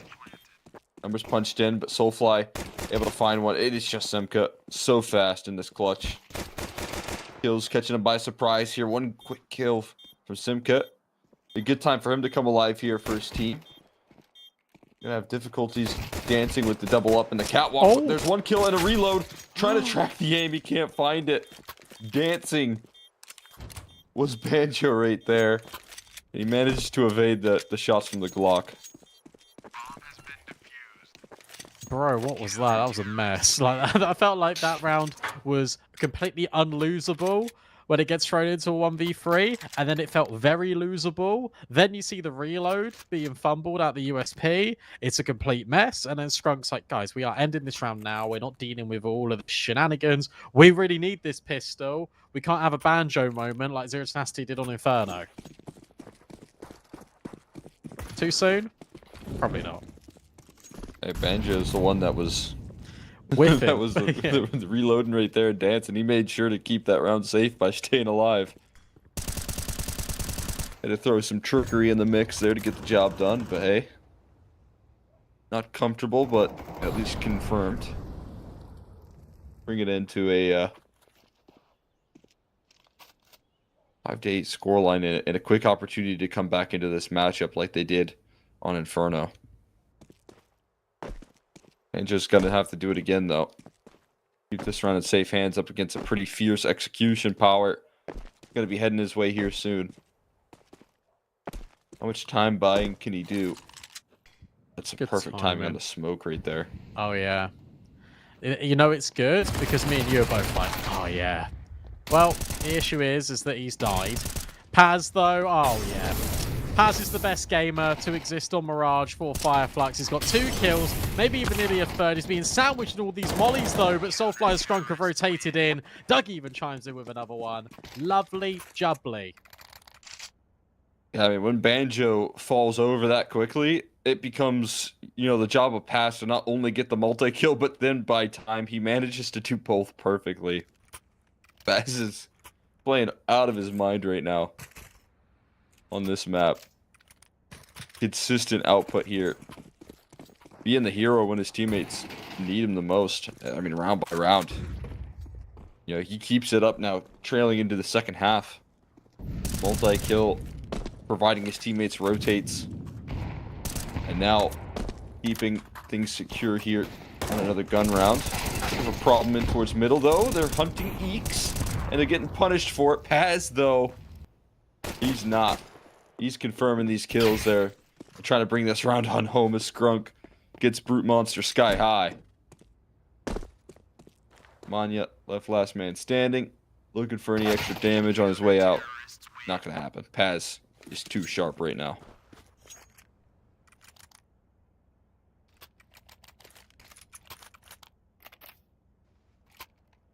Only one casualty is completely fine.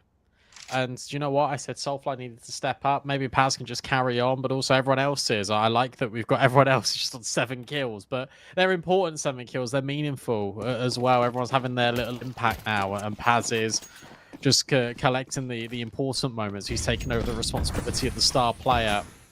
Really great to see Paz just drop in these consistent numbers, series in, series out. It really is cool to watch because I felt like he got a little bit hard done by. In Eternal Fire, there's Dougie hitting the deck. You've got a break on the window smoke and the break on the connector smoke, and yet there's no kills that have been found. There's one from Soulfly. Looking to step up here in the second half, but my god. That is a devastating entry. That might be one to seal the deal if it wasn't for Paz still being alive in the server. Spots out another as well. He's in the site proper. Not falling back, but instead fighting forward. He's going to try and get in towards bench. Sneaking around the smoke here.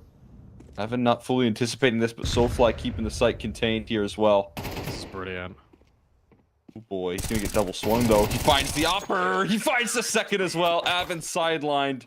And Paz, he continues to dominate the server. Oh my god.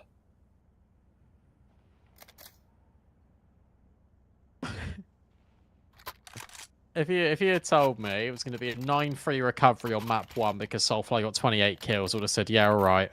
And if you told me it was going to be an 8-4 recovery because Paz got 23, I would have laughed and said, I'll have what you're having. But this has just been unbelievable. Finally, Zero Tenacity take a pause. 30 seconds to breathe, no bomb plants. Oh no. Carl, they're not going to do this again, are they? They're not going to get trapped in this cycle of not being able to find anything and consistently be like ecoing and just losing the game. This is so horrible if this happens twice. That is exactly what it's shaping up to be, man. The frustration that you feel when you do all the hard work of finding the entries, getting success going, and then all to be denied by the same player again and again. It's probably more tilting the fact that you get entries and then but you didn't kill Paz. You're like, it's fine, we'll trade him, and then he just owns you. I mean, every time you see your kill and it's not on the Paz, your heart just drops because you know the job's not finished. And then Soulfly again. I mean, they pack a pretty hefty punch right now when they're playing off of each other, and that remains true here in this map of Mirage. Soulfly and Paz both doing the work in that last round, and now Dougie being able to get his op in play. Soulfly bested, but Dougie now having a lot of impact here with the defensive opping. 2 kills from CT, keeping the advantage healthy. Soulfly is down though. Paz still up. That's good news here, but Dougie gets D'd. Destroyed here on the angle. Now Banjo a little bit fearful to step into it. A little bit hesitant now. While he blooms in his face here. He's going to have to speed it up at some point. Waiting for his teammate to get involved. There's an HE, not a flashbang. I thought that was a flash. That would have absolutely worked Banjo, but it was an HE instead. That doesn't help as much. You're going to hope to play these threat angles right now and catch it by surprise, but Paz is still kicking. Looking to close this one off here. Trying to track the aim on the blast. Can't find it, but got his teammates to trade instead. That was scary.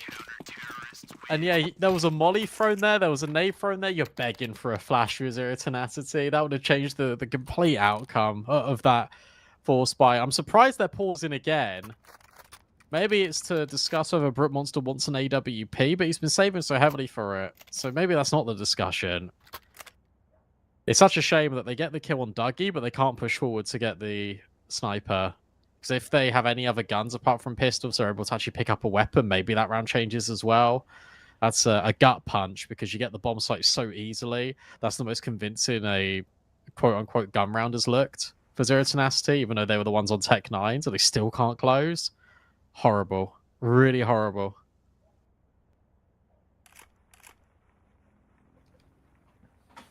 And these second F timeouts, when you try and get things together, try and get back on track, have not been providing a lot, to be honest with you, right? Timeouts into continued struggle for this squad. The relief just not found right now. Oh, this is an easy Maybe kill. it can be manufactured. Brute Monster versus Paz. Come on. I know who I believe in right now. Paz No, gonna he back gets off. away. No. There was so many chances to kill him. Oh, that is... I'm actually really upset. I feel bad for Brute Monster as well because he's had 2 good maps. 2 really good maps. Now he's on the AWP. He has to have some impact. Holding this angle for 30 seconds will not be that impact. And he gets owned by Banjo. Oh no, everyone's getting owned by Banjo. Even once the third, there's a dink on the Mania. The bomb is nowhere near anyone. It's in top mid. Where's that third player? Okay, Simka's out A. And they're both under. Okay, I didn't spot Evan. Oh, they don't have control of the bomb at all. Banjo. Oh boy. Oh dear. Dive head first into that fight. Paz should be sidelined here. My bad. I'm sorry. No, No. you can't do it. You can't. You My can't bad, doubt Paz. him. I'm sorry. I almost doubted you for a split second. He'll never be caught off guard. He even just falls back. Look where the bomb's located and look at the amount of time left in this round. It is going to be, no matter what the case is, panic for Avon to try and recover this one. He's going to try and make it up catwalk, but that's going to lead to a very quick rotate coming through from Dougie. Not watching the right angle. Let's send his crosshair a little bit southbound there. We'll connect on the entrance into the site, though. Gets involved in time. Comes aware and closes it out, man. What a great round in the mid-aggression. Capitalizing on the advantages, capitalizing on the bomb location, and making sure that they close that thing out. There's some moments in this game where it looks like Fireflux really want to lose the round. Do you know what I mean? Like, you do so well, and then you just sort of jump out the window. Banjo showing no fear. You got a couple kills, he's ready to run it down. Skrunk in the same boat right now. This is a little bit scary, but there's so much coverage on A main. Walking through the smoke is just a death sentence. Just and wrap it Soulfly up. punishes in a big way. They're out towards A. They still don't know about fully. No, what they is don't, man. He's happening? gonna destroy them here. They're getting destroyed, and there's just no semblance of recovery right now for this squad. Oh, never mind. I've dropped to what's happening when I actually know what's happening completely. And that is, I didn't realise initially that Skrunk killed the guy on site. I thought the guys had just run through the ramp smoke, but no, they wanted to try and trade out Skrunk, and he's just owned them on the MP9. That makes way more sense. It makes me look like a bit of an idiot, but you know what? Who cares? Banjo's now playing with Avon. And that's out Paz.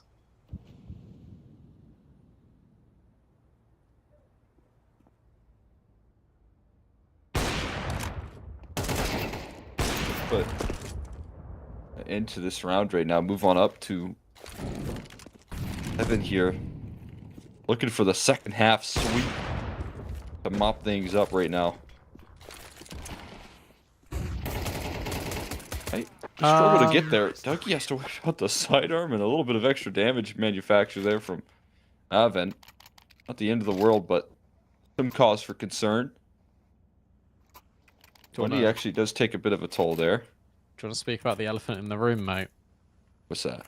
Just no bomb plant again. So now we've just been, this entire second half for Z10 has been, let's buy rifles. Oh no, we lost and we didn't get the bomb down. We have to now go on Tech 9s. And that has been the way the entire half.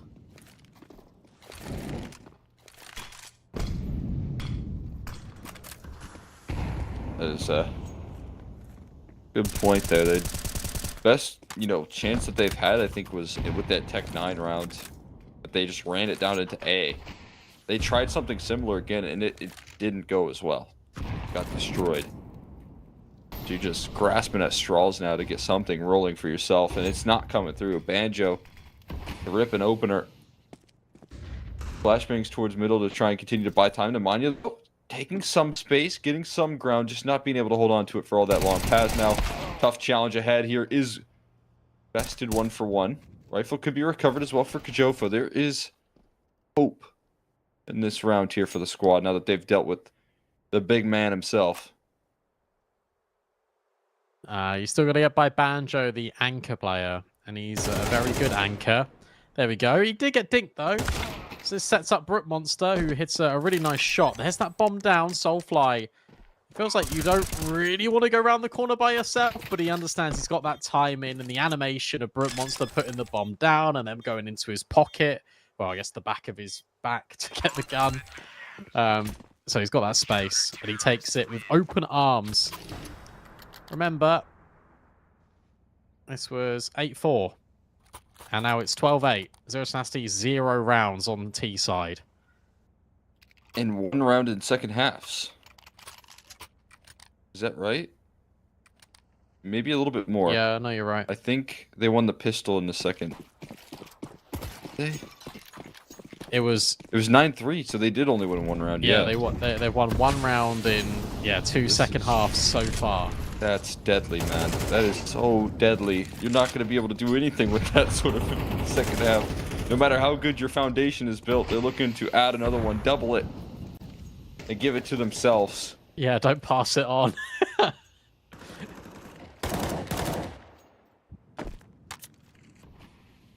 Even though the opening kill was on Soulfly, and Zero Tenacity got the man advantage, so much damage has been done to 3 of these players.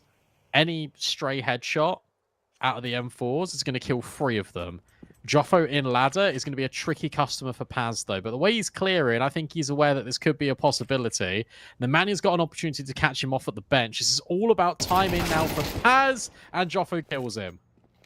Pretty sure there's a pretty big shadow advantage there as well.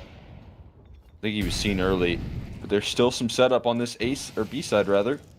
A big pickup. Are they going to brute force their way through here? They almost certainly are. They've got no idea about Banjo, right? They only know about Dougie. They're running away. I think this is for the best. Running into the open arms of Skrunk, though. Nemanja, gotta get your gun out. He goes. Not able to find the kill right there. Skrunk gets bested. His positioning looking so strong, but not going to be able to bring anything on home. Down to 1 HP for Nemanja. Barely surviving. Wallbang damage. More HP dropping. No way. That's the round they lose out of all of them on the second half. That's the one that they drop. After they drop so many players low, after Skrunk gets the audio cue that Nemanja's in the corner of Con, and then he sees the smoke fly in, and he doesn't swing him. If he just wide swings just a little bit, he gets the jump on Nemanja and he kills him because the crosshair's not ready. Instead, it's just an easy pre-fire. And Banjo doesn't look at Joffo. 4 stay alive. Finally, a round win. But now, Zero Tenacity needs to do that 3 more times in a row without making a mistake. Money's not actually amazing for Fireflux. Yeah, if I was Fireflux, I'd play it pretty safe here. I mean, they don't have the best economy. So they're going to go full USPs here. And they're likely going to be able to scale a little bit into this one. There is some life left here for this squad. Don't let it slip up against the USPs. That's all you got to do. And then you got to win a couple gun rounds in the mix. But no better time to come alive on the CT side in the most unlikely fashion.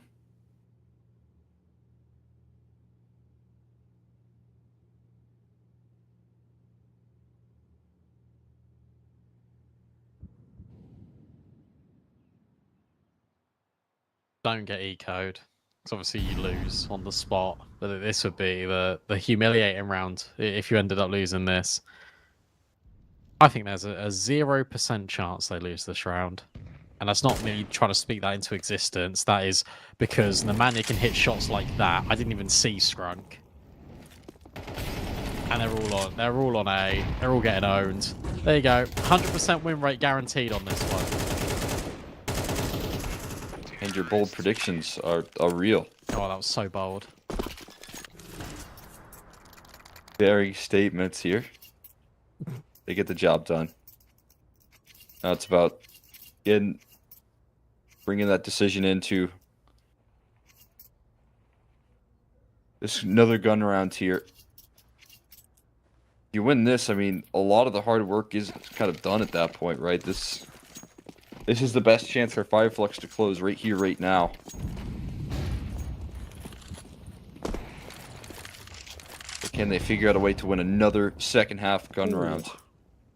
Take that. Soulfly's been kind of bullied over at Connector. Feels like every round he starts off there, he's got a little bit of a spring in his step. He's like, yes, I'm going to get a kill now. I'm going to remind everyone of who I am. And he just gets naded down to 50 HP and he can't do anything. A rough sequence. In fact, he's gone over to Dougie and stolen his AWP. Alright. Don't hate that idea. Get a little crazy with the opping here. Boost for Paz. Oh, it feels heard. Looked like it was with the conviction on the clear. Excellent read. They're going in. A couple of entries figured out. Did they finally find the formula? Soulfly and Banjo looking to survive this round here. They might not be able to do that. Op shot rattles off. Soulfly with the op. They're going to want to hunt him down as well. Yeah, you'd imagine so. They've definitely got the resources to do it now. Walls are closed in already. Nemanya's gone underpass. Timka can rotate over. Joffo's already very close. Just swing together, guys. You don't need to... Yeah, you don't need to do that. Although it works anyway. You can see a world in which he lives and gets a few kills out of it. But he doesn't. From 12-8 to 12-11, of course, Zero Tenacity have found a way to potentially get this into OT. Yeah. Got to dig deep when they need to. Finding ways to win. In the later stages of this game. First time out called from Flux now as reality sets in. But the job not necessarily easy. And knocking this one on in.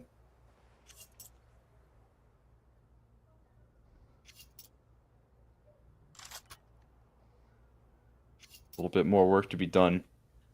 They have to do it with less tools right now.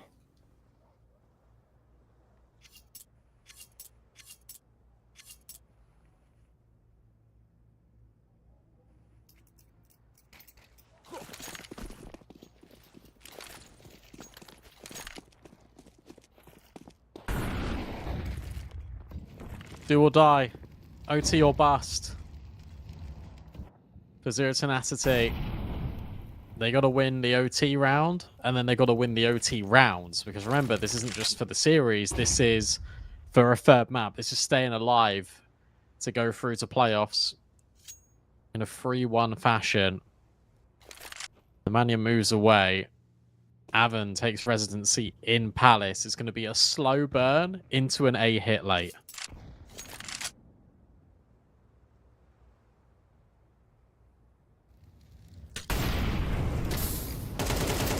It's been a good move here for them, and at range, the AK tearing through them.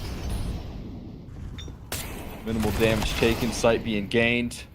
Overtime can all but guaranteed at this point.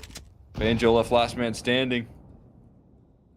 They're gonna hang in there, man. Zero Tenacity had one second half round, but when their backs against the wall in the series, they find themselves 3 in a row in the second half to close it out and take us into OT. You're a smart man. How have they gone from looking so lifeless, so limp, to winning 4 rounds on the bounce, with 2 of those being everyone stays alive, no problem? I wish I had an answer. I mean, that the quick turnaround right there is what impresses me the most. I just felt like there was nothing given at all, and then being able to quickly turn the tides like they did. I mean, impressive stuff. I guess it's if you kill Paz, the round is over, because he was... I want to say 25 and 10. And he ends 28 and 16. I mean, he doesn't end. He ends reg 28 and 16. So suddenly he's gone, what, 3 for 6?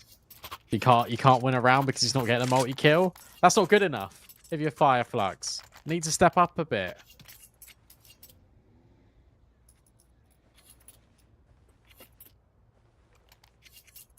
Because in actual fact, it's 12-12, and yet the lowest player on Zero Tenacity is 14. And Scrunk, Banjo, and Dougie are all below that. That's mental, actually.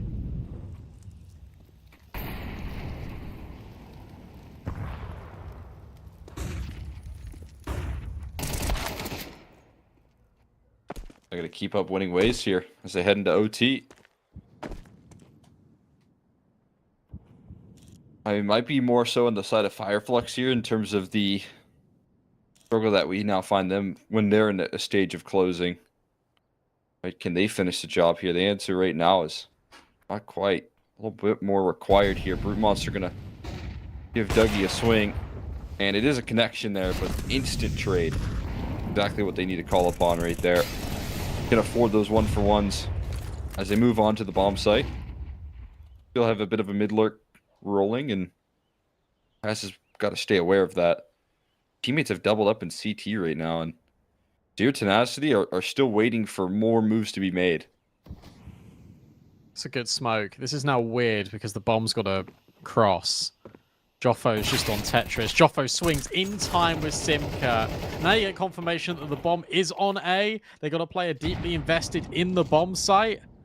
And it feels like they also know about Paz. Scrunk is going to take a really brave swing in a second. Paz is required for a multi again, but this time he can't even find one. So as Scrunk on low HP even gets burned alive. Great work from Zero Tenacity, and Fireflux are just collapsing at the seams. All the pieces here. So much going for them. Hard to get shut down so quickly.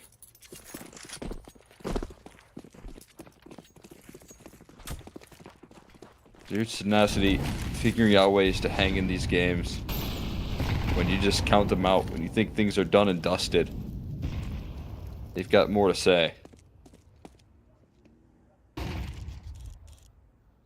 The team that knows how to hang in there and survive.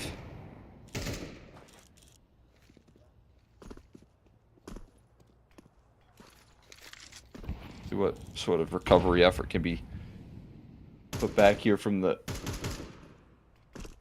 Fireflux camp. If there's any answer back here, if they've run out of gas. Run out of steam right now, which should be shocking to see.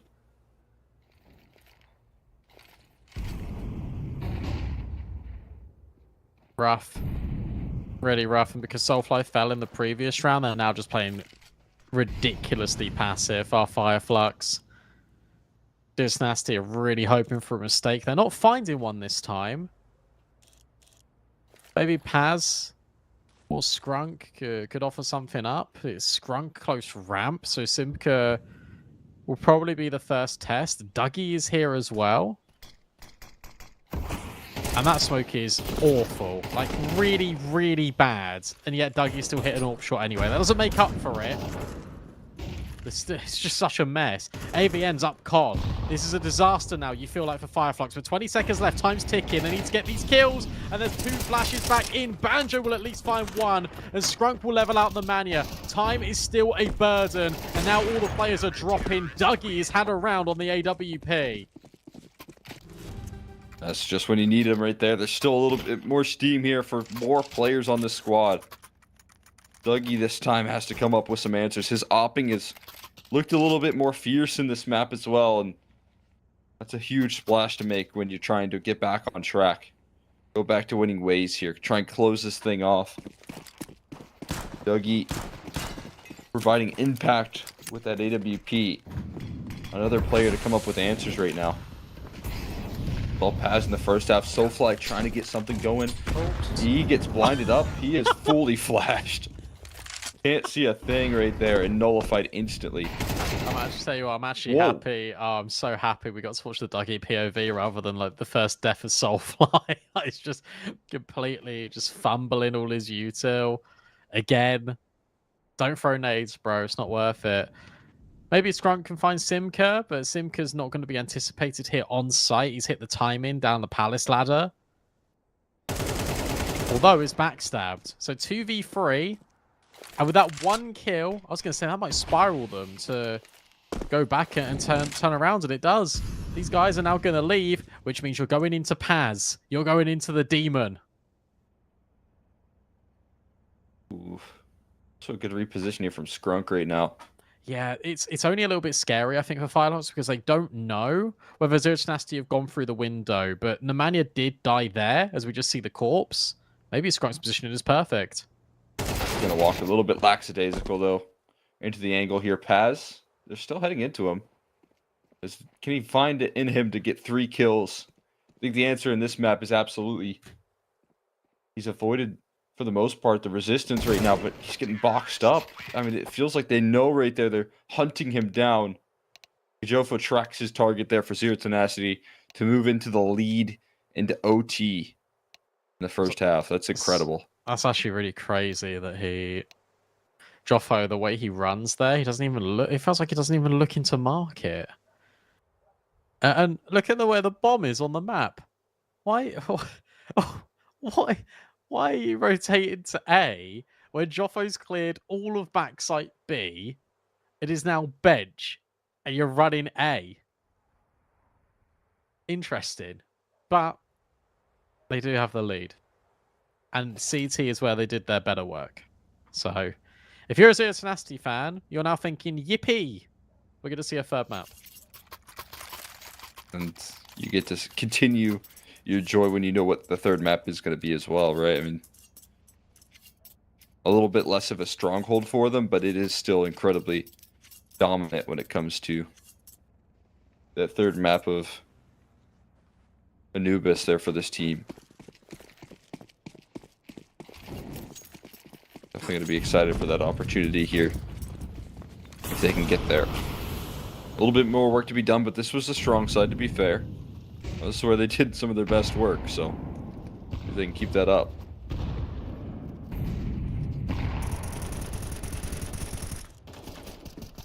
Nemanja can. Nemanja is killing Soulfly every round, you feel like, in mid. He's got his number. And Skrunk's been left limping for the rest of this round. It looked like they wanted big control. Again, it just gets denied. Tenacity just fighting really aggressively in towards this space. And for everyone on Flux, they're going to re-walk back into all of these angles. It's going to be dangerous, though. You got this double set up in short, and now you've got 2 players moving over at con. This round lives and dies in mid in the next 5 seconds. Smoke's gonna fade there. Keep their fight up. You said it needs to live on this aggression, and they win it out overwhelmingly. Well handled there with the collapse coming through. This is what they did best here on their defense. They didn't split up. They stayed together as a pack. Were able to take charge. And they do it again here. Looking to close off this map, take us to a third, take us to a decider. It's looking more and more like that's a requirement for the series. Just one round away here. Fireflux, we're in a position to lock this one up.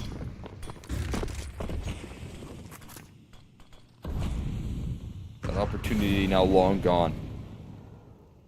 They've got to do it. 2 OTs if they want to get it done. And Brute Monster's not looking to let it happen. Big pickup right there. Met by a Molly. Forced to fight forward. Flash avoided. Can he do it? Oh, a collateral no-scope. And the collapse is coming through towards the B apps right there. Simka closes the net on them with his aggression, but nothing going here. No space given for Fireflux. Zero Tenacity want to wrap this one up with a little bow on top.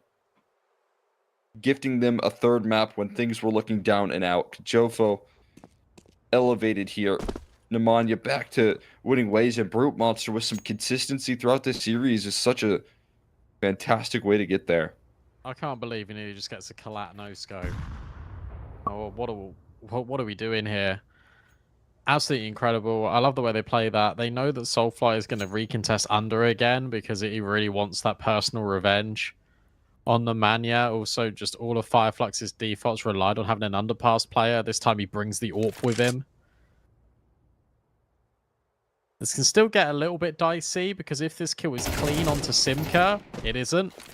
And it could have been a 2-on-2. Instead, Simka just lives. Skrunk will find him eventually, but you imagine that Zero Tenacity are not going to drop the ball here. And unfortunately, the smoke, it doesn't land before he starts planting. So it's an easy pickup for AVN. Everyone on the same page there for Zero Tenacity, and they don't allow Paz and his near 30 kills to push the momentum over the line. Yeah, that's a brutal loss right there, right? Do you think that that's going to be enough for Fireflux? But I think getting ahead of themselves in the closing statement, you know, to the credit of Zero Tenacity as well, the fact that they had one T round heading into series point is, or one second half round, I should say, heading into series point is you know, devastating. That should be the end of any team.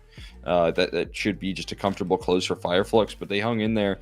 I think this is what this roster does best sometimes. As soon as you count them out, they bring back a series in difficult fashion. They take us to a third map. They're going to be looking forward to Anubis here. I mean, that's a great place to try and end things off, but Fireflux finding themselves with a chance, an opportunity into the playoffs, missed out on right there. Yeah, absolutely. And I'll tell you what, I think the paradigm of this best of 3 now shifts quite a lot, because the fact that you still got Anubis in the back, you got to remember that even though it's now not a favorite pick for Zero Tenacity, they were still incredibly good on this map. And Fireflux, they've only got one player stepping up. If it's not Soulfly, it's Paz. If it's not Paz, then on Mirage it was no one. So we need a more consistent effort, because that's what we've got out of Zero Tenacity. Third map waiting in the wings. Let's see who's going to make the playoffs between Zero Tenacity and Fireflux straight after the break.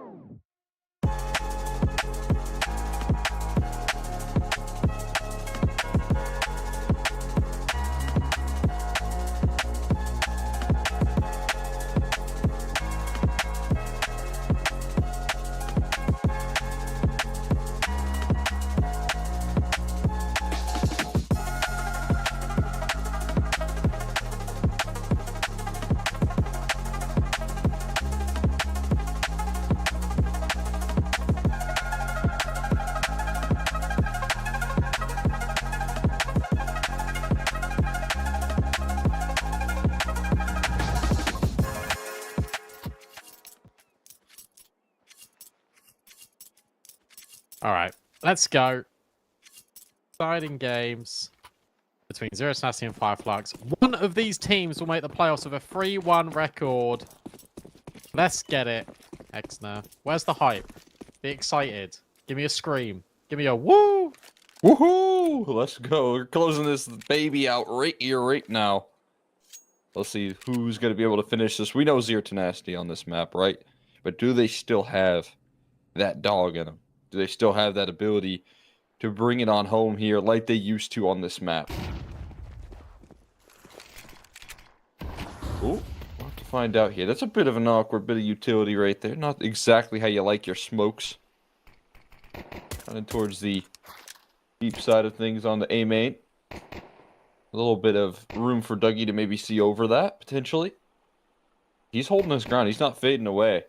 Yeah, He has no armor or anything, though. I was going to say, it's really scary that he's doing that, and he didn't have a pistol support. Now he's got 2 friends, which is nice. And you've also got 2 players in con. But keep your eye on mid, because Zero Tenacity have got all of mid. They've smoked off heaven. Another smoke's coming A. No one is looking at camera. Someone needs to consider it. Dougie moves around the pillar, but keep your eye on camera. There it is. The manual will find the opener. There's another player here as well that Fireflux do not know about. Avon on the corner just deletes Banjo, and now they're going to turn back and go into A.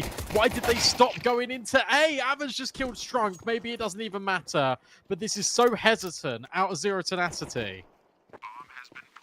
Yeah, very concerning right there, but able to at least lock themselves in a bomb plant at the moment. Trust in the closing on this pistol, and good positions to do so. Not seeing a kit either here for recovery or anything of that nature, and Soulfly gonna have to call this one quits. A great opener on the pistols that have been very successful here on the side of Zero Tenacity, and that will remain true now. They scare Soulfly off the fight to get the job done. I mean, AVN has played a blinder in this round by just essentially baiting the Mania, but it's for the greater good of the round because he plays it so perfectly. He takes his time in. He thinks he's got all of A after that kill, but not ready for another player to be rotating in there and just sat at a default. But he hits the headshot anyway.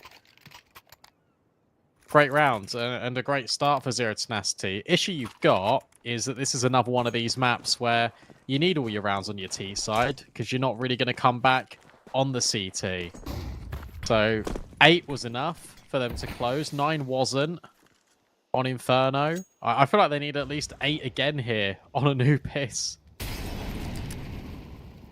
Yeah, definitely on this T side. I mean, good news is their first halves are what they live on right now. So I don't see why they can't do it again. Finally, we're able to develop that second half success right when the moment called upon them. No better time for them to come alive than when you're playing up against Series Point. Now new life manufactured here on this decider, but they're up against a force. Got an all-in investment going on here for that of Fireflux. We'll see. I mean, these B sides are not easy to hold, especially when executions head your way. Smoke is going to do a good job of keeping them at bay. Flashbang to counter it as well. Game plan kind of shut down, and damage followed up a lot of damage as well. And they pushed out A. I mean, Joffo now knows about it and has got the kill on Dougie. Question is, did he hear... Oh, doesn't matter. Never mind. Been spotted. So because of that block smoke, Paz and Soulfly got kills. Paz got another one with the 5-7. Never mind. He's going to try and break down some of this round, but it doesn't matter. Because it says Zero Tenacity are breaking bones and limbs are being splattered all over the canals in the hands of Paz and his 5-7. Joffo 1v2 has to pick up the bomb. Has to make a decision immediately of which bomb site to go to. And all of Fireflux have scarpered. Now they're now just tucking in. 10 seconds left. Joffo makes a decision to go to A. Scrunk should have this in the palm of his hand. The smoke not good enough, and the bomb not even being a factor. Fireflux create all that chaos. You think Zero Tenacity found a loophole, and then Paz just owns them with the pistol. Icing on the cake right there. There's a quick answer back. These force pipes for Fireflux, I mean, you remember that from the first half. Didn't necessarily lead them the most success there when they were playing on Mirage, but the force buys that they do get away with, working them so much, and they're so aggressive with the purchasing as well this time. The fact that they not only mix, 5.7s and MP9s for kills, but then also back it up with utility to stall Zero Tenacity out of their execute when they already throw it, down range, when they already tossed their plan 8 forward. Such a good read and reaction right there from this defense, and Soulfly able to consistently provide opening picks here. Does it again. Map 3 here, elevated and Scrunk just targeting them, heat seeking straight through the smoke. Absolutely deleted. Yummy. 5 alive here as well. That's a really good feeling. This is horrible now for Zero Tenacity. As you say, Force buys have been brilliant, but winning up against that Force buy, where it was very limp and didn't really have anything in it, a 3-1 start on your CT side of Anubis, you only need 1 or 2 more rounds and you're golden. I said Zero Tenacity, I think they need 8 here. I think they need as many as they can because the second halves have just looked terrible. If you can't get that, if you let Flux get into a little bit of a momentum here in the first half, you're struggling. You are really, really struggling.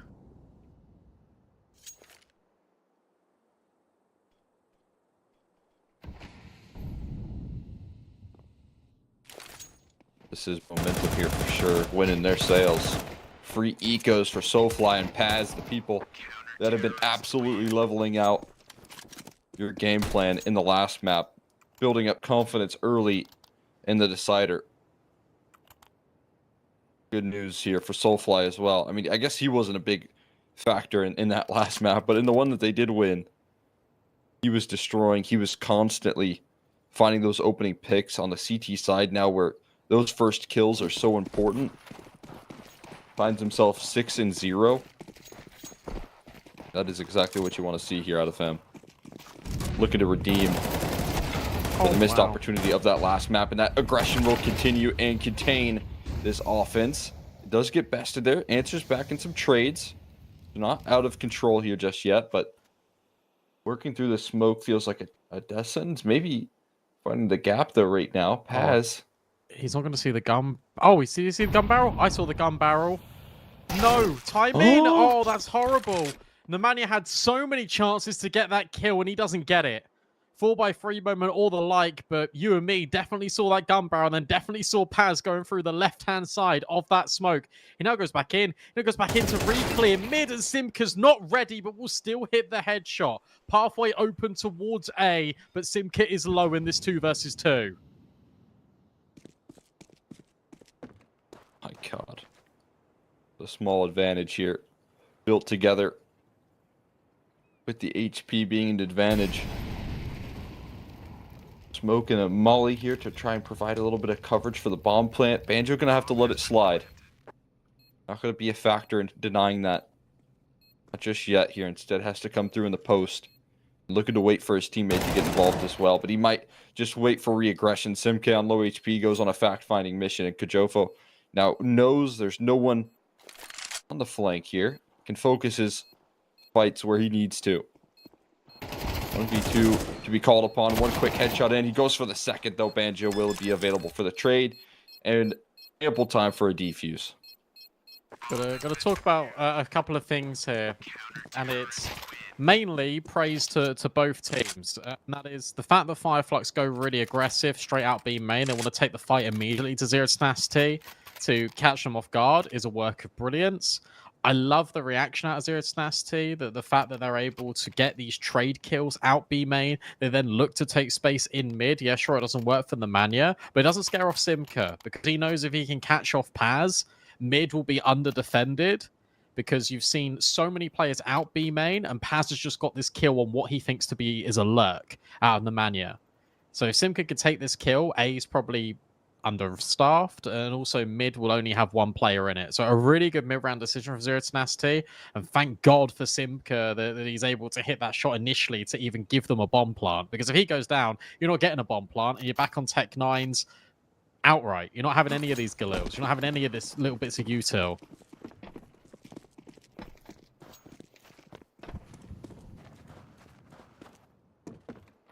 That's always a difficult call to make here. But when you're early on in the half and you've got a lead building like they do, you can be so much more confident in your opening moves here. They do it again towards B main. Head first into these duels, and they walk out positive on the trades. Doug, you really want to keep up his aggression. It seems like he wants to. A little bit concerned, though. Go back up for Skrunk, but in such a good angle right now that might not need it. There's Molly's to confirm that this is the location here. Kajofo going to sneak up on him through E-Box. He is. And there's the site cracked open right now. Kajofo going to take more space as well.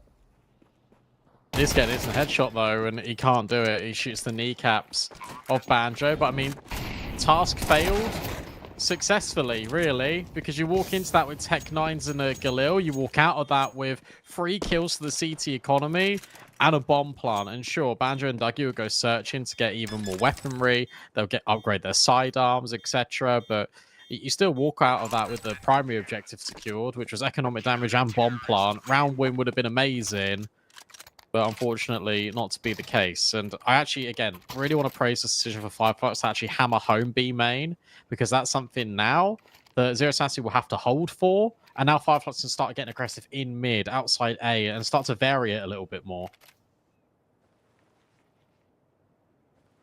They sure have, done a great bit of conditioning so far here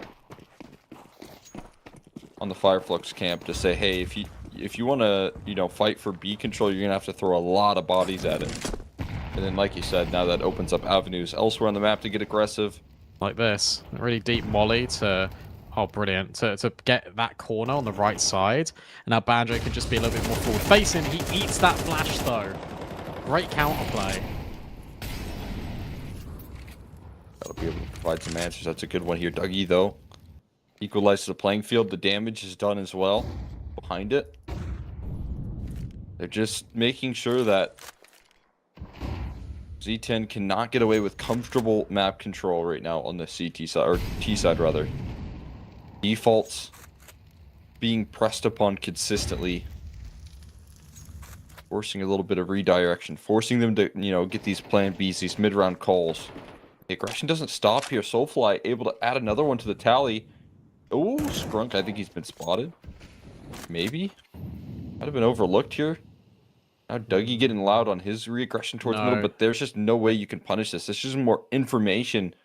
B main fully called clear by Skrunk right now. Yeah, they definitely saw him, because look at Joffo. Joffo's just holding right through the wall at stairs. So they 1,000,000% saw him. The issue is you feel like you're boxed in now, and you got 25 seconds, and you're bang on the money. Skrunk's still cleared B main. That means there can be another rotate. You can start flanking. Zero Tenacity will be aware of his flank, but it comes in so very late, to the point where they have to run to get into this bomb site, which means you need to get by Dougie in the first instance. You need to get by Paz, and he swings and takes another life. Dougie can afford to do this as well, because it is a 4-on-2, and there's that activation out of Skrunk. They knew he was there the whole time, but they still couldn't deal with him. And now between Paz, Dougie, and Skrunk, they can all try and get rid of Brook Monster, who is just a few bullets away from death. He misses the first opportunity, but Fireflux do not. That is 6-1 on the CT side.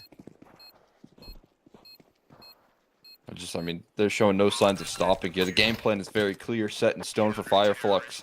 And that is to make sure that this T side can't get away with any defaulting, any sort of map control, without paying a hefty price. Time in and time out. And that, to me, feels like the exact way to deal with this Zero Tenacity squad when you want to ensure that they are finding themselves uncomfortable, finding themselves with no options in the mid rounds, themselves frustrated by the setup.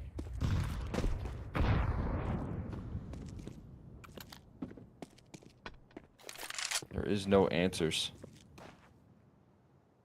And now, all of that conditioning, all the aggression that we've seen in the past, it's good. It's been working well for them. You can even now rein it in a little bit with the victories you've been finding. Ability put in towards middle. Now, damage being attempted. A lot of damage done as well. Spam through the wall. It's just keeping them at bay towards middle. They're throwing so much downrange. Utility continues to bombard them. Oh my god.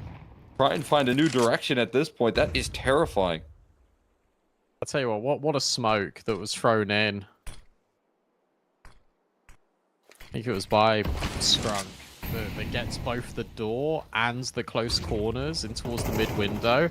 Another flash, and yeah, I mean, there's only so many times you can do this. Soulfly also here, and Dougie's also chiming in with more kills. Banjo's pushed out A main. It has to be B. That's the call, being locked in by Banjo. 35 seconds left. The Mania, low HP, doesn't matter, but Soulfly's still standing, and the spray through the smoke is good enough to eliminate Zero Tenacity once more. It's 7 of the very best CT-sided rounds on Anubis of all maps. Zero Tenacity are floundering. It's the first, dominant half that we've gotten out of Flux as well, for the first half, I should say. They've been good in the second, trying to come back into games. Phenomenal if you'd count what they did on Inferno, and nearly enough on Mirage as well, but on Anubis, they're setting the tone early. They're getting off to a perfect start. And they have a T side to look forward to. Soulfly, dominant in the closing statements here. Back to his usual form. 13-2 for him, and he's going hunting again. Every avenue of this map has been pressed upon there. Soulfly only punished by a quick deagle shot, but doing damage on his way out. This A side does become vulnerable, but you're still at an advantage here. 4v3 up against pistols and MAC-10s. Yeah, actually, it's at this point where even if the bomb goes down, you don't care. Because you are in a 4v3, as you say, you got the weaponry advantage. There's no util really for these Ts. They're going to try and swing together. And in fact, they do come up heaven as well. But Banjo's still holding from a deep position. You're trying to bait them into the AWP at Dougie, and it works perfectly. You've got so much time on this bomb. Brook Monster can't get the kill onto Scrunk. It's another retake being a success story. And now every single one of these rounds matters so much more for Zero Tenacity. But when I said 8-4 would be a good half for them, I meant they get 8. Not that they concede 8. Yeah, understandably so. That's the position they find themselves in, man. Dominance being asserted here in the server. Timeout called from Zero Tenacity. They've been saving those for the second halves, but can't afford that now. Gotta lift off here.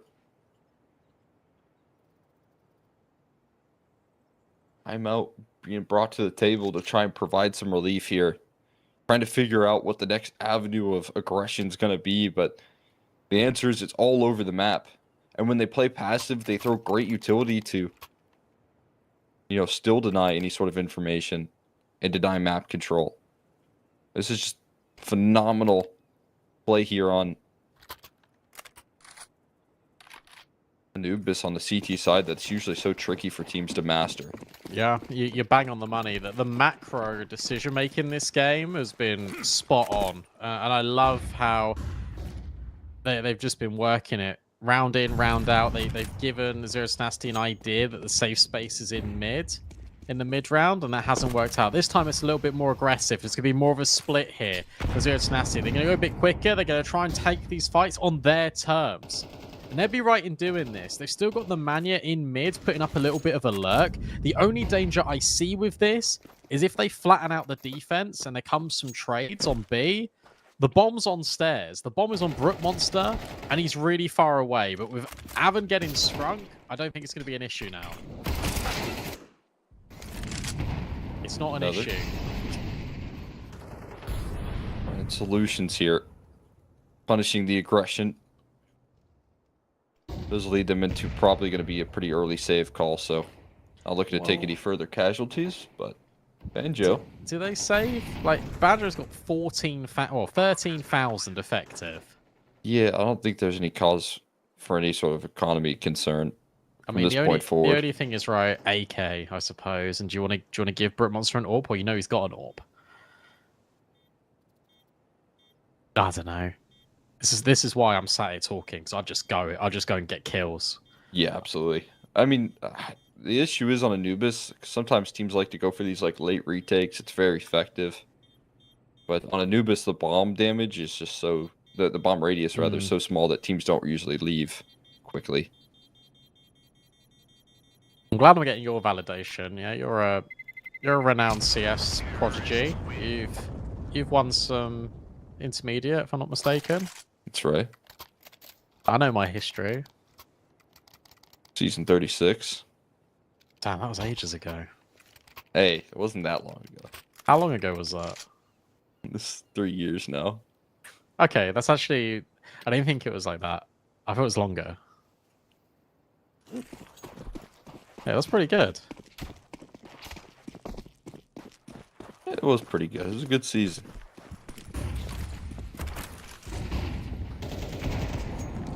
See if you can get any belts out of one of these two teams. Looking to enter into playoffs. Brute Monster, good angles on the E-Box aggression. Trying to slide by the smoke is Dougie, but not past the crosshair of the AWP. Is well contained.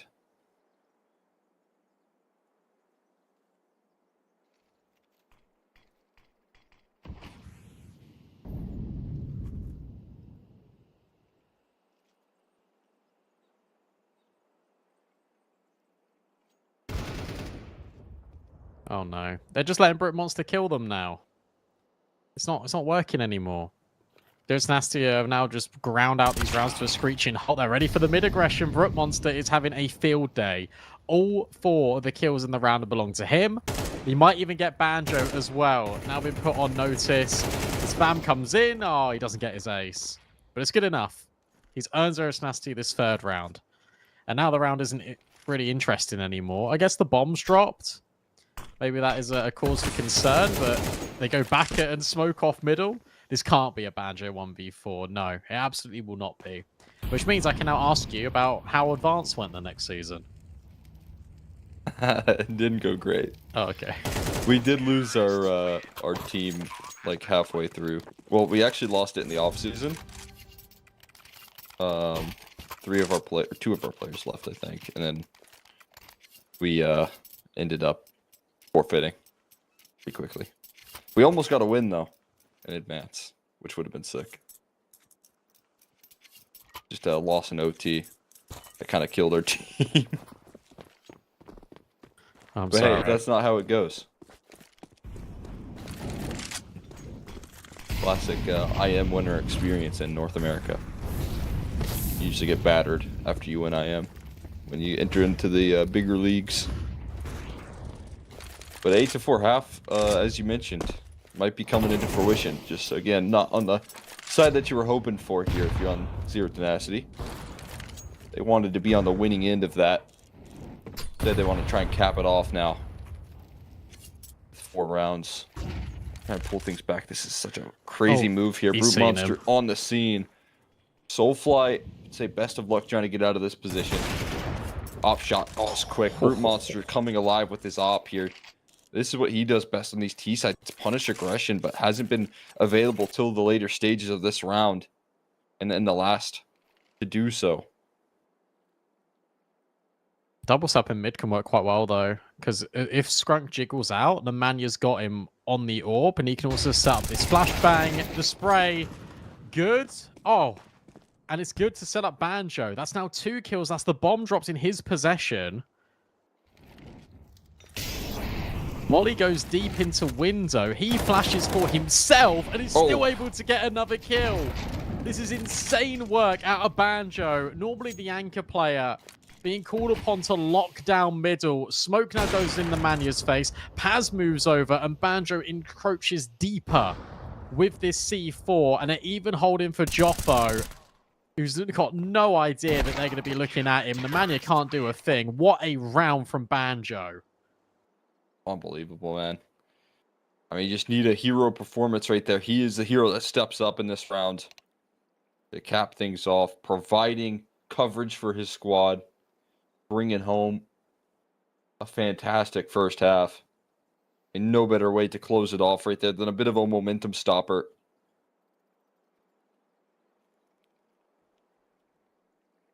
Solutions found late for Zero Tenacity, but I don't think they found it quick enough there. That is a devastating first half for what we know is Zero Tenacity, a little bit of struggle closing out in the second.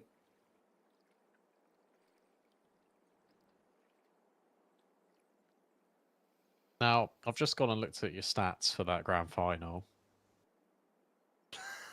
And your first map was good. Got 20 kills on the first map. Remember, this is Go as well. We won it. We won it. You by the way, did. first map. Yeah, 16-12. You had 20 kills on Overpass. Bit of a demon. How many then you- first kills? I don't know. I didn't look. Then he bottom fragged last 2 maps. What happened there? I was listen, I played hard entry. So I got like 6 opening picks on a map that we won. Yeah, That's good. that is good. And for the other 2 maps, I just let Pangnax take care of the rest. Yeah, fair. Well, to be fair, that is exactly your Soulfly, because you were really good on map 1, and then map 2 you let Paz do everything. Yeah. It was more like I was Paz in map 1. Okay. and had a random step up here. But Brute Monster, oh my god, he's the one finding all these kills. It looked like the Doolies were going to get The all of Doolies them. don't do as much right there, but got coverage from quick shots from Brute Monster, who carries forward some of that second half performance right now. Hey, look, job done. That's exactly what you need. And here goes Paz Exner McHenry, who gets the first. Hoping to grab the bomb. Instead, he'll pick up a USP. 1v4 is going to be a little bit tricky, especially when these players have already pushed in towards mid. Bomb completely out of his control, but maybe there's a world. Because they have split up from one another. There's a really good opportunity for Paz to grab this fight right here, right now. He can take the headshot onto Brute Monster, who's been a bit of a phenom. This could be a conversation piece. Jiggles out, so information gains, and now Zero Tenacity all group up together. They're playing this one well. They're leaving no chances.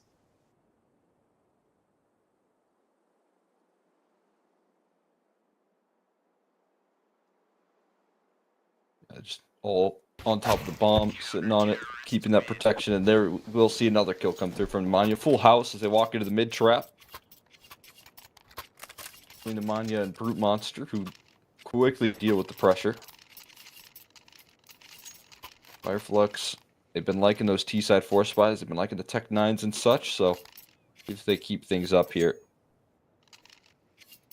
They call for a save now, and knowing that they have a healthy lead, that makes a little bit more sense there. Just trying to nurse their lead, get those AKs out as soon as possible.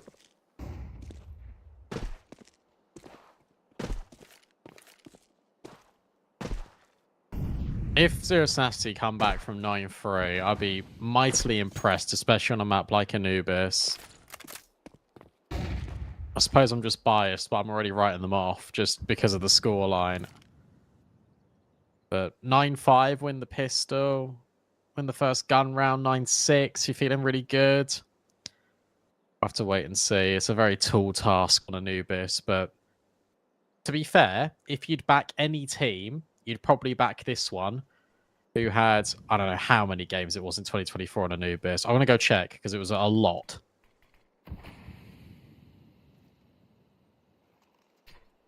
I played a ton. You know, we're able to do it on both sides of the half as well. I mean, it's difficult last year, but managed to still bring in some good CT sides as well.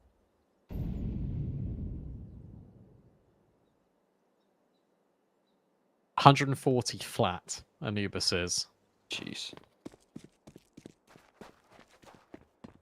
And they had a 65% win rate on it. They won 92 of them. Which is very impressive. Like gauntlet that you have to play. That is super impressive. The online 2-2 space. That's not easy to keep dominance on the map here. Dominance in middle as well.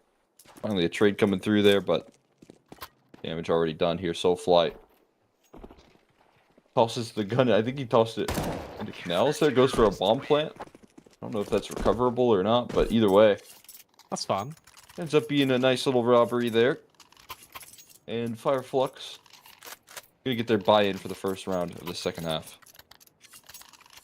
And that's all I did. Drop the gun in, get the audio cue, or potentially prevent them from saving it. Either way, it acts as a twofold. Unfortunately, can't get the bomb off, but that's life. Scrunk goes down to a Galil. Everyone else on AKs. Flux looking to just reap the rewards of all of the good work they did in this first half. And the man who's been throwing this flash every round. He's using it to set himself up for a little pop in towards mid. He currently sees nothing because Flux are holding. They're waiting for a reaction.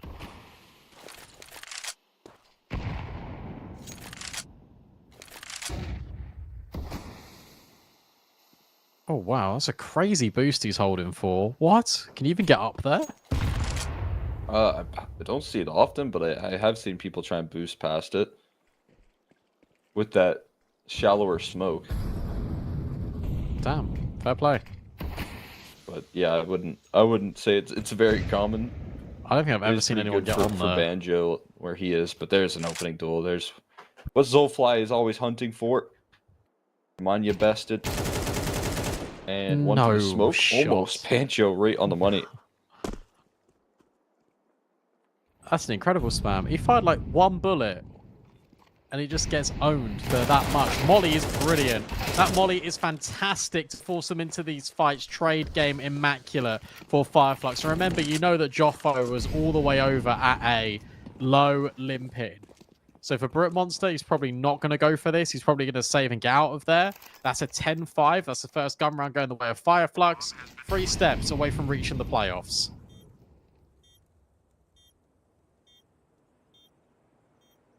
Yeah, as soon as I get those rifles out, you see how effective the punishment is there from Soulfly. And it is a slow default. They wait for Zero Tenacity to come to them, try to give a taste of their own medicine right there with the CT aggression, but it is not easy. And just quickly answered. Aggro gets punished. Over towards middle, then pressure being applied.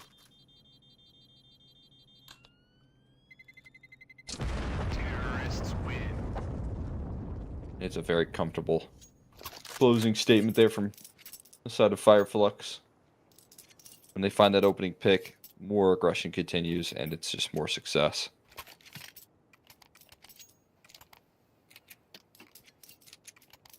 They're going to start to question what they can do to seal this one back up here on this defense. Money's not completely out of control, so they're playing around the 2 rifles, but other than that, it's a save. I was kind of surprised to see that. Yeah, no, I'm with you. Oh my gosh. I'll tell you what, these spams just through these smokes have been relentless. Dom's been doing their homework. Really deep molly as well in towards the doors. That forces them in, and a break on the smoke nets. 2 opening kills. Fireflux are in complete control. There's a boost. Oh, there's an attempt of a boost. Joffo is now probably also dead. Banjo should get in with the spam, or if not, the smoke will fade, and that will give him the luxury of that kill. Avon feels like he's got this kill locked in. But that'll be the round. That'll be 11. And we don't really have too much to say about that. That was very beautifully done. Nice little coordination, hunting impacts, and the drop down in was heard, but can't be dealt with.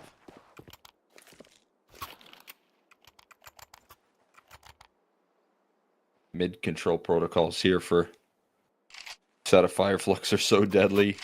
The nade breaking open the smoke, the idea for the smoke spam here, consistent. I mean, if you're talking about knowing how to deal with some of the setups here, Nemanja towards mid is someone that is going to give you fights. You just have to figure out a way to win him. To thread the needle on how effective he is at timing his aggression. Being able to do that. It's exactly what the doctor ordered there for Fireflux with a couple of rounds in a row. Soulfly. Back openers for him.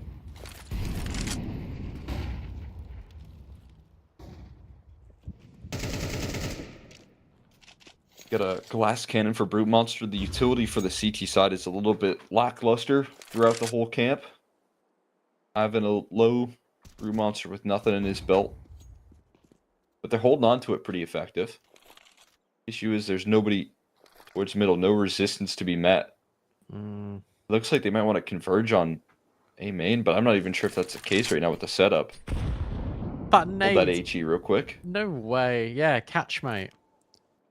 Put the pressure on. This flash is going to completely upset Nemanja on this jiggle. Feels like he's gonna be blinded before he can drop off his util. No, good timing on that, but they're just gonna burst through anyway. Nemanja needs a multi-kill and he comes up with nothing. Awesome adjustment out of Soulfly. Brute Monster will at least hit 1 shot back. But the molly will be enough to maintain the position of the bomb site. It belongs to the T's. Oh, another one. Oh, but the follow-up HE chases him down. Kajofa now picking up the sticks. He was naded down low early. The bomb is planted. Scrunk gets eliminated. All 3 players on the flank, and Paz is going to hold the line, looking for the clutch to convert here. Running into his crosshair, he holds the spray, but he can't find all 3. Simka bringing home the clutch as his teammates fall in front of him. Scary round right there. It is saved in the late. And the defuse will come through there. Simka able to exhale. Zero Tenacity are still under pressure, under the microscope. Op is held on to, but that money is still limited. It's actually best case for a round loss, to be honest, if you fire Flux, because you know you can wear down this money. Your money's good because you're killing everyone and you're putting the bomb down. Only one survivor. Yeah, it's the AWP. That sucks, but let's see if you can re-navigate it. Brute Monster has been so efficient with this sniper. I feel like you need to keep him alive as long as possible. They're just going to charge B main. That feels so risky, and it works just for a moment. A 2v1 is not what the doctor ordered to remedy this CT side. Not at all. I mean, good damage on a Banjo. As you said, the risk reward now. There is a minute 30 on the clock for them to play out a 4v3 and find gaps in the defense. Try and poke holes. Look at how well they're doing this, though, because they're worried about middle for a moment, so they all went through spawn. Every single player went through spawn, and they're all going carpets. No one is going stairs.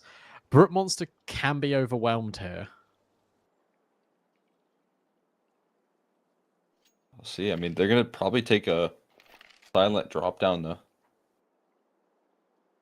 towards carpets. Banjo going to be leading the pack right now, avoiding the crosshair for now. We'll see if a quick trade comes through. Brute Monster in and out like a ghost. Knows that there's a hunt following him up. Trying to avoid the op shots as Paz, but he doesn't have his gun out.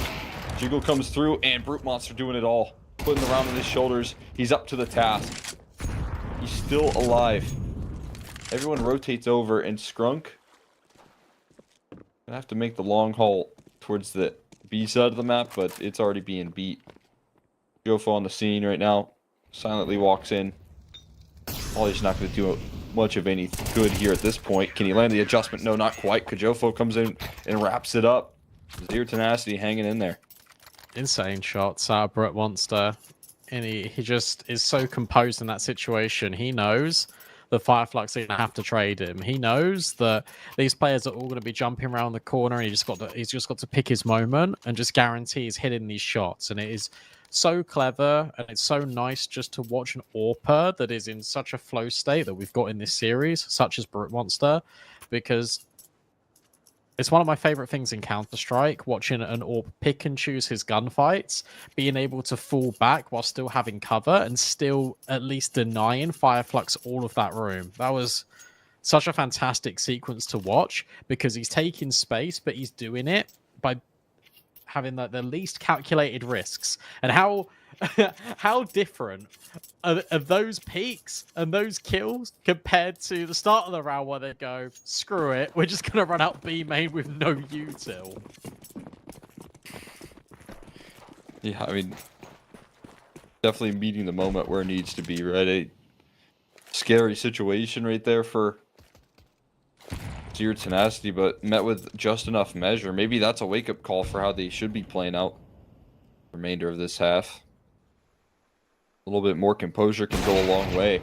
But there's the op hitting the floor just as we highlight it. It is knocked down just as quickly.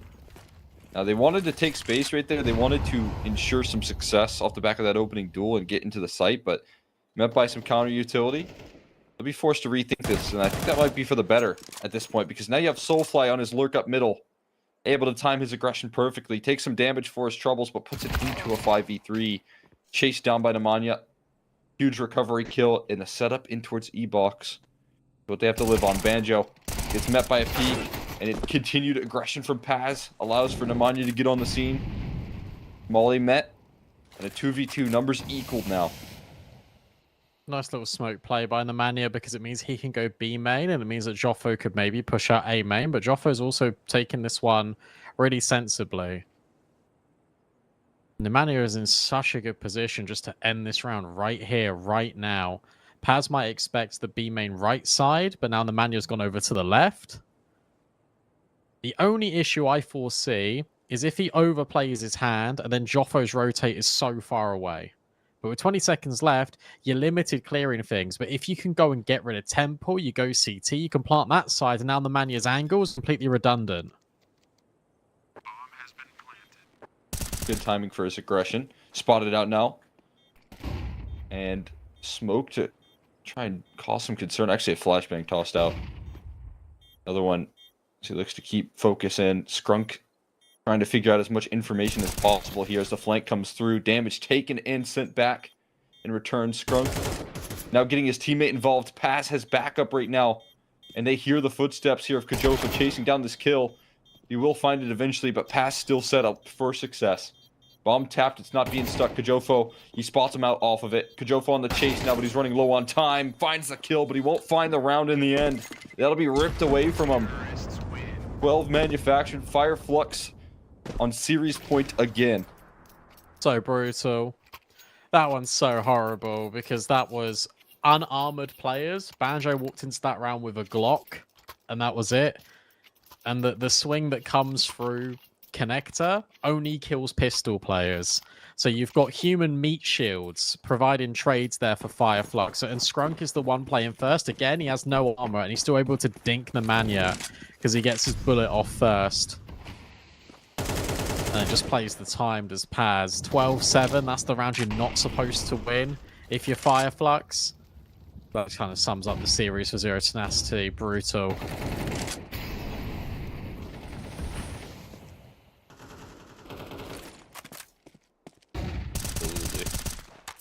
Been a tough sequence for them since the very get-go. Since map 1 of that second half, they've had troubles, and Dougie's past the flashbang. They go hunting for a little bit more. That greed is punished. The 4v4. If I'm being honest with you, they've done that double flash play basically every round. It's the Mania throws his one first, it's shallow, but it allows him to spam the smoke on the right-hand side if you're the CT, and then Brute Monster walks over and throws a deep one for then Mania to re-aggress through the window. Dougie just gets ahead of it, knows where that flashbang is going to land. And Soulfly is now scaling. If AVN had just stayed in his position, you probably feel like he's favoured in that fight, but now it's a 4-on-3. Now it becomes even more difficult, especially with Soulfly finding that one on Brute Monster. Simka now has to relegate himself back in towards the bomb site. This one is surely over. Surely at the end of these 20 seconds, we're going to get Fire Flux going through to the playoffs. Early. Kajofo, though, on a master flank right now. Looking to save him. And he's just done it with 2. It still leaves just an isolated fight in the back of the site. Simka getting run down, chased, and hunted out of the server.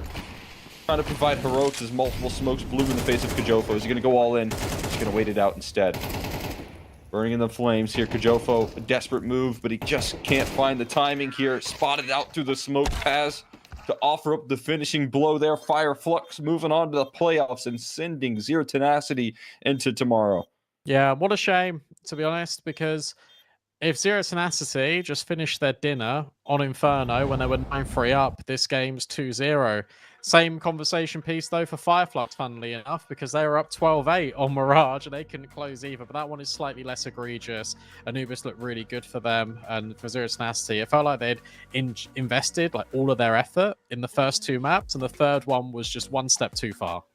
Yeah, I mean, and I got to give a lot of credit to Fireflux. In my opinion, I thought it was more of a mental battle for them to figure out 12, figure out that second half comeback by giving over no rounds, finally get to 12, and things start to crumble. I think that at that point, it just becomes a huge concern as to whether or not you're able to finish the series. If you get to series point in Anubis, are you going to actually be able to put it over the line? I thought that's what they were battling, but the way that they come into map 3 seems like that 15-minute break that they got heading into the decider was enough to discuss and stabilize them. And the way that they started off that first half, finally giving themselves a foothold in the first for them to close out in the second, that is a really good way to finish. And now you can start to trust that, hey, this isn't just a playoff team, but maybe they can cause some upsets there as well. Let's take a look at the Swiss standings. Let's see how this has affected things, because as we're talking about, this just means that They're going to be 3-1. We don't have that apparently, so that's fine. Let me tell you what's going on, because obviously Zero Tenacity moved to 2-2. They will go in to face someone. It looks like they're going to face Astrum. So they'll face Astrum. Nexus will face Monty, and Passion UA will face Partisan. And you might be thinking, that's weird. We haven't seen Passion UA play yet. Well, they forfeit because they are in the grand final of Yala Compass. They're playing right now versus Astrum, actually. So Sangal, they will go straight through to playoffs. That's a nice little win for them. 2-0 without having to even lift a mouse. Yeah, not too bad. You'll take that. I think happy to be able to lock in a pretty comfortable playoff performance for Sangal, and obviously doing the groundwork to get them into that point there. I think they looked really good yesterday when they were playing up against Partisan, being able to best them in a 3-map series. So, well deserved for them. Definitely got an easier path, but they'll take it however they can get it. Yeah, it's cool to see them sort of reach the playoffs. It's really cool to see Fireflux do that as well. And we'll have to have a look tomorrow about which teams are going to go forward and are going to make that playoff run in the 2-2 games. But that is all for today. Thank you so much for watching. To everyone that's tuned into these games, obviously we had NIP versus Nexus, we just had Fireflux versus Zero Tenacity. And as stated, the 2-2 games, who goes out of the group stage, unfortunately, who makes it to playoffs, it's Last Chance Saloon tomorrow. We'll be back bright and early, as will you. Have a good rest of your evening. Take care. We'll see you soon.